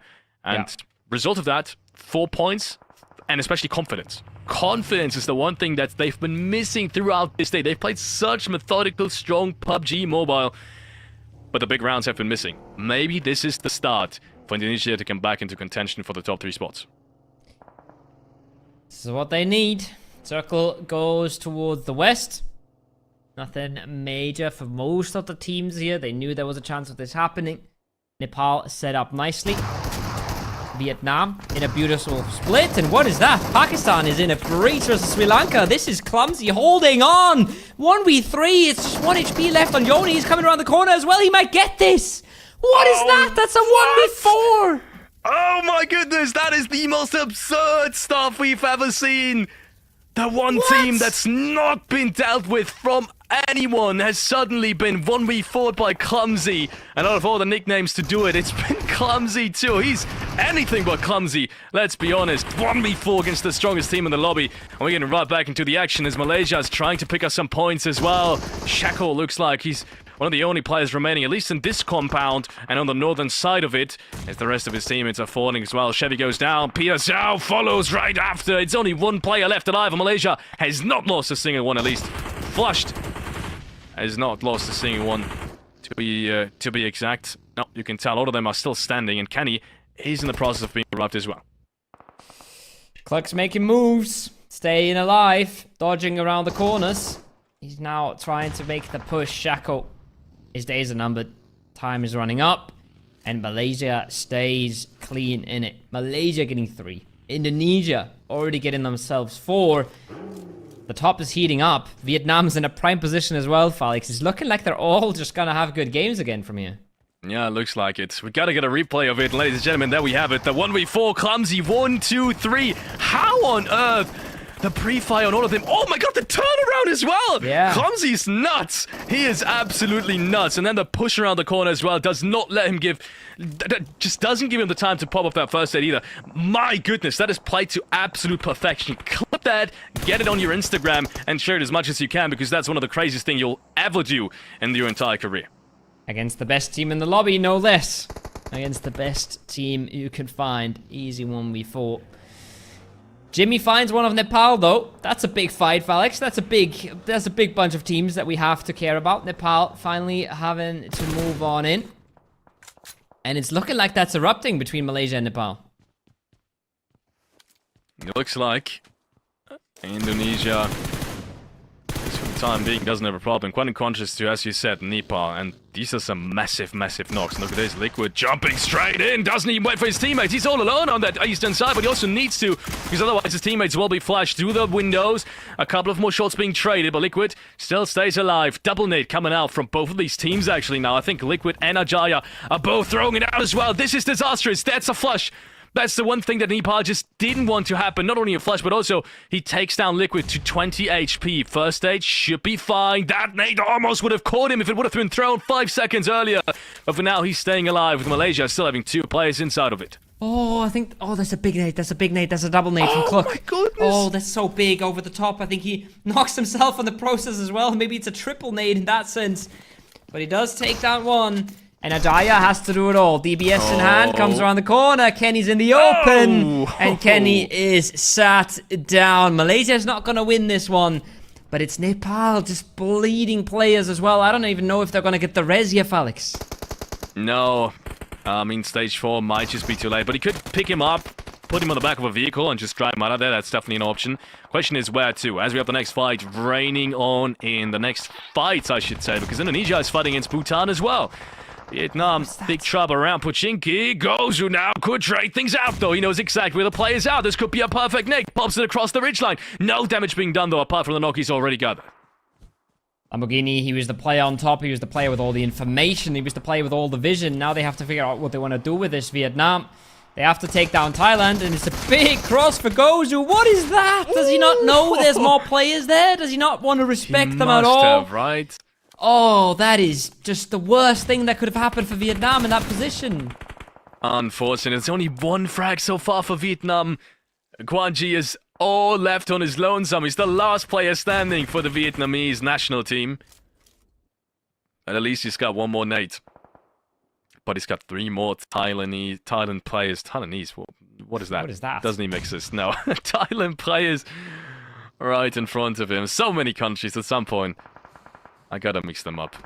Look at this. They're driving down now. Quan Chi has to defend it. Good first shots. And look at this. Secret. He's really low on HP as well. Quan Chi's got the chance. He doesn't hit the S12K shot to trade things out. No, indeed he doesn't. And even if he would have, I don't think it would have mattered. There's another team right on their ridgeline already driving up. And it is Myanmar. They want to get a piece of the action too. And they will do so as well, since Thailand only has one more player as well. And it is Bull Evo all the way up towards Church. Yeah, Cambodia as well, getting third-party shots in there. It wasn't just Myanmar. It's just not possible here to get out of this cleanly anymore. There's Japan that's lurking on the backside as well, a little bit further down the hill. It is far away shots coming on in. It is still Evo on top of that Church. 6 eliminations is good for Thailand, but they need much more. They need so much more. Myanmar on 3, Indonesia on 5 right now. But Indonesia, they can still play out of their compound here. If they play this cleanly and they clean up their edge, this could be the game they need. But so far, at least, they've gotten themselves a few kill points where Malaysia, Nepal, we've both seen them go out, right? The competition has given them a chance. Oh, Indonesia continues to frag out. Maybe he's going to get the second one as well. Ling Yong is out in the open for anyone to potentially pick him up. And yeah, there he goes. Indonesia picking up another frag. Hong Kong, China being eliminated now as well. It is Indonesia back in play. 6 frags. They are not inside the circle though, as they are fighting for a spot inside of it. And you can tell they want to fight this with nades in particular. Cambodia right in front of them. They know their positions. 4, 5, 6, 7, maybe 8 nades raining in already. No knocks though. It feels like these nades are coming short just a tiny bit. They're just not getting any results on them. They looked so good. They looked solid. And there were so many of these nades coming on in, but really not finding anything. And the second they overpeak, the second they stay in for a little bit too long, they instantly take the damage. So tricky questions now for Indonesia. Do you wrap back south? Do you give this one up? Yummy is taken out to just 1 HP, trying to prone up behind the car. The pressure's on, and there's no easy solution for them here. There's no easy way out of this. They really have to step up and figure out something to make it work. Timor-leste still looking for that initial shot, looking for that initial entry. They've been playing it very calmly, very calm and collected, especially in from the northeastern side. They've held this ridgeline right in front of them clear so that they could take it later on. So really good stuff coming in from Timor-leste. Good rotation, find themselves a good spot inside stage 5. And the next circle closing, still more teams that will have to fight their wheel, and Indonesia being one of them. They do opt now for a very fast southern road. They'd have to be careful though. Japan is in front of them. Do they know of this?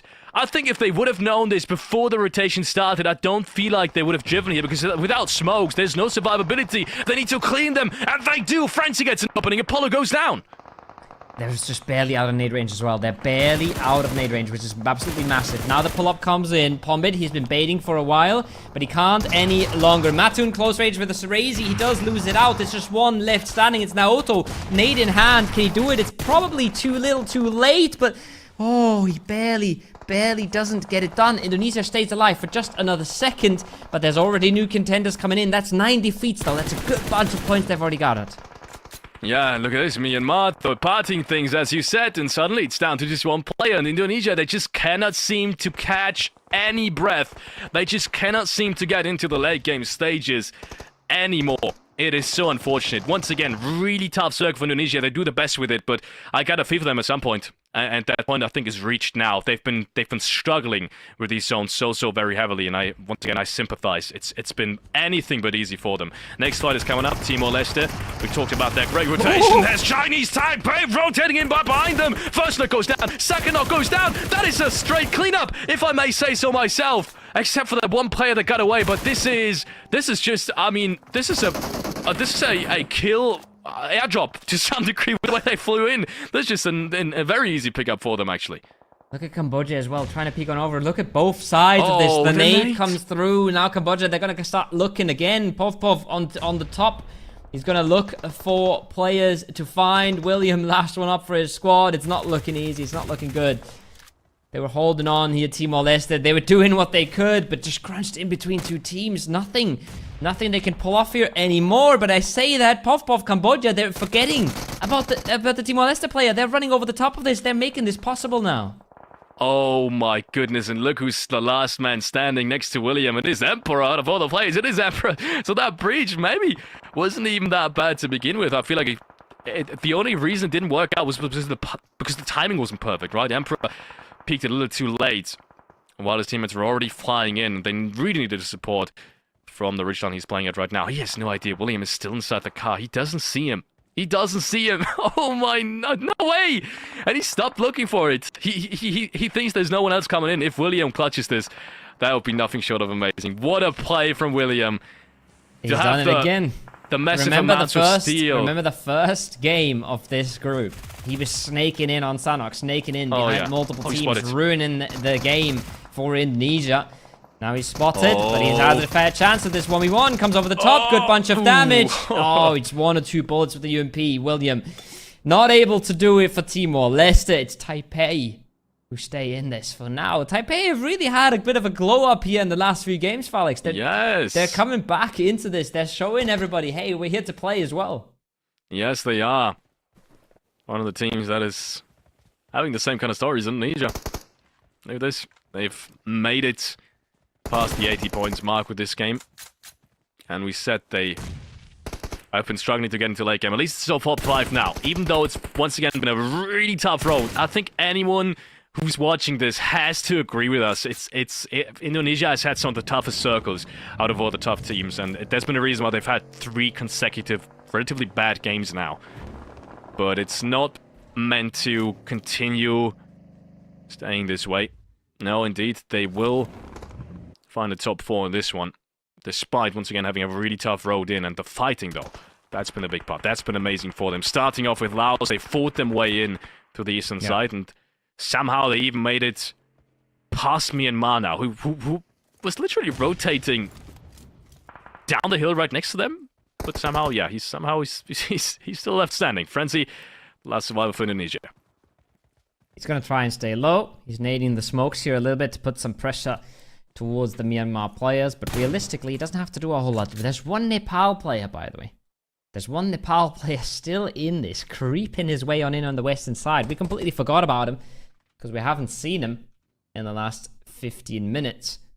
But he's still in this. He's getting placement points for his team. He's potentially maybe getting 1 or 2 more kills in this as well, because I don't think the Maldives are all too aware of his position. Myanmar want to close this out though. Yeah. They want to clear this edge. Understandably so. As soon as Frenzy is gone, they can take control of the complete east side. And that is so much space they can gain. Still, any team has I get second here. Watch this. He's probably going to get second, actually. Nano has to probably move in before he does.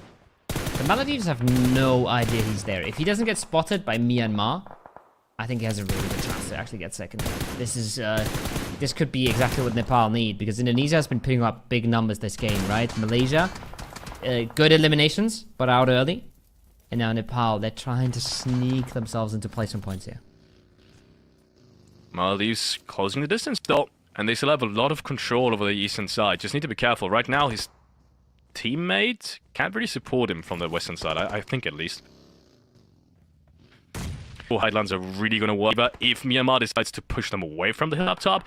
But it looks like they're not trying to either. It looks like they're smoking themselves off. Yeah, you can see the ridgelands. Okay, so this is a brilliant push actually from the Maldives. Myanmar can't really do anything against Nanu being right on top of them. So even if he gets knocked, and that's the essential part about this, even if he gets knocked, Myanmar can't push it. There's too many sidelines from the rest of his teammates. Great 2-2 split, but then again, be reminded, Nepal has a player right behind them that could still ruin the entirety of their game. Phase 8 comes in. Most of the players are out of the circle right now. Not a whole lot of cover in. The ridge next to Myanmar is still in play.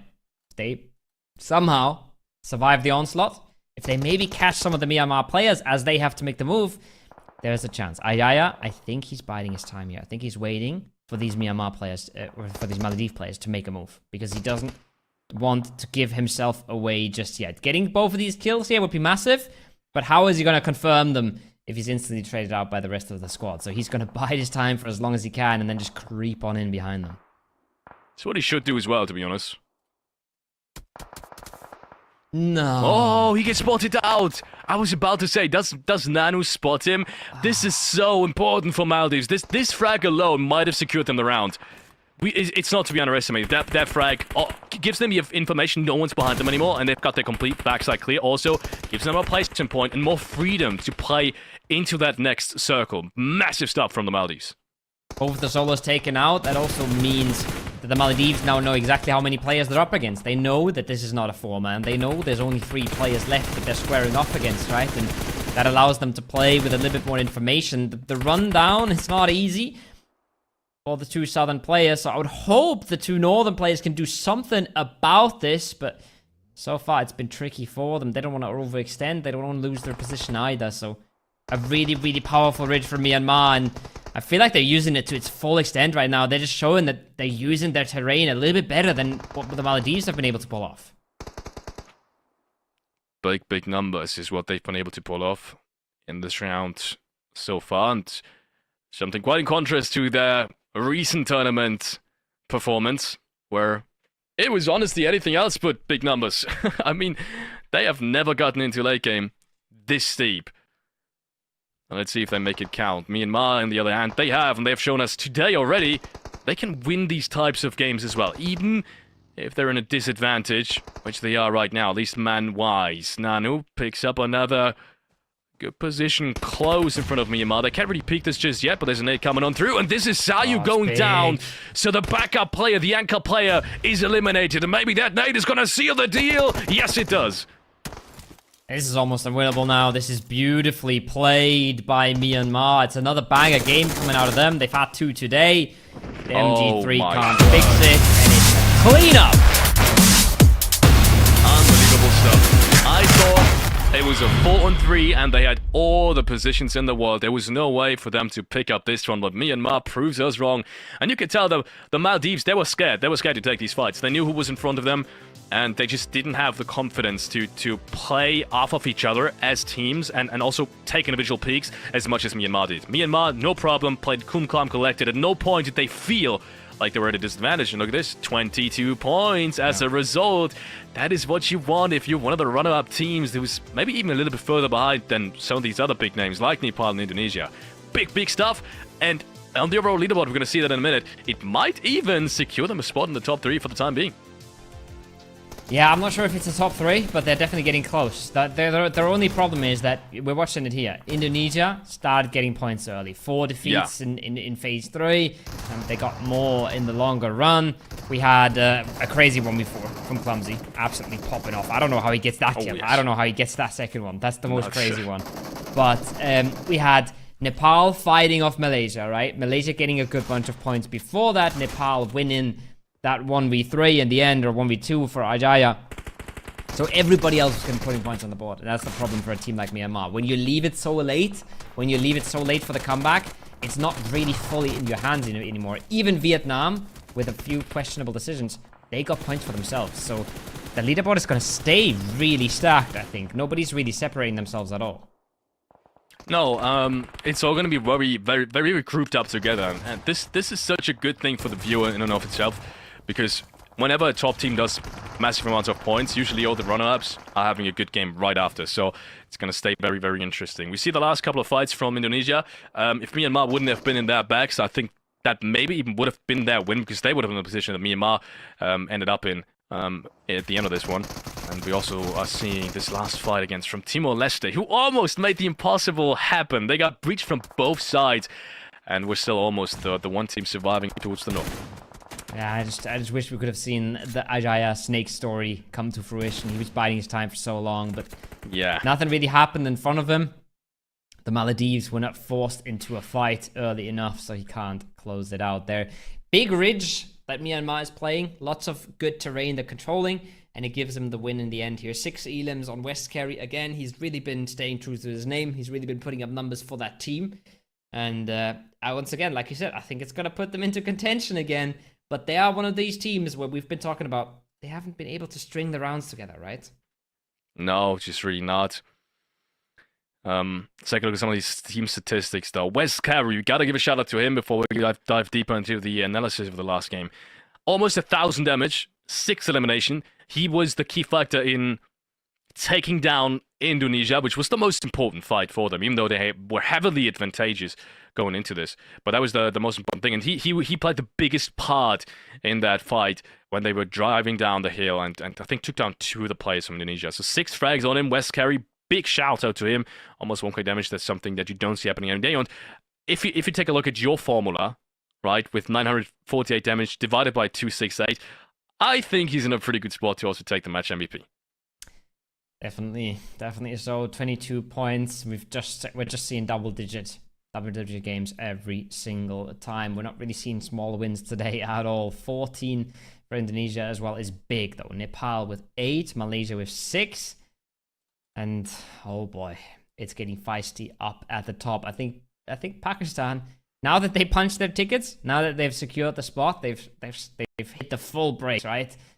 Full stop into the UMP of Sri Lanka. So top is getting spicy, top is getting stacked. I'm not sure how close Myanmar has gotten themselves, but considering that they're catching up 14 points towards a team like Nepal here, it's a big step to make. It's a massive step to make. It is absolutely massive. But we're seeing the same pattern again in this one. I know we've talked about it already, but we're seeing the same pattern again. Malaysia, Thailand, Nepal, Indonesia, Myanmar, none of the top teams that are run up to Pakistan do anything of the sort of slowing down. 6 points, yes, it might not seem massive, but it's exactly what you need in a round where you just don't necessarily have the option or advantage in winning a game. So salvage as much as you can. 6 points is definitely enough to salvage to still stay in the run. Yes, it's not going to catapult you up into a qualification spot, but it's going to get close to at least these top 3 positions, and then you still have 2 more chances, right? Maybe you'll be blessed with a circle. Maybe you find your inner strength more than what you have in the last 10 games, and I think that's what everyone's been banking on, right? These last 10 games have been very tedious, have been very tough on mental on anyone. So I think having now 2 games really let shine is going to be so important for them. Myanmar, West Carry, most elims, most assists on the squad as well. And then William is the one with the most damage. The carboy, the backseat snake. I wish he would have pulled that off. I would have been so happy. Yeah, I think we all were wishing for it, right? Yeah, you're always cheering for an underdog, but it wasn't meant to be. Another cool showing though, another good moment for Timor-leste. They've been flashy when they pop off. It's just haven't been able to string the rounds together. Like you said, West Carry, 6 eliminations and the bunch of damage that he got is enough for a match of MVP. And yeah, I'm just wondering. We can't do the maths in the middle of the game. I'm just wondering, where does Myanmar stand now? I think they might stand in 4th, but I can't. I think it's too complicated. I honestly think they might be higher. I think they're gonna be in the top 3. They've been. I think there was like a 15-point difference, 15 maybe 20-point difference between them and like a top 3 position. And Indonesia has maybe done like, yeah, Indonesia they've got 14 this like game. 14. It should still be enough. Should still be enough. I think Indonesia is going to be in. Indonesia's second, surely. Indonesia is second. Malaysia's been passed. And then I'm not sure where Myanmar stands. But team head-to-head. And it is 12 elims versus 9 and a chicken dinner. So quite a bit of a gap here between Myanmar and Indonesia.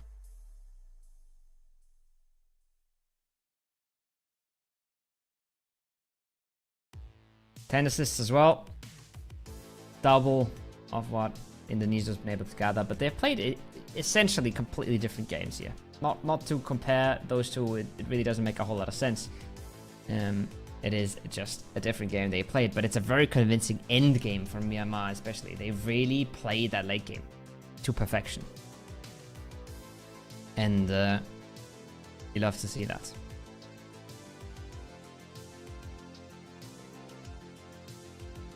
Gonna have to see what other stats we are looking at before we have the overall standings. So that's really what matters. And we're gonna have to have a look at that in another few seconds. And there it is. Pakistan obviously still first. That was always obvious. Indonesia stays in first, and Felix is right. First prediction he got right. Damn.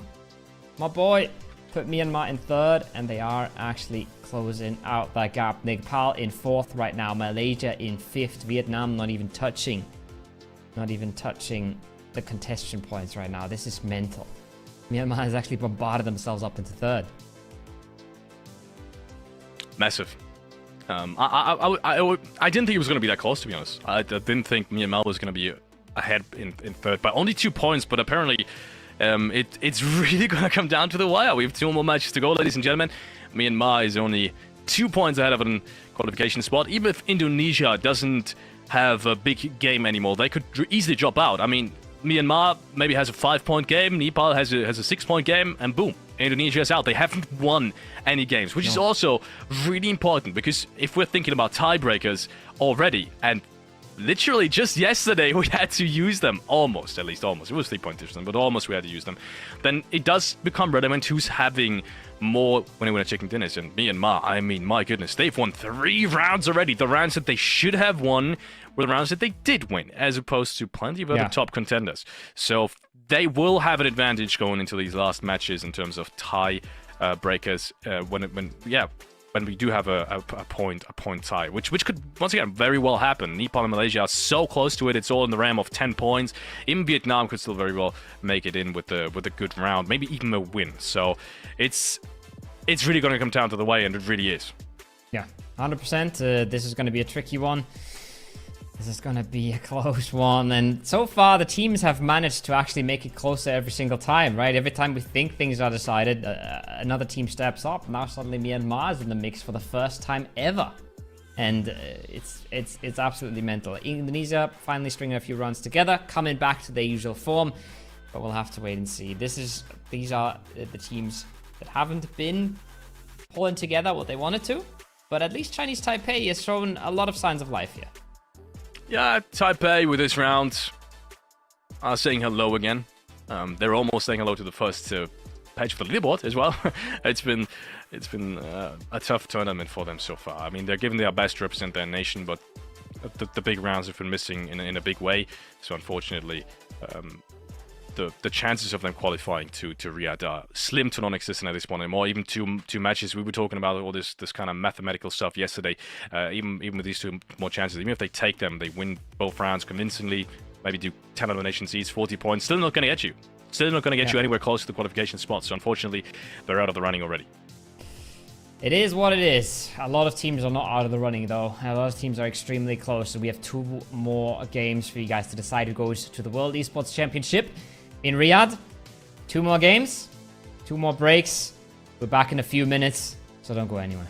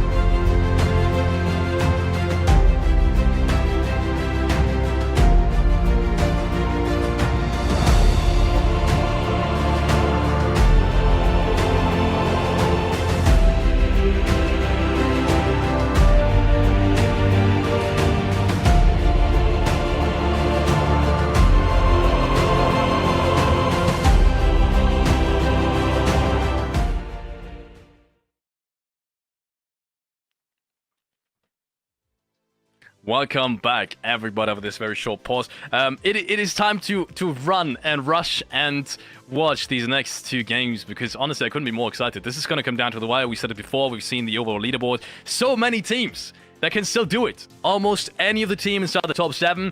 One good game and you're in. One good game and you're locked in. The only really team that doesn't need any game anymore is Pakistan, Kovo. So, yes, I'm gonna be this very tedious person now, this very tedious host who asks you again for a prediction. And I know you've answered this 3 times by now, but I still want to hear it, because for me, the teams have now changed. I don't necessarily believe in the same teams anymore. It's hard. I'm a big fan of sticking to your guts and sticking to what you believe in and not adjusting on the fly too much. I think Indonesia has come back like we expected them to. They have strung together 2 good rounds now, putting themselves from a 4th place where they had a 10-point gap to 3rd into a 2nd place. So that's been really good for them. Myanmar, they played that late game to perfection, and they deservingly are in 3rd place right now. I'm not sure if it holds. I feel like Nepal and Malaysia can easily put up a big round, and it's just, once again, they end up fighting each other. And they end up fighting, and they both lose 3 members pretty much instantly. So no matter what happens there, no chance for a big game. So it feels a little unfortunate. It feels a little like this. If this doesn't happen in the next round, maybe they can pull it off, right? So it's impossible to say. I hope Myanmar can stay in there, because it feels like they deserve it right now. But you also have to consider that in the games before this, the other teams were pulling ahead, right? So everybody deserves it, really. Everybody deserves it, ladies and gentlemen. Let's take another look at the top performers. If anyone deserves this qualification, it's got to be IQ as well as Yummy. Maybe Yummy even more so than IQ, because we said it. Indonesia is currently on 59 eliminations. So almost half of it has been done by Yummy, and they're in qualification spot. If there's any carry so far in this entire tournament, and no matter what team you're a fan of, you gotta give it to Yummy. And I didn't have him on my radar as much as I had IQ on this, because I remember the first time I saw this graphic, I was like, wait, what?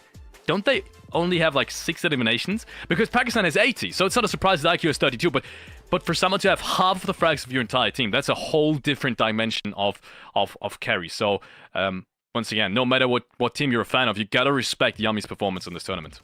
Oh, completely. And then the one thing you have to talk about as well is that IQ, while he's not the only one pulling his team ahead, he is running on a solid 640 average damage per round. That is completely mental. That is more than 6 knocks of damage every single round on average. That's just insane, right? That's nothing you should be able to reach. That's nothing you should be able to do in a lobby like this. But he's really just been running away with it. He's really just been running over people. And hats off to what he's been pulling off. Hats off to what Cluck does for Malaysia as well, right?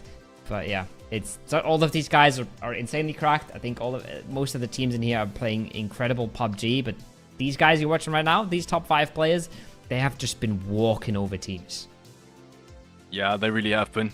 They've been consistent also throughout the entirety of the Iesf World Esports Championship regional qualifier. It's surprising to me as no one from Nepal is in there. And Nepal also has been one of the most consistent teams, also one of the most experienced teams. With 84 points, they are just 2 points off of being in a qualification spot. And everyone else has got to play in there, in the top 5, except for Nepal. Now, the question is that a bad thing or is that a good thing? Because you could interpret it both ways. It's a bad thing because no one's really stepping up more than the rest of their teammates, but also it's a good thing because I guess everyone is stepping up. If you have 84 points and you're having a good tournament and no one's really that one player like Yummy who's been carrying your team, that kind of gives you an advantage in terms of being consistent, because what happens if Yummy goes down early for Indonesia? Let's be honest. That's like half of your fragging power, at least in this tournament, being out of it. I think it's a good thing. I think it's a good thing to be balanced out, and I think it's a good thing for everybody pulling their weight, unless you have a team structure where it's very clear that you have an IGL who's not as mechanically gifted as some of the others, and who's not focusing on the mechanics as much as the others, right? You have an IGL that's just focusing about what are other teams doing, what information do we have about this zone, what could the next circle shift do, right? it is incredibly hard to have all those things in your head and still perform on a mechanical level. So in some teams, I think that's very justified to have an outperformance on some of the players. But I think if you're really relying on just one player, you're making yourself extremely vulnerable. Not only in-game, but also out of the game. Somebody can have a bad day. Somebody can get sick. You know, you go to a land for the first time ever, you're flying across the world, and suddenly your best player gets sick. Well, what are you going to do? Half your fragging power is missing. Not a situation that you want to see yourself in. No, as you said, it's never a good thing if you have to start with, you know, with a substitution. And some of these teams here did have to fight with exactly that problem, right? We were talking about Kazakhstan, for example, in Group A, right? They did have to play with a substitution. Beka was in that lineup throughout all of these games, actually. Now, worked out perfectly fine for them. Not perfectly enough, but it worked out perfectly fine. They almost made it. But for some other teams, especially in the 19-team lobby, I think that's going to be even more of a difference if you don't have your full lineup ready. Luckily, most of these teams do have their full lineup ready, and it's, for almost all of these countries, the best teams they have available as well from their specific nation. We've talked about predictions already. I very quickly wanted to touch on the overall standings again. Vietnam and Thailand, especially. Thailand now needs one win. If they don't get into the next round, it's going to be mathematically impossible. That's one thing to keep in mind as we head into the last round. If Thailand does not get a win here, they will not qualify. Unless something absolutely crazy happens and they get like 30 frags and a win. But unless that doesn't happen now, they will most likely not qualify. Same goes for Vietnam. They need a good game now, minimum double digits to stay in the race, or alternatively, an absolute massive win in the next one. So these two teams are under the most pressure because they have to catch up towards the top 5 positions in the first place, who are all in the realm of 7 points from 83 to 90. Ladies and gentlemen, we're going into Miramar, the second to last match of the day. There's something crazy happening that I'm spotting already. Thailand's not hot dropping. This is unseen territory for me. Not sure what's going on there. 2 games in a row without a hot drop for Thailand is is a bit of a surprise. But yeah, like you said, they need a massive game. I think you gotta be a little careful with the word mathematically, right? Because in theory you can get a 60 kill win every single game, but it doesn't have to be mathematically possible for it to be really possible. And I would make that cutoff at Vietnam. I think 73 to 86 is something you can easily catch up, but 2 games in a row with double digits, catching up 20 points in 2 games is insanely hard, and is something we probably aren't going to see. What we are going to see though is a Japan hot drop versus, I think that should be Brunei in Picado. I couldn't agree more. I think beyond Vietnam, there's almost no chance for any of these teams to catch up anymore. But we've seen crazy stuff yesterday, so who the hell knows at this point? Hot drop is going to come in. Unfortunately, with the way Japan has been playing today, that is a hot drop that I'm kind of okay with. They are not in contention for any of these top spots anymore, even though they, at least in the middle of the games, especially after day 1, they were for a minute, or they fell off again, so this contest isn't going to mean too much for them anymore. 2 more rounds though, 2 more chances for Japan to secure a win, something that we haven't seen either from them. Not yet. Newbies is the first one to go down. We've seen Shui with a bit of a 4K earlier today, but again, so many teams in this lobby that have shown us how good they are, but haven't been able to show it every single match, and that's just the way the game goes, right? But it is a bit hard to expect them to come out swinging here. Bangladesh, on the other hand, already on the breach, already losing members, trading them back out though nicely. Oh, that's quick and easy for the Bangladeshi squad. 4 for them in the Hacienda compound, and they are getting the res pretty much instantly. Really good stuff from Bangladesh. A little bit of a surprise, to be honest, seeing them come back. Not a surprise, though, to see them fight early. Same goes for Japan and Brunei. Obviously, Japan gets the first flush. Not before losing 2 players on their own, though. And now Otto, as well as his teammate, is already out, unfortunately. That means the biggest struggle for Japan has lost his chance to potentially influence this fight. Xavi knows there's a player right below him. Both have shotguns already in their hands. Maybe another nade from Apollo. He baits out the nade. Now the player has to leave the staircase. Xavi keeps on going deeper into the building. Maybe with the jump up on front of the door. Could be a good play for Xavi, but no. Instead, he's going to throw away the knife, and Japan is going to disengage for the time being. Not a whole lot of numbers left on each side of this battle. Shui wants to go for a res. Apollo wants to make sure that doesn't happen. It's a good bit of damage with that nade. If he cooks it a little further or he bounces it a little more steeply, that could be it, but it doesn't make it around the corner. The shotgun does, though. One player down to 1 HP. He can tap out the AR now, and he closes things out, but it's a little too late. Matun is going to be bleeding here, and it's mutually assured destruction in Picado, in the most central city on the map, with Japan only bringing 1 player out of the hard drop. Yeah, not perfect conditions in terms of coming back into this tournament. In terms of finally winning a game, quite the opposite. What more can you do with a single player? I doubt there's going to be much of an option. Where's the 4th player, though? Because they've only gotten 3 frags. Has Brunei only started with 3? Maybe there was a bit of a team kill going on. Maybe there was a bit of a... Maybe there was a... suicide nade, something like that. Not out of the realms of possibility. Maybe there's a third party coming in. You know, Sri Lanka is vibing around there, around that area as well. So who knows? We'll see that later on, reflected in the stats and in the eliminations.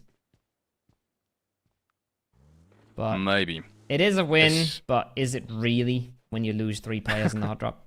And you only gain 3. Yeah, you lose 3 and you only gain 3. Brunei gaining 3 themselves, though. The only good message for them. I've met these guys on LAN. The nicest guys ever. Really passionate about Pubgm Mobile Esports as well. Next fight coming up. Bangladesh has already gotten 4. They need to pull up on some of these teams now, early.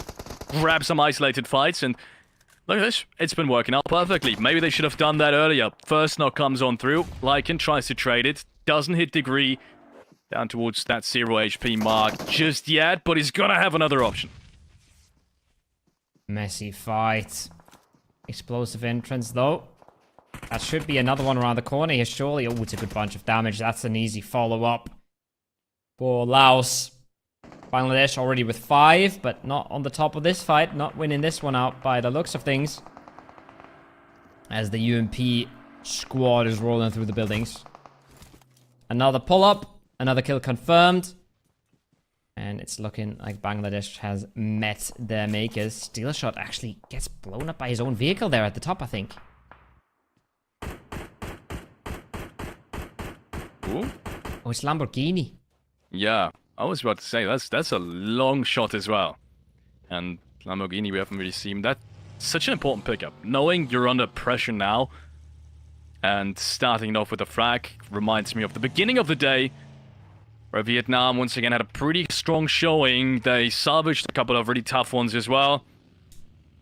So good on Vietnam, bringing things back. They need Lamborghini now as well. If they need anyone, they need Lamborghini. They need a good round, a big round, and they need Lamborghini to absolutely step up, grab all the frags they can. And I still can't help but wonder where they would be standing at right now if they would have just won that 1v1 against Myanmar in the very first Erangel game. They came down so close. Yet the P90 as well, level 3 gear, a massive Molotov, nades, everything. There would have been 4 more eliminations. I think none of the players in the end actually got flushed. So there would have been 4 more points and 4 more points because of placement. So 8 more points. That would almost get them close to a qualification spot just based off of that one frag. Next coming in, it's Nepal, who needs to survive against Sri Lanka. Not a trade happening so far. Height Dami instead is gonna throw things back, and the flush gets taken. The flush almost gets taken. He's not flushed just yet. Zoli's got his angle. Oh, what a teammate. Maybe Nepal can save everyone. There's a chance. They get him back on his feet. They've already found 2. They found 3. Clumsy is dancing around it. Already looking for a safe approach to this. He needs to reload his weapons, though. And it's a third party for range. It's Myanmar who ruins Nepal. Oh, that is so big. Oh, that's the worst thing to happen to Nepal right now. And the best thing to happen for Myanmar, I think they shouldn't converge on this. They should focus on this as much as they can. Get in there. Next frag is coming in. When's the breach coming, though? Myanmar knows this is direct competition. They've got all the advantages in the world. Go ahead and take these frags. As much as I love Nepal, that should be the correct decision for Myanmar. Next frag goes on through, and they die even before Sri Lanka does. Unbelievable scenes, ladies and gentlemen, here at the second to last game of the Iesf World Esports Championship qualifiers. Myanmar takes down Nepal. Straight competition on the overall leaderboard. They are so back. They are coming into this lobby today and just rolling over things ever since that Erangel game that they win. You just talked about it. They barely win that out versus Vietnam. Now they just take out one more competitor. If they manage to take out one more team around them here, if they manage to take out Malaysia or Vietnam, they might just be running away with things here. Yeah. Might be. Ooh, Lamborghini, I told you he needs to step up. Third frag in quick succession as he takes down Laos. Only one player left alive. They need him so desperately. Vietnam more than anyone from the runner-up team. Same goes for Thailand. Both of these need a really big round, and this is the start they want. 3 frags already. Bangladesh having trouble on their own. They tried to go for a really aggressive push on towards any teams they could find. It worked out in the beginning at least, until it didn't anymore, finding themselves, which is the solo life as well. Big scalp to take, though. It's a big scalp to take. Myanmar weekend. Myanmar down to 3. Yes, they found eliminations. And yes, they've eliminated a very important team. But losing a member so early on in the game always hurts. That's a full player that's not gathering info. That's a player that's not bringing in a car. That's a player that's not keeping up the loot. You're losing a whole lot when you lose a player so early. It's exponential how much impact a player has. The earlier he dies, the worse it is. Now, Indonesia, I spoke about information just a second ago. They're getting all of it. Super duper high ground in the northeastern side of things. And look who's coming up rolling by. They got a glimpse of Malaysia there. They caught a glimpse of Pakistan. The northeastern side is stacked with top teams here. Yeah, that's... I mean, that's a good omen for the viewer, but for any fan out there, I'd be worried. Because some of these are gonna clash, and you know how all that third-party fighting can be a little bit random at times. You would really have to check your angles nicely if you want to dodge it, and there we have it, Pakistan. Pakistan now in the easiest spot of them all. They can easily decide the outcome when it comes to the next 2 places right below them by whoever they focus. If they want to take out a specific team and they realize, hey, this is the biggest competition that we see here out of all the teams right below us, then they will take that fight. I'm pretty certain of it. And it looks like Thailand is one of the teams that is going to meet them next up, even though it was Thailand who originally initiated that fight. So I don't think that was a proactive decision on their part. Things are getting messy on the northeastern side of things. Players in the blue, Pakistan knocking. Falak has actually gone through with the name change here. He's actually switched away from the Chinese letters. Put his name out there. Love to see that. I've been researching team pages to figure out who he was, and now he's just telling us straight up. But Evo is telling him straight up, sit down, son. I'm gonna take that knock any day of the week. And Thailand is proving we are not getting run over just yet. We have a little bit more to say about this. Oh, yes, he does. Nade in his hand. Noki right below him. Pops the nade first of all as well. Oh, 1 HP! But his teammate has got his back in the meanwhile. Yoni takes him down. There's one Thailand player in the far distance who's maybe got a chance as well. Noki, the blue zone is going to take him out. He tried to do more damage before he got knocked, but there isn't any chance. Kevi, though, gets taken out and traded by IQ, who suddenly finds himself, him and Falak as the last 2 players alive. Oh, he could have shot at the car, but he decided to get into the buggy instead. Rotates away, and that is disastrous for Pakistan. Honestly, not a worry in the world for them in terms of qualifying, but at least in this round, that is anything but optimal. Tough fight for them to take, and honestly, good fighting on Thailand's part. I was very surprised. Good taking of space. They controlled that ridge down really nicely and played off of the advantage they had. Well done so far, and I think a reasonable decision there as well. Do not go for some shots in the blue when you're under so much pressure, right? Because they need to survive. Thailand, they want to keep the dream alive. They even lost another member on that transition, just getting out of there. Bangladesh was the one knocking on the door there. The Bangladeshi solo player really putting up a big bunch of numbers in this late game. So very different propositions for the teams here. Very different outcomes that they're looking for. Now IQ and Phalix both found, and they go to two top teams. One to Indonesia, one to Malaysia. Once again, they're showing us they will put points on the board whenever they get the slightest chance to. So if Nepal, if they're watching this game, they are sweating right now. It's not just their fans sweating, it's their players as well. Yeah, understandably so.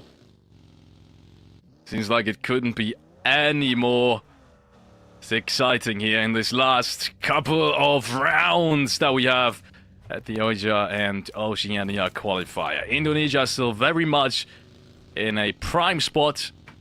They are once again controlling their edge with all the space they have. It's been the game style for them throughout all 10 matches that we've seen.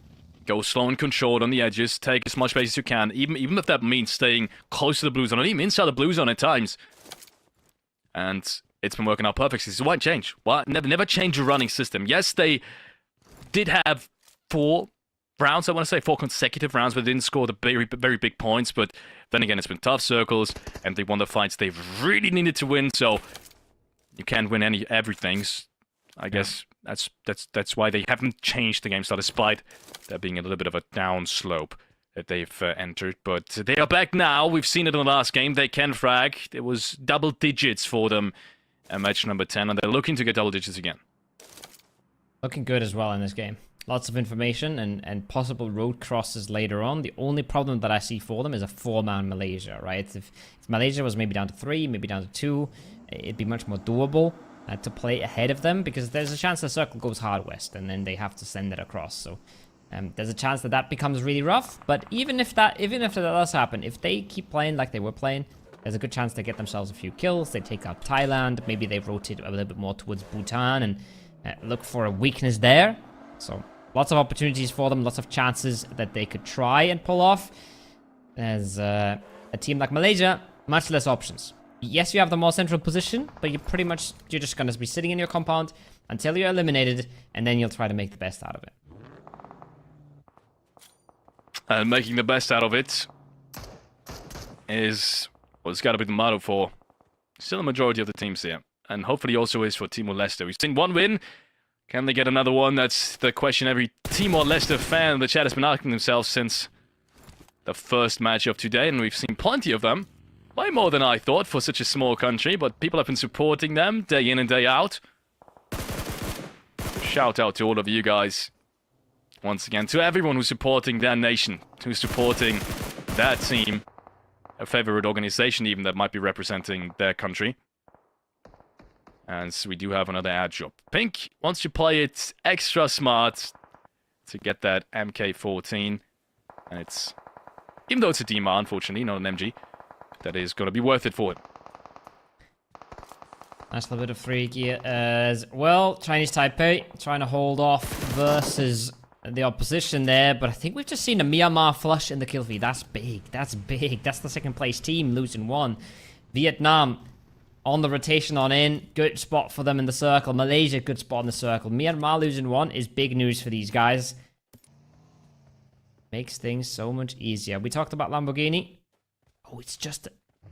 Not sure. Is it just a knocker? Is the player confirmed? It's looking like... Okay, they have gotten the player back up. The overlay has played me for a fool there.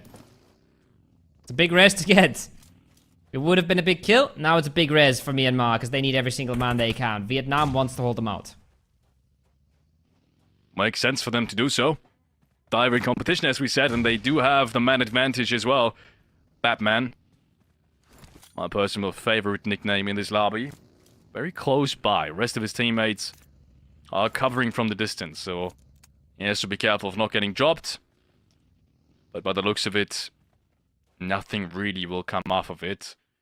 He's got that big rock to kind of play around off. It's once again, it's a pretty good spot. The question is, does he know that there's a player already moved up behind him, which is Smile?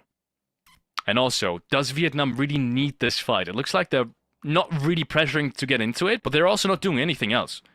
So at some point, they gotta understand something has to be done.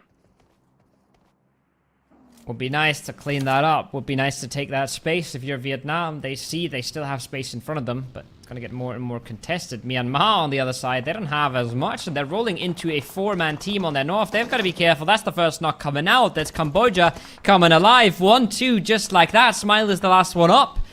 Oh, it's all gone wrong. It's all gone awry. He's trying to send it towards the center now. He's going to have to figure out, do I want to play for a few kills here, or do I want to play for survival? Neither of the two is very likely to be successful here, Felix. No. I don't think any of that decision is really going to bring them any further. Smile is now the last player left alive. Vietnam, 6 frags. I've been hyping these guys up from the beginning of the tournament. They have disappointed me to some degree, but they are still standing strong. And in the end, it all comes down to the last 2 matches. So if this is the start, the beginning of their comeback into the top 3, that would be one miraculous run. And by the looks of it, that run, once again, has just started. Just 5 more points to catch up to Malaysia, who was in the top 3 at the beginning of this game. That's how close everything is. It's so stacked. It is so stacked. Now, that's a banger knock. By the way. That's an opening and a half. What Lamborghini? Are you kidding me? Come on, man. He's got 860 damage already, 4 kills. I said they need him, and it looks like he's back. It looks like Lamborghini is back, ladies and gentlemen. Oh boy. I mean, it is his day. Lamborghini's just come into PUBG PC. Now, a man called Lamborghini is tearing up PUBG Mobile. It's no coincidence, for sure. It is. It's meant to be. Can't be. It's meant to be. Now go. So they're trying to follow this up. I think they want to close this out. They're just realizing it's not as free as they would hope. It's not an easy ridgeline to be taken control of. But if they take control, they're setting themselves up for a good game here. They've brought themselves into a bit of a 3-1 split, which is something I'd love to see. Because they leave one player off to the quiet side. They leave one player off to the side that they have control over. And then the other 3 are working on teams ahead of them. And you can see how they pressure Cambodia off that rock. It would have been such a perfect fight for them to take. No one could have third-partied them.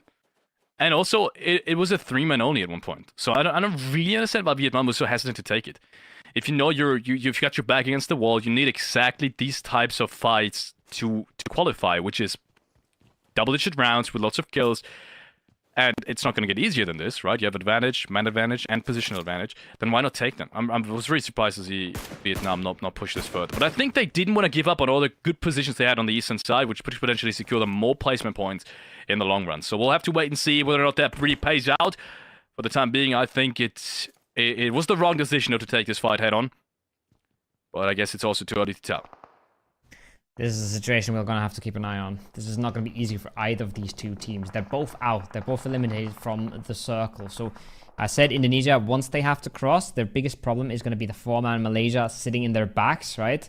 And it is proving to be true for now. Malaysia can move a slight little bit later than Indonesia has to, or at least take a slight little bit less blue damage. So they could sit this out for a little bit longer, but it's tough for either of the 2. It's a hard cross for either team that tries to make it. And I'm not sure what the perfect strategy for this is. I'm not sure if it's the smoke wall approach that we've seen yesterday, or if it's some sort of Hail Mary vehicle send to the middle. Not sure what the right reaction is, but either of the choices they take are going to be extremely hard to execute here. I'm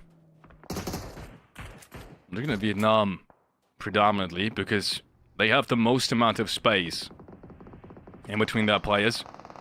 And they've also got a pretty good position. I want to say that eastern side of the hill gives you the most amount of kill potential. Look at how everyone has to move in and has to fight each other.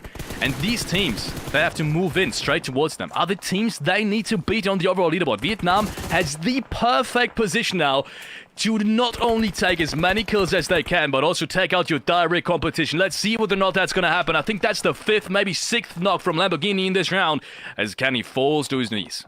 Kenny falls to his knees, but on the other side, Bhutan's being knocked. Indonesia is making the push on out successfully for now, which is also absolutely massive. So Malaysia struggling, Vietnam holding on. There's another chance to get a player out of his car, and Lamborghini strikes again. The man's unstoppable right now.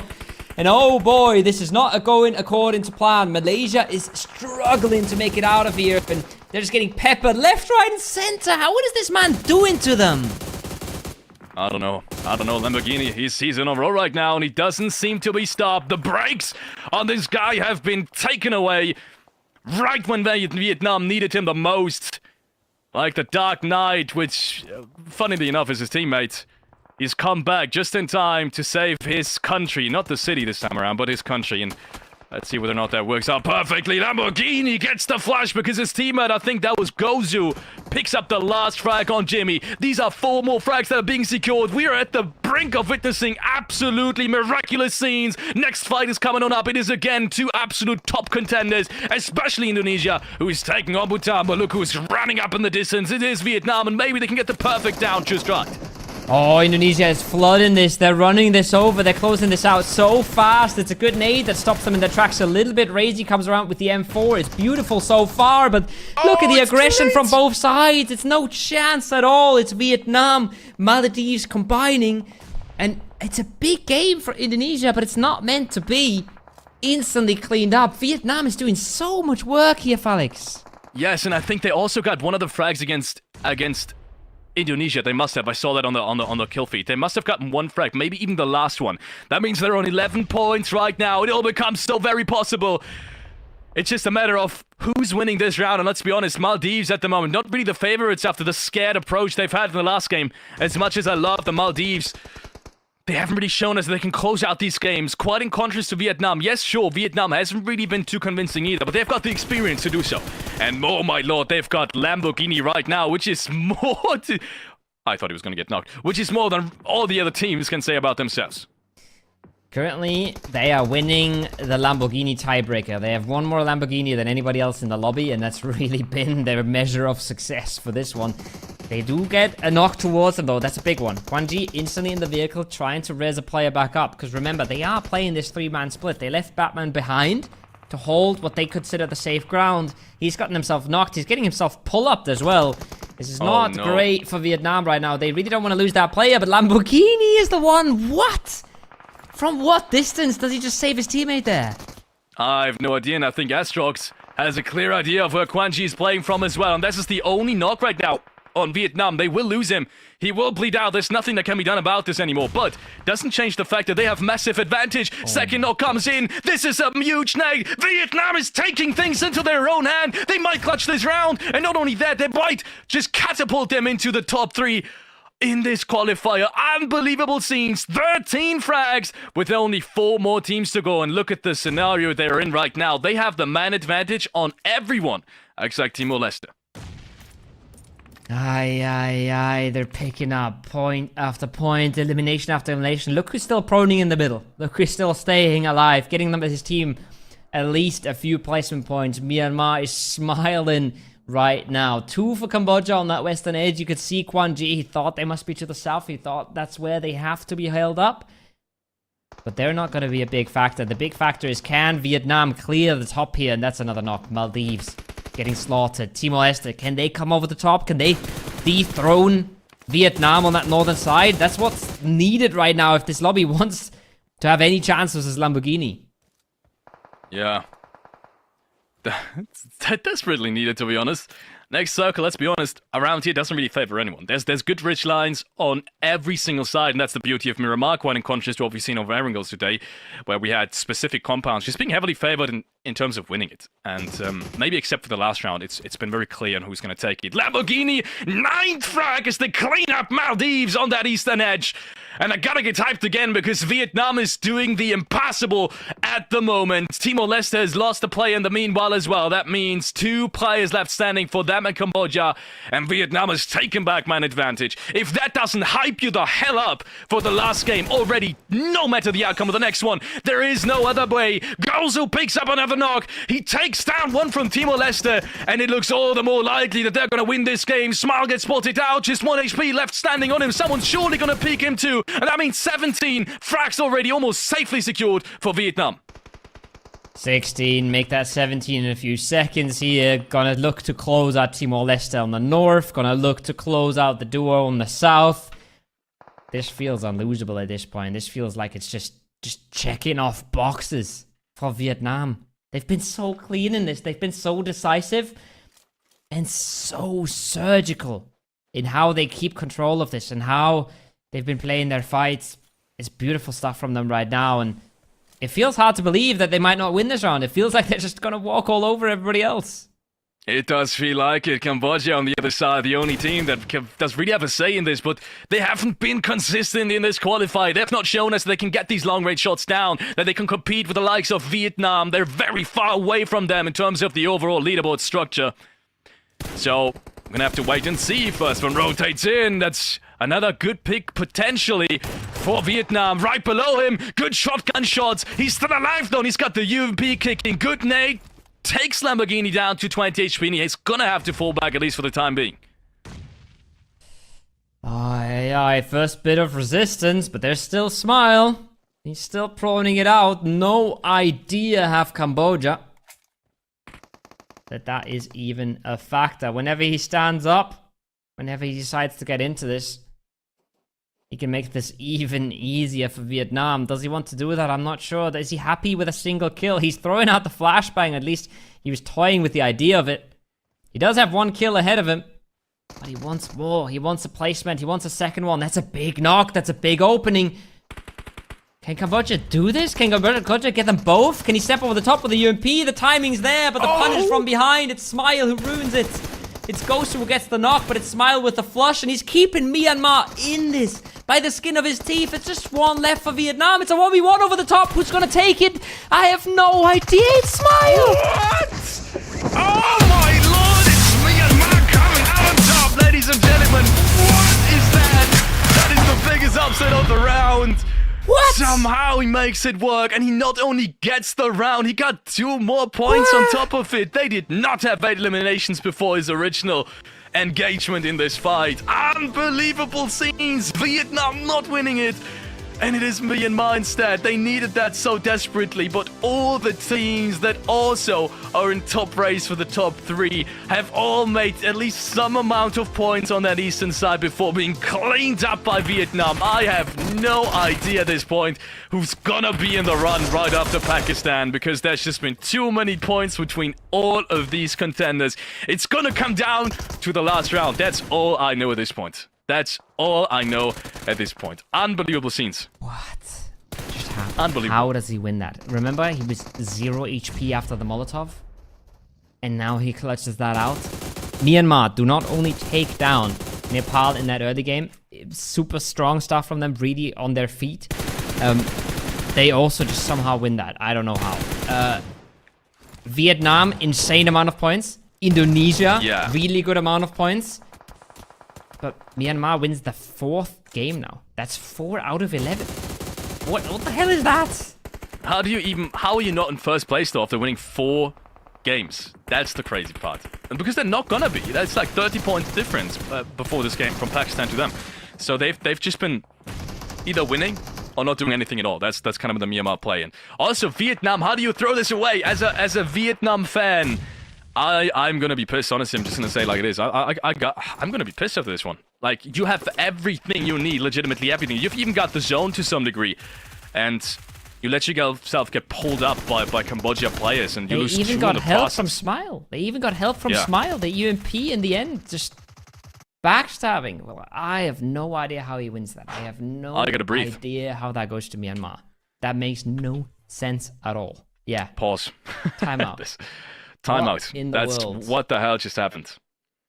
What in the world? Vietnam was the very last team that we said was going to have a chance at this. Yeah. And that's the one team that I also said, I want to quickly, get this out of the way. I said Vietnam was going to have a great day today, and they're going to get back into the running, and they did. But yeah, also, wow, just Lamborghini. We've got to talk about Lamborghinis. There's so much stuff to talk about. Which I guess we're gonna take a look at with the statistics and do in the meanwhile, because I once again I got a brief first of all. Yeah. What just happened? I Smile bigger than Lamborghini. Apparently, I think that was 9 eliminations for the man himself. That's completely mental, right? But I just don't know anymore. I feel like Indonesia played this game to basically their full potential. They make it across the road, they kill the team in front of them, and then they have no chance because Vietnam is right there punishing, and the Maldives are coming over the top. Vietnam has played an insane match out of their positions, and then Myanmar just comes in, Smile just says, hello, I've been proning for half of this match, but I will take the last 2 kills. I think even the last 3. I feel like he flushed the kill and then got a double with the UMP, right? He got the last 3 kills, the last 300 damage in the last 10 seconds of the round, and that's enough to give Myanmar just another winner chicken dinner. It's just crazy. Yeah, and you summed it up perfectly. I don't know what to say anymore at this point. It's been... I don't even want to overanalyze anything anymore because it's all going to come down to the last game anyway. If we've learned anything, that is that any team in the top 7 can come back the way that Vietnam has. And yes, that's exactly what we've been seeing. So 8 frags still though for Myanmar. There's also not to be underestimated 18 points. And yeah, it's true. Smile. He was at 1 HP at some point. It was basically the Molotov 0. touched him. Vietnam got the flush on Timor-leste. And somehow they still lose it. I'm still not over it. I'm not over it. I gotta be honest. I'm not over how Vietnam hasn't won that round. I am so confused. Because Cambodia really left their positions relatively early. Way earlier than what they really needed to do. And they drove almost straight into Smile. And somehow, they're not even the last team to go out. Yeah. I don't know. Confusing times, man.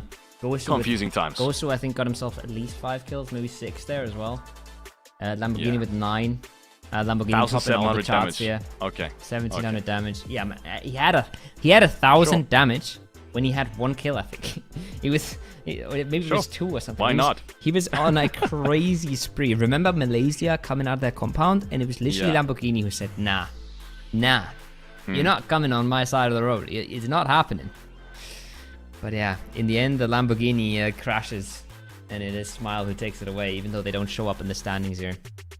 MVP of this game is named after a car brand. Yeah, no surprises there. We knew this was going to happen. With 9 kills and 1,800 damage almost. I gotta just let this sit.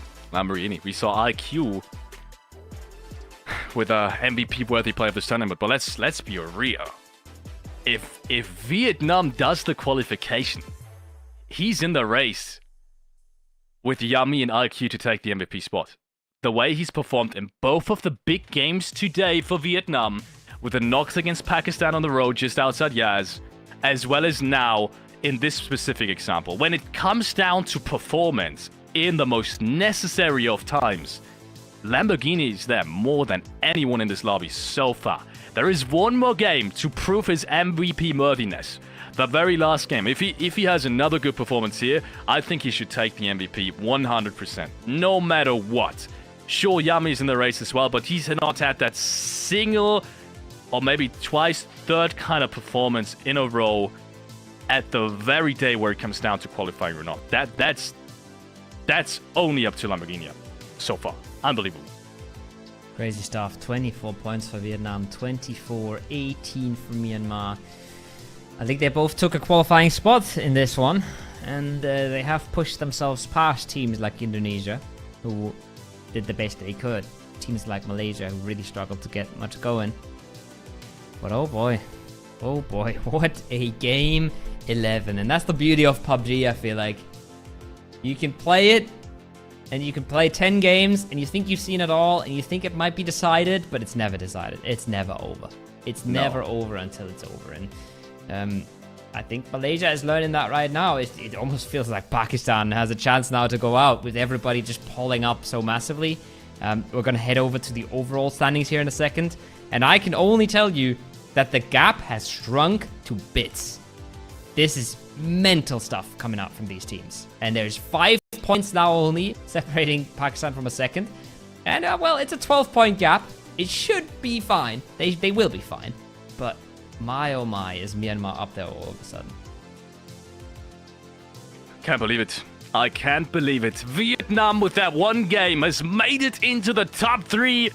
And we have Indonesia with a single point difference outside of the qualification spots for anyone who's just tuned in, you have tuned in at the very, very... How do I even say this? If there's ever a perfect time to tune into a PUBG Mobile broadcast, it's gotta be a scenario like here at the Iesf Qualifiers. It is one game to determine who out of the top 6 exactly is going to make it. First of all, who's going to win it, because also Pakistan is now in trouble. Second of all, who's going to qualify, because the top 3 only are going. And third of all, who's not going to qualify, most importantly, because Indonesia, Nepal, Malaysia, and, Thailand, we don't going to talk about Thailand anymore, but at least Indonesia, Nepal, and Malaysia at the moment have been struggling, and they have been kicked out of the top 3. Yeah. At the moment, right before the last game. Especially with a 12-point gap for Nepal and a 13-point gap for Malaysia, that's rough. That's hard. That's a lot. If Vietnam does not die early, which they never have, really, it feels like they really never have. And if Vietnam keeps playing the way they're playing, they're gonna get opportunities, and it's gonna be so hard to close that gap. It's really just Indonesia. That's it. That's mainly in the running. It's them or nobody else. Everyone else is gonna have such a hard time. Cambodia with a good game here, but it's not even enough to bump them up the scoreboards because the gaps have become big towards the bottom side of the scoreboard. Bangladesh with a few points pushed themselves past Taipei. But yeah, it's mental what's going on at the top. It's mental what Myanmar has been able to do today. Mental, I think, describes it in the best way possible. And I think, yeah, I gotta calm down. I think my pulse is still, my heart is still beating way faster than it should. So I'm still trying to take a breather here. We gotta wait for the last game to start, ladies and gentlemen. And I think we'll be getting right into it very shortly. These players, put yourself into position of some of these players now. It is so close. Pakistan, Myanmar, Vietnam, Indonesia. Let's just run through this really quick. For Pakistan to drop out, there are 109 points right now, and I'm looking at it. 109 points. For them to drop out, Myanmar needs 5 points, Pakistan 0, Vietnam needs a little bit more than 10, and Indonesia needs to win. That is highly unlikely. So Pakistan is still... It's not happening. Pakistan is still very secure. So what we're really going to try to focus on is Myanmar, Vietnam, and especially Indonesia. 1 point difference to the 3rd place. Ladies and gentlemen, before we head into the very last game, we'll be heading into a very short break, so stay tuned. If there's ever a situation we should stay tuned, it is this one. Do not leave.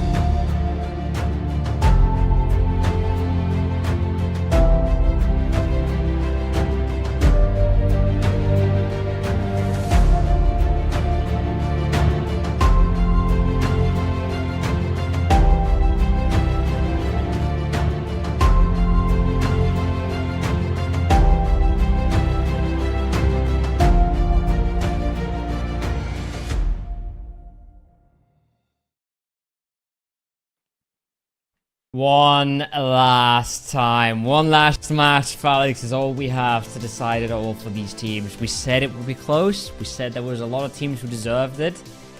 And we had a lot of them on our cards. I don't think we had Myanmar on our cards when the day started. They've come out of nowhere and they've just clearly been the best team today. Yes.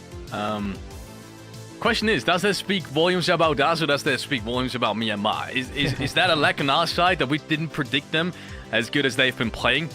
I don't think so. I think Myanmar is outperforming themselves. Yeah. And situations like the last game that we've seen are also supporting that theory. They were not supposed to win that game. Let's be clear about it. They were also in a pretty good spot before that to win that last game against Indonesia, which with a little bit different circle shifts and maybe even with a different fight in terms of Indonesia and Japan, that wouldn't have happened either. So Myanmar is definitely having that little bit of luck that sometimes also, first of all, makes the difference, and sometimes you also need in a best of 12, 18 team qualification. But then again, also Myanmar is staying cool as it gets in these clutch scenarios. And that's also something that we have to give them credit for. Myanmar is not losing the rounds that they are supposed to win, and they're also not losing the rounds that they're not supposed to win. So, I mean, everything just works out for Myanmar at this point, but it's far from over. 104 points, the cutoff right now is 97. You can still get kicked out. It's far from over. And Indonesia and Vietnam, that's essentially a best of one. That's a best of one for who goes to the World Esports Championship. There's a few other teams that might still kick themselves in the mix. But right now, that's the top four, and that's the teams we're looking at, and it's been crazy so far. I mean, we could even have another look at the standings just to talk about it again, but I feel like most people are now aware. Indonesia is super, super, super close. Vietnam has done crazy things in that last game, but even that was barely enough to push themselves inside of that top three. They're just 1 point ahead. A single point ahead. Let's take a look at these standings once more as we do go into that very last round of the Iesf World Esports Championship regional qualifiers at the Asia and Oceania region. Top three will go to Riyadh later this year. There is not going to be another chance for the rest of the players to potentially make it there, and there's only going to be 16 slots, and 5 of them will be given to Asia, 3 in this lobby, 3 of Group A, where Mongolia and Bahrain have already secured their tickets to fly to Riyadh once again later this year in and around November. Ladies and gentlemen, we will be heading into the very last game shortly, and Cole will give me your prediction one final time. Who's taking the top 3 slots? Oh boy,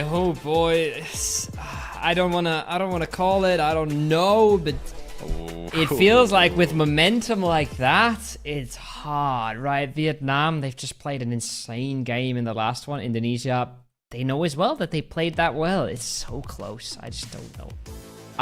All I know is both of these teams deserve to go at this point. Both of them have played their absolute hearts out. If you're a fan of either of these teams, let them know in the chat. I've seen the Indonesia flags pop up like mental after the break. I've seen obviously the Myanmar fans happy about that win as well. But it's gonna be close, Felix. It's gonna be hard for either of these two teams, and I don't want to reduce it to those two teams either. There is a chance that somebody else comes in and snatches the point away from them. Yeah, very, very, very likely. So to reiterate for you guys at home, there's so many teams that in theory would still have a chance to take it home, right? Vietnam is at 97. Well, we got to start at Myanmar even in the first place. 104 points, Vietnam 97, Indonesia on 96 points. So even with Nepal 85 and Malaysia 84, if any of these teams get the W, the win, the winner chicken dinner, oh my goodness, the chicken dinner now, they're most likely going to fly to Riyadh. So it's all down to that one game, and Vietnam for the very first time now find themselves in the qualification spot. That's also one big part that we haven't really talked about. For the very first time, they will have to secure their position instead of chasing the rest of the teams. And we do have a contest very early on. Unfortunately, for us viewers at home, I don't think it's about any team that has any real chance of qualifying. Looking like we've got Hong Kong, Brunei, and Bangladesh in Hacienda. Having a little bit of fun in the last one. Having a little bit of a quick hot drop, bit of action. Everybody knows that. It's what you do when you're at home and you want to have a bit of early action. Hacienda is a good spot to be going to. Not looking all too clean so far for Hong Kong. Not looking clean either for Brunei, but oh boy. Poor little Hong Kong player, D-Knight, stuck on the roof without a gun. But he has a little bit of a support from afar. Yeah, more than just a little support by the looks of it. Is he gonna punch him out? I almost look like it. He gets a second. Wait. How? But the play on the roof has just gotten a second knock. They're making this all possible. Ling Yung is carrying Hong Kong right now, and Brunei is too busy licking their own wounds and trying to reset from the casualties they've taken to actually go into that fight all too convincingly. Now, there's a 4-man sweep. The shotguns are coming out. Bangladesh done in a matter of seconds. And Hong Kong surely should be soon to follow here. Yeah, I don't see a way they survive this, and this is a massive, massive start for Brunei. They've got 5 frags, potentially now 7 after this one. Good night from newbies. They want to make a mark. If not for this qualifier, then for the next one. They're not to be underestimated. They have qualified once already for the Iesf World Championship, which was a huge upset, a huge honor for their small nation. Over towards Brunei, so massive, massive stuff. I think that's exactly what you want to have as a rather small nation competing against some of these really big esports nations like Japan, like Myanmar, like Indonesia especially, where you know PUBG Mobile esports players are absolute stars. They have millions of followers. I'm not kidding you guys. They have literally millions of followers on Instagram. Well, we all know who we're talking about, the big famous brothers, and you know, to kind of be able to compete against these and maybe even qualify over them. Sure, it was a different qualifier structure last year, so it was a little bit easier for them. But even be in here and compete against them at the very highest of levels is what, you know, gives these nations honor and the drive to continue playing like this. It is a bit of a special one. It is a second separate set of pride to represent your nation. Indonesia right now, they want to prove that they have what it takes. Yummy, he's really just been putting in the work. He's really been elevating them to a different level. Razy. So much scouting, so much decision making as well. But now they find themselves in a tricky spot. Not only do they have to pass Vietnam, they also have to try and hold Nepal and Malaysia at bay. Neither of those are small feats. Not gonna be easy. Not gonna be a chill last game.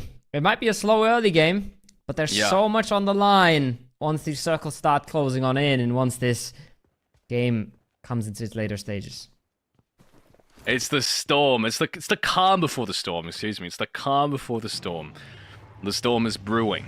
It is slowly starting to pick up pace. Even if we see any of the top teams go out right now, there's still like 4 more teams that, you know, can take the spots out of Vietnam's and Myanmar's hands. Troublesome would only be if Vietnam is gonna go out early. That would be the worst kind of scenario. If Vietnam goes out early and they're already being shot at the moment, then it's all in the hands of Indonesia, Nepal, and Malaysia, especially Indonesia. Just 1 point is all Indonesia potentially needs to overtake Vietnam, because I do believe they're ahead in terms of winner-winner chicken dinners, and that is the first tiebreak rule. So Vietnam, under no circumstances, is supposed to go out without any point. Pakistan got themselves the first kill, and it's no one else but Nepal on the other side. It's big. It's big. Not maybe for Pakistan, but it's terrible news for the Nepalese fans in chat. It's terrible news for the Nepalese players. So early on in the game, we're still phase 1, and they've already lost a member. Like you said, they basically want a win from this. Nepal, Malaysia, they win the game. The placement points close the gaps, and the kills can do the rest, but losing a man so early is going to really, really sting. That's going to hurt, and it's going to mean they have to go for a bit of a different strategy. They won't be able to control as much area. They won't be able to be as proactive as they maybe want to be. And that really, really hampers them coming into game 12, the last round of the tournament. Wholeheartedly agree. Not a good start for Nepal, but far from over. Even as a 3-man, they can still be very, very dangerous Leo Esports, the representative for Nepal, have shown us time and time again that just like Vietnam, they can come back to kind of the same scenario for them, like Vietnam had to kind of face in the last game. You have the next kind of skirmish. Now, obviously, all of these teams that can't qualify anymore will be a little bit more aggressive, especially in the early stages. We've seen that happen from Hong Kong, China, for example. We're seeing the same thing from Sri Lanka now against Japan. In fact, being the last one standing here, and Japan has a pretty good idea on where he is. I thought so, at least, but somehow they've run a circle around him. Yeah, they're running a circle around him, but I think they realize he's somewhere in this compound. And with this, what? With this only, unfortunately, I think the door got blown away by the nade before it, and then, unfortunately, because the door was not there anymore, it just kind of exploded right in front of him. And also, to make the matters worse, the one frag that they wanted to really get, which was in fact, got picked up by Noki, who's found the second one for his team. Finds another pickup, makes sure that everybody knows Pakistan is still around. Pakistan stays active in this lobby. IQ wants to get inside as well. Clumsy, he's well known at this point. He's going to have a hard time surviving this. Almost no chance at all. They're going to close this out. They're going to find that frag 90% of the time. And then, once they're done with that, they might just try and bring the pain towards Japan. That's Falak. Big nade from him. And Japan knows, hey, we're not going to want to stay in this fight for now. We're trying to get the hell out of here. We're trying to dodge this as fast as we can. And I think they're going to get away with the skin of their teeth. 3 players still left standing. 3 more players to give them hope for this very last game of the tournament, of the qualification stages. Indonesia still driving around, looking for any kind of safe spot. They've just about crossed, which has to be Cambodia, towards the northern side, but they have driven away from it. If there's anything these guys do not want to have happen again, is if they're pressured into a fight earlier than what they originally had intended to do. So, Indonesia, for the time being, playing a little bit more passive than what we usually see. They also know it's all down to this one single game now. It is a single point difference between Indonesia and a qualifying spot. So once again, they got to be extra careful of not losing a player early. But also, we've seen it time and time again, teams that are under heavy pressure, they kind of change their game style just a little bit towards the end of a tournament. You cannot run away from every single fight. Right? If you do that, you're just going to get for the entirety and you lose control of the game. And we've been talking about controlling circles and controlling games for so very long. And other top teams, there's one thing that kind of unites them, and that is taking control. Not letting anyone else pressure you into fights, but being the ones to initiate it. And that is not a good sign at the start of this round for Indonesia. It's a tricky balance. Like so many things in PUBG. Can't be too passive, can't be too aggressive. You don't want to take too many risks, but you can't run away from them. It's a hard game. It's a hard game to play. It's a hard game to stay in a fresh mental state in. We see now Vietnam. Loads of high ground. Batman on the high ground. Iconic. Spotting things out for the squad, realizing there's a team coming away. Maybe we'll see Lamborghini try and pick up 1 or 2 of those frags there on the lower ground. He's got Japan cruising towards him. There is a chance that he unleashes there. Barrel from range, not the optimal gun for this, but Lamborghini up close is something to be reckoned with for sure. Yeah, if he's shown us anything that... Oh, look at this zone. That is that he can literally fight anyone right now. Next circle, yes, does shift relatively far towards the east, but it's not too much of a hard shift. Gives heavy circle towards Indonesia, so I'll take it all back. In hindsight now, that dodge against Cambodia and driving down from hillside that I think they originally wanted to play, which is a really good position as well, proves to be very valuable now with this new circle. They are immediately in the very center of it.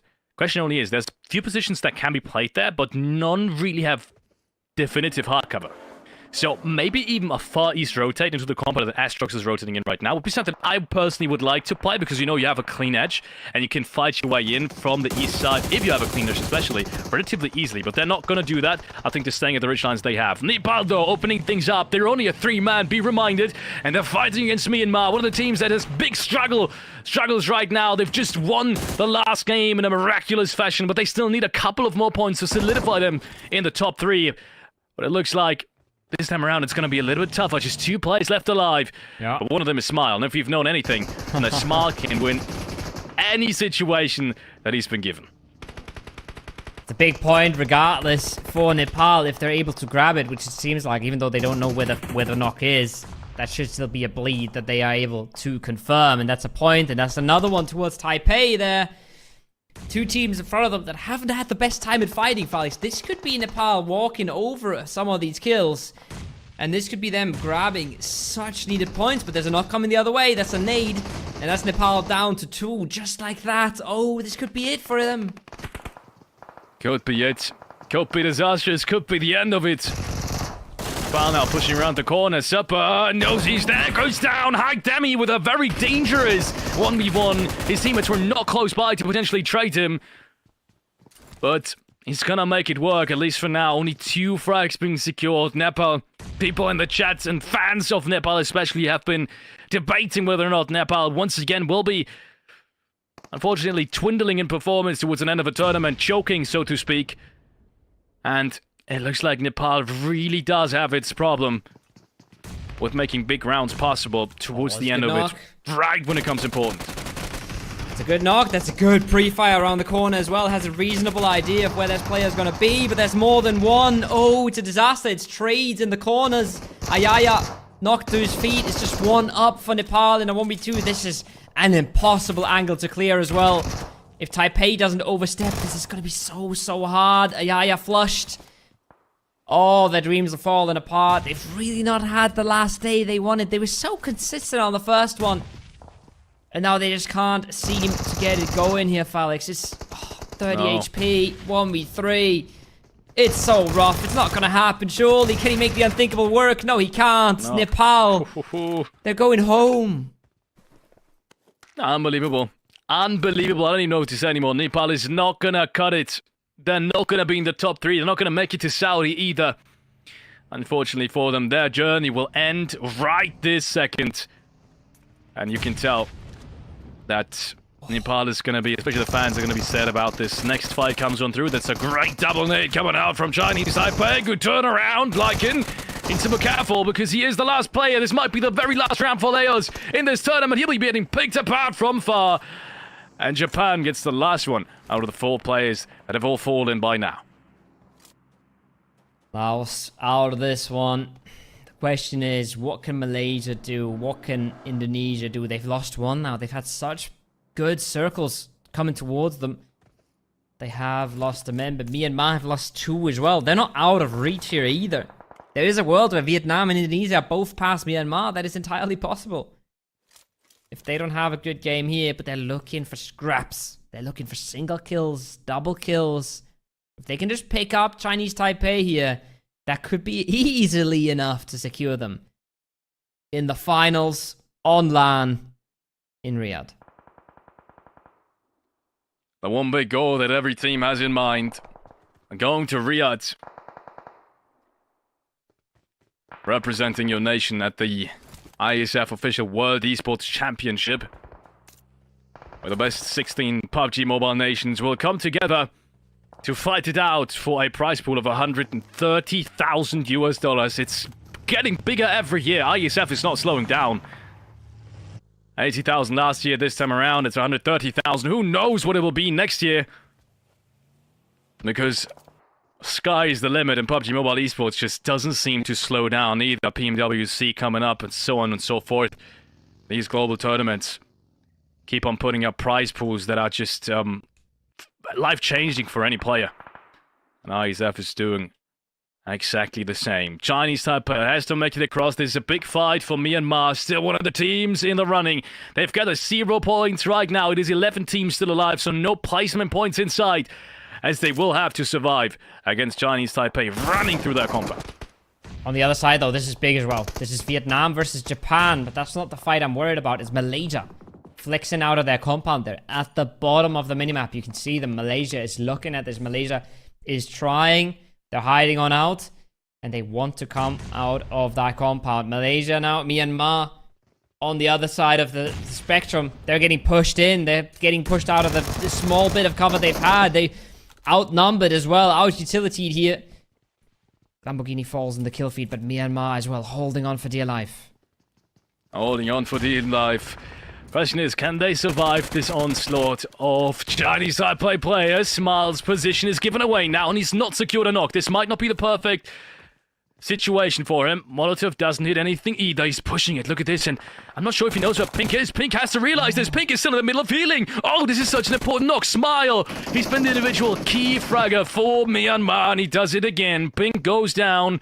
Just two more players left standing. He doesn't stop. He realized it himself. That might be a little bit too much. Falls back just in time before he gets taken down. 2v2. Zone has shifted, though. They both have to get out of this compound in just a matter of seconds here. 30 seconds until the zone starts moving, and then they'll have to get out of there. So this is a point where you make a decision. Are you happy with just getting these 2 kills? But look at this. Look at the kill feed. Vietnam is falling apart. That's 1 flush, 1 knock. It's not looking good for them. Lamborghini out. Quan Ji out as well. Oh, no. Vietnam just at the very finish line. It's looking like they're faltering. It's just Gosu left standing with so many players around them. They all want to close this out. Malaysia especially would love to close this, would love to get these kills. It would make their approach so much easier. Gosu's on the send, but he's sending into territory that's not in the zone here, Felix. Where can he even go from here?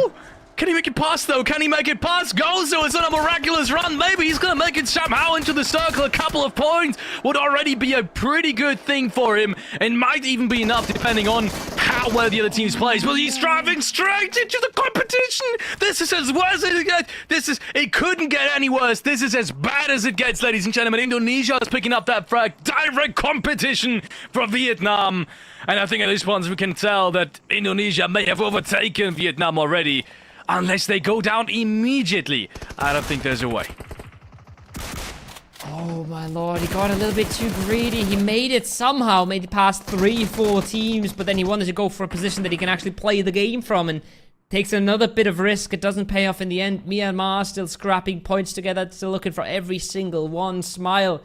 He's been the hero in the last one. He's looking to be the same role again. They take down Chinese Taipei. That's 3 points. That's pushing them close to placement points now. Could it be enough? It should be. It should be with Vietnam out, surely. But what is Malaysia doing? Yeah, and what is Nepal doing? Malaysia is important, and Nepal as well. Nepal, last time we checked, did still have... No, Nepal is out actually in the meanwhile. I didn't even see that. Yes. Of course, three frags. Nepal is out. Okay, so it really is only Malaysia and Indonesia. Yeah. At this point. If Malaysia wins this round, and they've got a pretty good position to do so, then they might have a chance at this one. Be reminded, 84 points to 97 from Vietnam. That was a cutoff. Now, Indonesia has overtaken Vietnam now, I think. Yes. Or at least Indonesia tied. is on 98. 1 placement point and 1 Yes, kill. 1 placement point. So 98. So Malaysia Vietnam's needs to out. win this game. Malaysia needs to win this game. Yeah. Vietnam is out, and Malaysia needs to win this game. If they want to qualify. What a heartbreak after the day they've had. Great shots. After the day they've had, after the game 11 they've had, after the Erangel where they got so close to winning. Vietnam was so close so many times. And now they just barely fall short. Malaysia is the last one that has to say anything about Indonesia making it. Yeah. As we see Cambodia just struggling to hold on for another while. Maldives, they don't want to let that happen. They want to close out their edge of the circle. But it's really all about Malaysia. What can they still do with this? That's the big question. Maldives still on the run.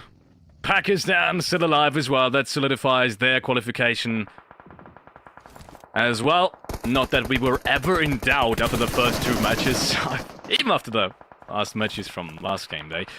We are continuing now. This might be a pretty important fight as well. Indonesia against Myanmar. Myanmar has had a couple of points. Indonesia could still, in theory, depending on how well Malaysia plays, get them out of it. Looks like it's going to be a cleanup. And yes, it is. Of course, it's Yummy again. The man that is in the run for the qualification MVP, who's had the majority of frags for Indonesia, has now almost safely secured them the qualification. Myanmar had 104 points before this game. Yeah. I think they're going to be somewhere around 108, somewhere around that maybe 109, maybe 110 mark, yes. Depending on how well Indonesia played, they could catch up to 110. And depending on how well Malaysia plays, they could catch up to this as well. So it's all going to come down to how well Malaysia plays, because otherwise it is going to be Myanmar and Indonesia that will be the rest in terms of qualifying for Riyadh and the Iesf World Esports Championship. We've praised Malaysia for being consistent. They haven't been consistent today, but they might still show up in the last game here. This is a good fight for them to take. They have all the high ground in the world. If they find an opening, they can isolate this. They could sweep around the low ground, around Secret Evil. Just clap them from both sides. There's the first. Jimmy from the top. Pluck from the bottom. Oh! Kenny with another. Malaysia is starting to rack them up. And like we said before, a win with a few kills. Absolutely doable. Yeah, unfortunately, they need more than just a few kills. They need a win and like 15, maybe even 16, 17 frags. So they essentially need to clean up the whole lobby, if I saw that correctly. Malaysia needs these frags so desperately. Not only the ones against Thailand, they need to clean up the Pakistani players as well. And that's a whole different league, honestly, in terms of fragging that we've seen so far. That's a good knock very far. Jimmy turns around, might even have a chance to take out one more Thailand player. His teammate's been knocked right in front of him, and he's being taken down to very low HP. Indonesia's out. This might be falling apart now, but Indonesia's out. Yes, indeed. Indonesia's out. That's the last little bit of hope for Malaysia. He's crawling. He's trying to get res. Kenny on the tree. Can he find it? So far, no knocks being traded. They're trying to get numbers back up. They're trying to get back up on their feet. The placement points are not calculated here in the points that you see at the top, but it was 90 without them. Oh boy, this one's getting closer and closer. But Jimmy, he really needs to get this. He really needs to close this out, but he knows he can't. He knows he can't overstep. He can't make it down that hill. He has to play it safe. He has to trust on his teammates. Yeah, the teammates should get the revive in the meanwhile.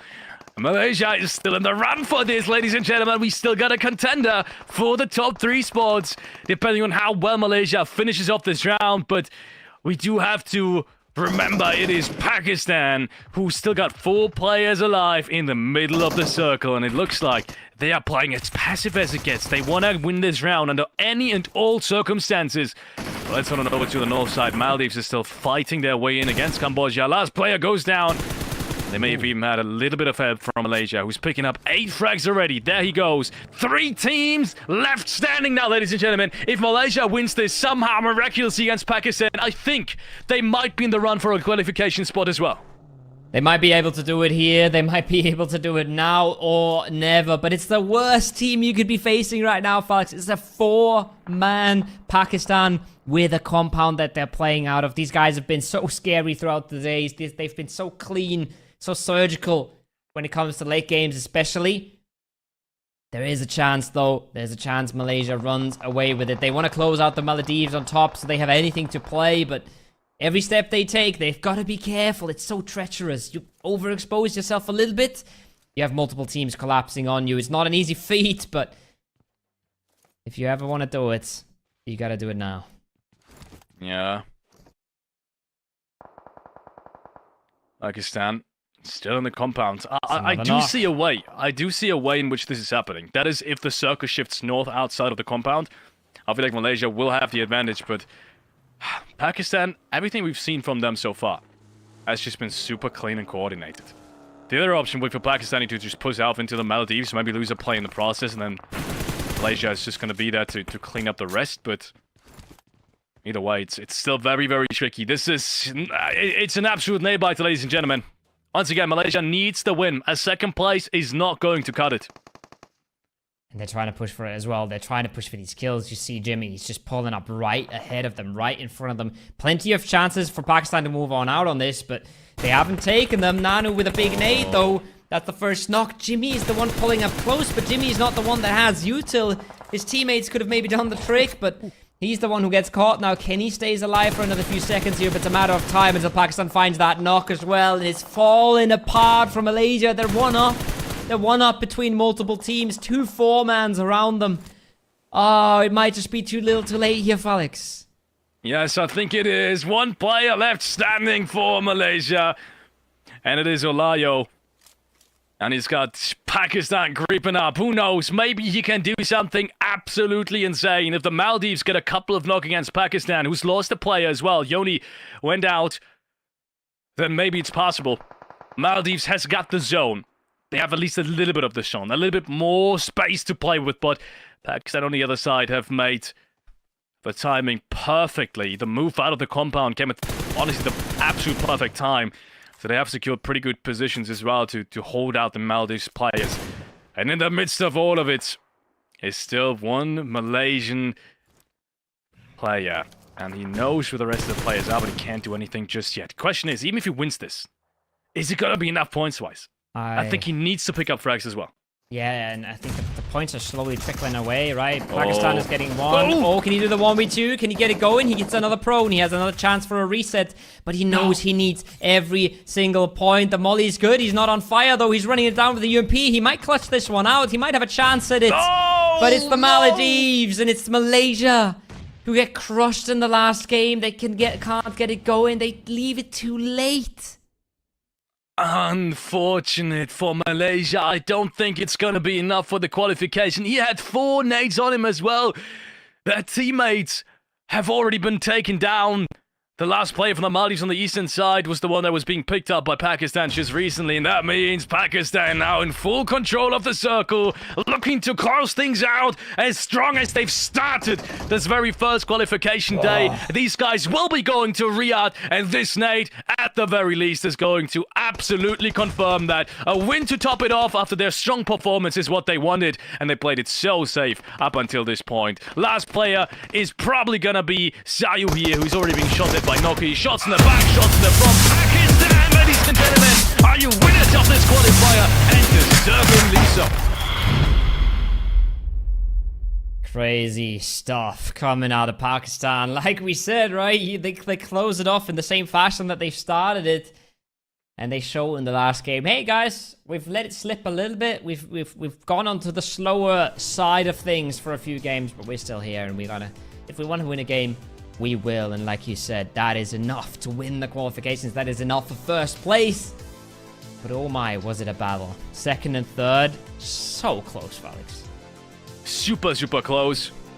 And we're gonna see that at the overall standings. I, once again, unfortunately don't think it's gonna be enough for Nepal, for Myanmar. It is probably gonna be enough for Myanmar, but not for Malaysia, not to be confused. Let's start it off with Brunei, who have had a pretty good start to this. Honestly, one of the best starts we've ever seen, actually, in the entire Iesf qualifier. I don't think there was a team that had 8-9 frags in phase 1. They did. They challenged both of these teams that hard dropped them. They got all of these frags on their own, but we all know how the rest of the games have gone, and unfortunately, it's just not enough. Nepal losing the final fight against Chinese Taipei. Of all the teams, Chinese Taipei was the one to bring Nepal's downfall.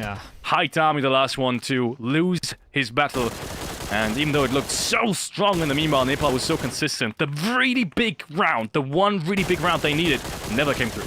It never came through, and they weren't consistent today. They really just couldn't get it going, and it felt so bad considering what they showed us yesterday and how they showed us that they were able to do it. But that's the second story of tonight. Vietnam with some crazy comebacks, with some crazy rounds today. On Erangel, on Miramar.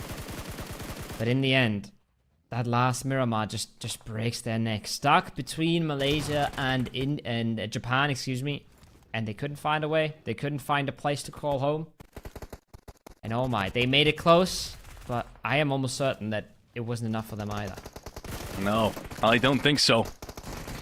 Last couple of shots over towards the northern side. Cambodia cleaning out that edge before getting cleaned up by the Maldives themselves. And then in the end, I felt like Malaysia would have had a chance, but I think they had to realize that for them to win the game, they'll have to wait for Pakistan to make a move. Unfortunately, they started that fight against the Maldives a little bit too early. They got third party as a result of that. You saw Kenny trying to make it down the ridgeline. He hit some pretty good shots, actually, and the players from Pakistan who also tried to have a look at him. But, yeah, it's just... It was nowhere near enough. Malaysia...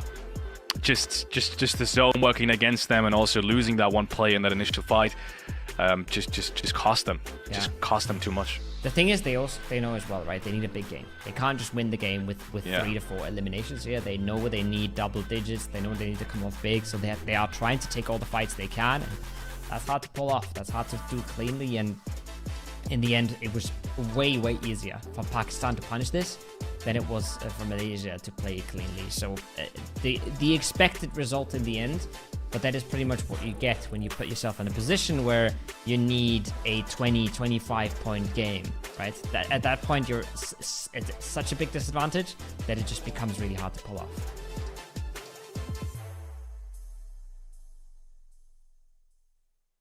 Quickly go over Pakistan before we take a look at the overall standings that all of you guys out there at home are waiting for.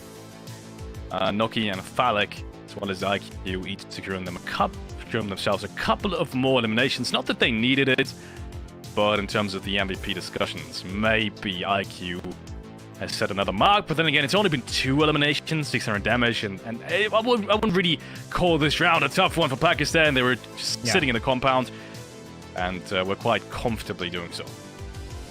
They win the round they need to win. IQ puts another 600 damage on his absolutely insane damage total already.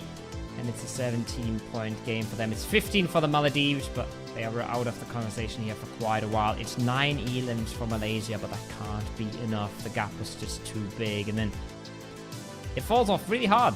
Indonesia, 5. And a lot of our other top teams, a lot of our other two teams are not even on the top side of the scoreboard. Myanmar with 5. We're going to see Nepal on the bottom side of that leaderboard. We're going to see, excuse me. We're going to see Nepal, for example, on the bottom side of the leaderboard. I think 2 to 3 points. 3. That's all she wrote. Vietnam, 1. It wasn't a successful games for a lot of teams in the top here. No, not a successful game for plenty of these teams at the top. As you said, Nepal and Bhutan yourself, unfortunately, relatively weak. Timor-leste with 2 frags. Laos with just 2 points as well. Not getting a single placement point. And then also Vietnam, just 1 point. They needed maybe like 5 to 10 and it would have been enough. Yeah. But what are we talking about? Nepal and choking. But so has Vietnam, let's be honest. Yeah. It's rough. It's rough. They needed, I think, 4 points this match. Indonesia ended up with 5, so 4 would have been enough for Vietnam. But it's a hard game for them.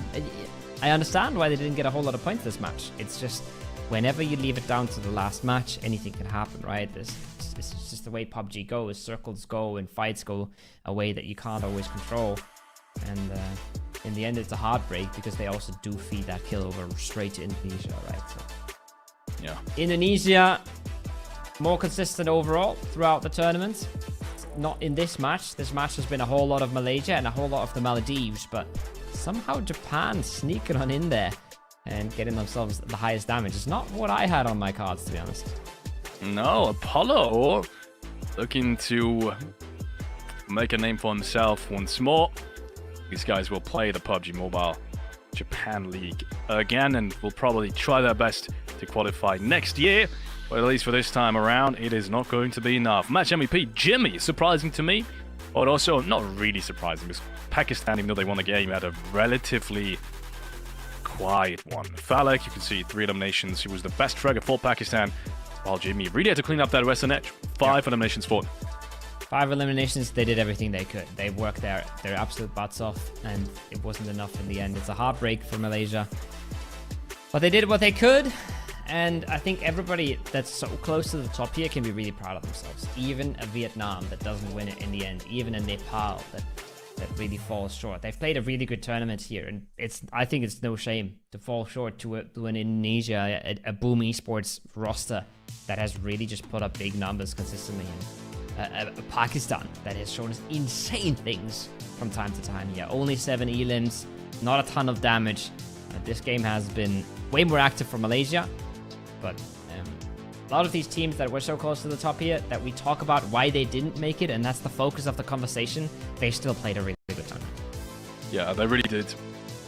We will be heading into the overall leaderboard to really get a good look again at who qualified and to get a final definitive answer on the question, who is going to Riyadh, who has booked their tickets, who has been able to make that long path happen, that long road from qualifying for your individual nation to, you know, challenging all these other Asian and Oceania teams. And I mean, it's been such a tough road in a best of 12 against 18 other teams to you know, solidify your spot in the top 3. That's the first thing I really want to just quickly add on before we go into the overall leaderboard, because once again, it's different strategy. It is super tough opponents on top of that, and you also have maps like Sanhok in there that just to some degree in a best of 12 have massive amounts of X factors and massive amounts of variables that you can't really control, starting off with contests, and to still have so many teams competing really goes to show you how high the standard this lobby has been. Yeah. I mean, we had 7 teams essentially in the last 2 matches that could have still wrapped a spot, Vietnam being one of them. Vietnam being one of them, but we do have word from production in the background. We do have the teams that have qualified and have stamped their tickets to the World Esports Championship. So we are going to have a look at who that is. You guys will all have a pretty good idea. I've seen the flags in chat. I see the spam from Pakistan and Indonesia and Myanmar. And they have all deservedly made it here. All of them showing up massively at different stages of this tournament. It's been ups and downs for all of them, but regardless, they all deserve to be here. Unbelievable stuff. If you would have told me that Myanmar was gonna make it in, yeah, over the likes of Nepal, for example, that's crazy to me. But then again, they have played pretty well in the tournaments they've played so far, and these guys are on a winning streak as well, right? The Myanmar roster from Genesis, they have won PMCL Southeast Asia Spring this season, and they've also won the MESL Pro Series, even though it was a smaller tournament. So these guys are on a roll, and these guys are used to winning as well. Not even specifically in this lineup, but in this lineup also. So I mean, it's only surprising in contrast to who hasn't made it, right? Vietnam, such an experienced roster. We've talked about it millions of times. Players that have played global championships and still haven't made it. Players like Nepal, players from Malaysia, especially as well. None of these guys will make it in. No, it's going to be Pakistan, Myanmar, and Indonesia who have booked that ticket, who will be flying to Riyadh to represent their country at the Iesf World Esports Championship 2024 in November. Crazy stuff from these guys. We'll have a look at the overall standings to show you how close it was in parts. It was 3 points, Felix. It was so much closer than we thought. What? Malaysia was 3 points away from making it over Indonesia, tied with Vietnam. 1-5. If he would have won that 1v1, that would have been 3 points. Yes, that would have been 3 points. Placement and eliminations. Oh my god. 1v1. That hurts. For Malaysia to make it in against Indonesia. That's how close it got. What? Unbelievable. I thought it was 4, 5, 6 points maybe. Yeah, I didn't have no idea. So did I. 3. Oh my lord. Oh, that's gonna sting. Malaysia, Vietnam, so close but no cigar. Indonesia coming through at the end. Oh me, oh my. Oh boy, PUBG continues to deliver. It's never over until it's over. All they had to do was win a game, but it's so hard. Oh boy. Well played as well. Nepal, close. Japan has shown some greatness. Chinese Taipei winning a game today on Erangel. Brunei with some really good fights, some really good hot drops, but I think they can all keep their heads on high. Like we said earlier, everybody that made it here has performed on a national level and has deservedly represented their nation. But not everybody can go to Riyadh. Not everybody can make it. Not everybody is gonna be able to go there. The rest of the page 2 that we can see here has also obviously not made it. Bangladesh being one of the biggest disappointments, I want to say, as well as The Maldives, Chinese Taipei, Japan. Some experienced names in there, but unfortunately, only 3 spots at this Asia and Oceanic qualifier here at Group B, so there's only so much you can do, and these guys unfortunately just haven't performed as well as I think the fans have hoped, and as well as we've been hoping for as well. Yeah. There is 3 teams, though, that can celebrate today. Pakistan, Myanmar, and Indonesia can be very happy about what they achieved today. I think everybody that got close is not going to feel great about it, because being close doesn't really buy you happiness. It's even worse. Sometimes you're happier with an 8th place than with a 4th place. But man, 3 teams have punched their tickets. We're now up to 5 qualified teams. 2 of the invited ones already there, the winner of last year and the host country. So we're slowly filling up the slots, but there's a whole lot more of good PUBG Mobile ahead of us, Felix. Oh yes, Americas and Europe qualifiers will be starting very soon. Keep your eyes peeled on the Iesf socials. That means YouTube. I saw plenty of you guys already subscribing to the YouTube channel where the majority of the viewers are, but also every other channel, right? Instagram, International Esports Federation, X or Twitter or however this app is going to be called next month. Also, did I say Instagram again? TikTok also, International Esports Federation. Anyway, you guys, literally anything you use, you can find the International Esports Federation.